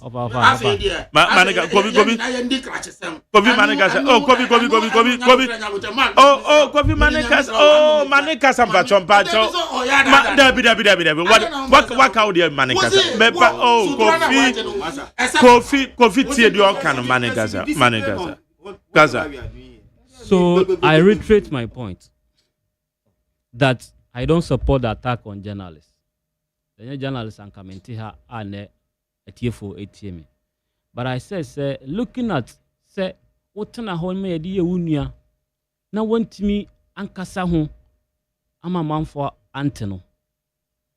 Na se ne ye wa. Equally, you deserve that kind of treatment I demand. And I stand by what I said. Mamini say we are not still in the campaigning period. They are now in government. Almost say a boss on Baby. That is what Ghanaians are looking up to. You see, they promise us Operation Recover All Loot. Magdero, Omoba Amukache say, Ombe recover 60% of the loot. Omo promise ye nana. And so ne, Omukache say, Oma recover 60% of the amount. Enti, and they are clear Unibank. And ne perpetrators Amubaji Yenina Yesika, and they co invest in their recapitalization process. And then at 20, Matisse court in so granting bill pending whatever judgment afterwards. My Jerry, on health issues. you see, your promises say you be a na be binti yentiminya. We should be sincere and tell the Ghanaians say you be timia. As I've said, we are not in the campaigning period. You see, at the backwa, President Mahama, especially in the second coming, and he said, Obia eko situation be muna so free, muna sa babaka. The I test in he said, and I'm so when yes, young hunti, yana na kwine, as a baby for the best. But Majority, dear Quadia, I don't think say what President Mahama a promise, you know, and all the mayano. Because after promising us Operation Recover All Loot, Nene was started a Operation Clear All Loot in the Jerry, this is a dangerous precedent to our political history. And I don't think that President Mahama will be remembered in the good books of Ghanaians. Given the chronology of events, and there's still no Magdari, I'm saying journalists from where Fikakra. And we say still CJ, the issue no is still pending. Such an actor, a yet very injurious to our judiciary. And so yatena ho ne yehwe. Entina me ka say the union no ahwe and see no kwan that change the be yo. Judges are more Supreme Court. This is the time they should rise up and speak for their own. Because here ade mami as the head, you see owo unya tiniti free so ade aka no e ya homa. Say a trempo and ye twe no wo ahoma so see na say dua so say ya. Na wa odi akire no ofi say dey na be yo. And those who are the beneficiaries of this act no omo wadwin omo say it is all in all, and that say mama ni free honom bedi mama na dia omo de their tenure is protected. Said there ensure eye no saa na okay Unibank assembly a menu kofor buy and now sir banking how do you call it, banking crisis in by banking collapse of the and those financial institutions. Dr. Ndum so about assembly movie. And you know mpanyinfoɔ sɛ nsono eburo na nsono dɔkono sɛ nnɛ ɔma opportunity de ama Unibank ma akɔ court ma te sɛ nea me nua kan 60% 40% a ɔma Dr. Indum so because asɛm no court for almost 8 years now ɔma Dr. Indum so opportunity for hearing na sɛ ɔno nso yɛbɛma no 70% 30 a na agya yɛn nyinaa no because sisi a ato esiense yɛama ne bill if you say it's in the right direction because yɛn nyinaa yɛte anansi yɛn hu sɛ na pomodin wɔ prison hɔ no ɛnyɛ koraa etimi koraa no na ma yɛ sɛ dako koraa mɛkɔ akɔsra no wɔ prison hɔ no yɛte sɛ yɛama bi no mo kɔ prison no makɔ yare saa wo de dako one Saturday bi a wo amba adwuma one kasa call prison hɔ ne kɔhwɛ the situation at the place. I understand it's very terrible. The American media say very terrible. Aya na high profile cases no pen as enkrofo no munya on health ground. I'm afro to go am yare pa. Oh say nipa no baby a na tie ni nyoma o afem ni ade. That's na me be say. The situation as na me sure so obi wo hɔ no ma na lifestyle na only dey answer na obekɔ hɔ no. One fan so my things different. Well, no problem. Me pacho. Young PPP for no. Young PPP for no. Any dotendum in issue no. We are much interested with the GN Bank issue. All right. It's a threat abane say. Oh say answer na ye ba beto aba no. Dotendum an kasan e sheda ko President Mahama ho. Ekukuchia. Okay, Mate, why establish your point? My make it here for 0302257902, 0302257902, and 0302243540, 0302243540. Mame, why do you na yakwe ni? Beba to me wache.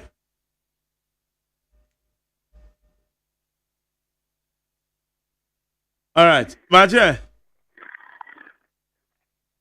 Hello. Yes, I hear you. Yes, sir.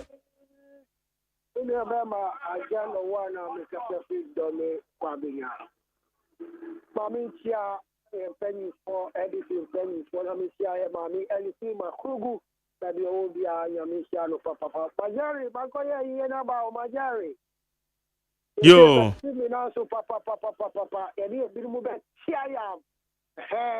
Yankwe ni money any bread. Why yan anytime? Yo, kaka me can say, ya don't see MPP for say, that be unnecessary pressure. No, omunyai, ya mamu 8 years. Mo to me and yasi, mo 8 years, you know, and then you be 6 months so majority. And the bagana for yo, and yo, because of the almost any about papa, a memo papa, no, that 6 months, you quite put a yambanopo. Because ya yama ensida ya yama na nekufuado ya jani fika bebre ya jani resource bebre pastaya dia no amanu preti yama bebre inti omunyaya na yama Ghana fo ehun to Medan say mame fa de odi hwe me ba to me mo achi o. Yes sir. Yes sir yanko. Good afternoon Gary. Mr. Foster is from you. Mr. Honorable Member Wakasa Yepa. Magari. I thought the Binan MPP for Ekata. It is time he say. It is for we stay here when we saw now. Of course, we stop playing MPP for the Ghana for 8 years in this country. Corruption. I get a for 8 years. Oh, boy, I want to make that for a hard time. I had that question of one guy. Who said, this is so gullible. Just 7 months. Kind of for real, see. What's that that I got a for you? When this is the we are ready to do, and I got a for you. No pressure, Papa. No pressure, got a for. No more gas to put Namuyano. Today, Ganesha are very happy. what is going on. Petrol that would do 1 million, and then you 5 cities. Dollar that would do 70 cities, and then dollar 10 cities. And then dollar say, yeah, so who come to my number for either for. If you go get to what to win, and then you were president. Okay, Madam say, my next one that you to us so much. Hello. Yes, sir. Bama, good morning. Morning. Mr. Kasante, I'm a Samani. Where do you best say you Boko for? Say the above Rakano. When you real said the Pekin and also Crown Quan, and for so being woman. And they said, then you're a legend, take Lumpa.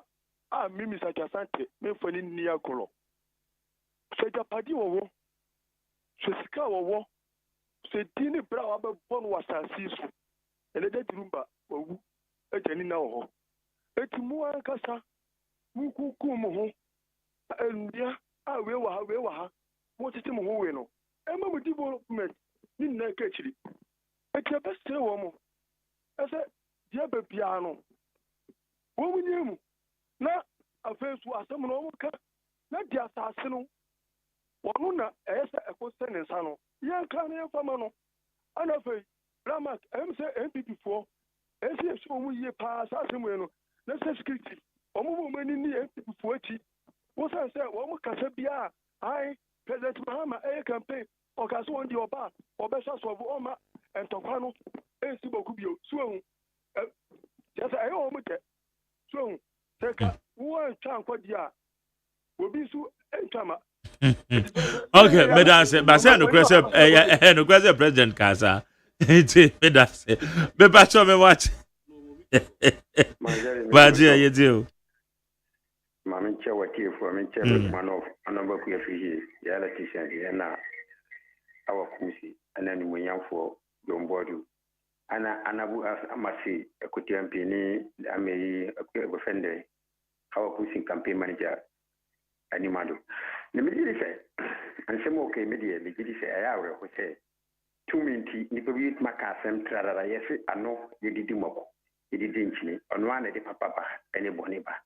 The Ekin and say, oh, shit, inform me, no Mocassa, and your man, people in Asia, or shake campaign message, be could you know how say, and people in a Conyaswa, not Tokaneba, say a bar, and Tokanema. Now, who will be vigilant so into Waba?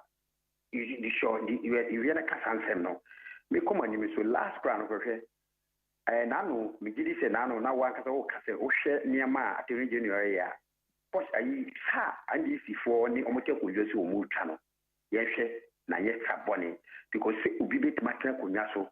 Now, what difficult, near catcher, they say, won't be a half, or share at 2 force in case no court. If you know video, could move to train no, but market is Sicano on farm ranty say, we beat your cunyaso no disika. Near Marabada, when he say, Ubi Binti, near yesterday, the politician and Faba Moments or Yesa. Yeah, Magana for a politician for you need. Okay. You will give you MPP with my Madam say, Beba so much. You too. I'm in the offer, make a selfie new prime station. My mentor Blue and me commander, Moses Aboba will be a Metiano. I'm Chawanabo, Board. I mean, Shiano, that you will be a Naomi. I could see also data women's organizer, and it's a sort of thing. My Jerry, the aircraft, your best care. My Jerry, and some of course, Boko, I can't about. They say, could ask if one man pushing one, or one year from the Bimubenak and the Chromajantaban. Your best politician, or Modomo Watchim. Yeah, my Yama, I ask him, because he has Seromo, or Momoka Saramba from Pakla, because anybody get Bokusa you cry. So what is dinner? And a crooked row, and next, so we talk about business about Kunado, and next cabin will come cool. My Jeremy, what could do crown? President police car, soldiers car, and you cannot say, your best secret, but company for me, so we will do for Antisawa. Boko, yes, throw one come home, tell her next month, a school for exam. Next school for a best of Mogu Kerm. Get from a pie school for the better comment to my checker. The best throw. The dynamic for matter and Tokano, or my from Gata. The next letter, the Mama. Sister for Tenny Dear, and Yajuma Papa. because that the end omo just on the brain wa out of system la no pia obetimi dia ba nti attorney general best no Medan say mame fa yodi ho baache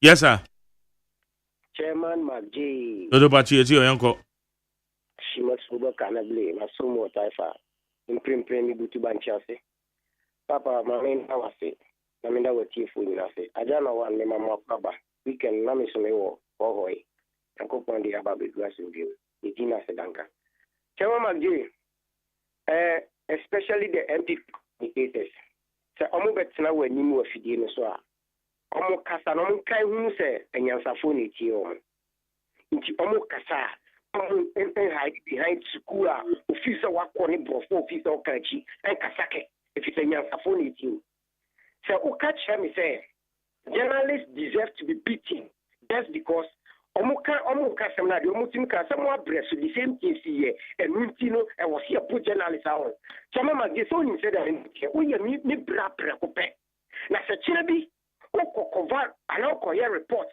na se wunya attack ko we be machia ni bia menini be di no if you say why inciting ni pa de tia mo journalist so feel say o kasa wa and safo ni tie your friend on to o catch me say John Dramani Mahama ko kai e wo boko say MPP wa ntokwane so nti wono mbra enye saa na GM kan da GM se ye be sha se NDC aban wo power ntokwawe ano eni so ana ebrase sei no kan ye mu betuma boni ni audio no na se mpali de nimpoye adwuma se GM ka se wo power na se MPP wo power ntokwane so ni mu NDC ne ba power ntokwane jodia na se NDC wo power na ntokwane so eye MPP fo and a kumama for just to a busy than baby vago kumama. A busy than baby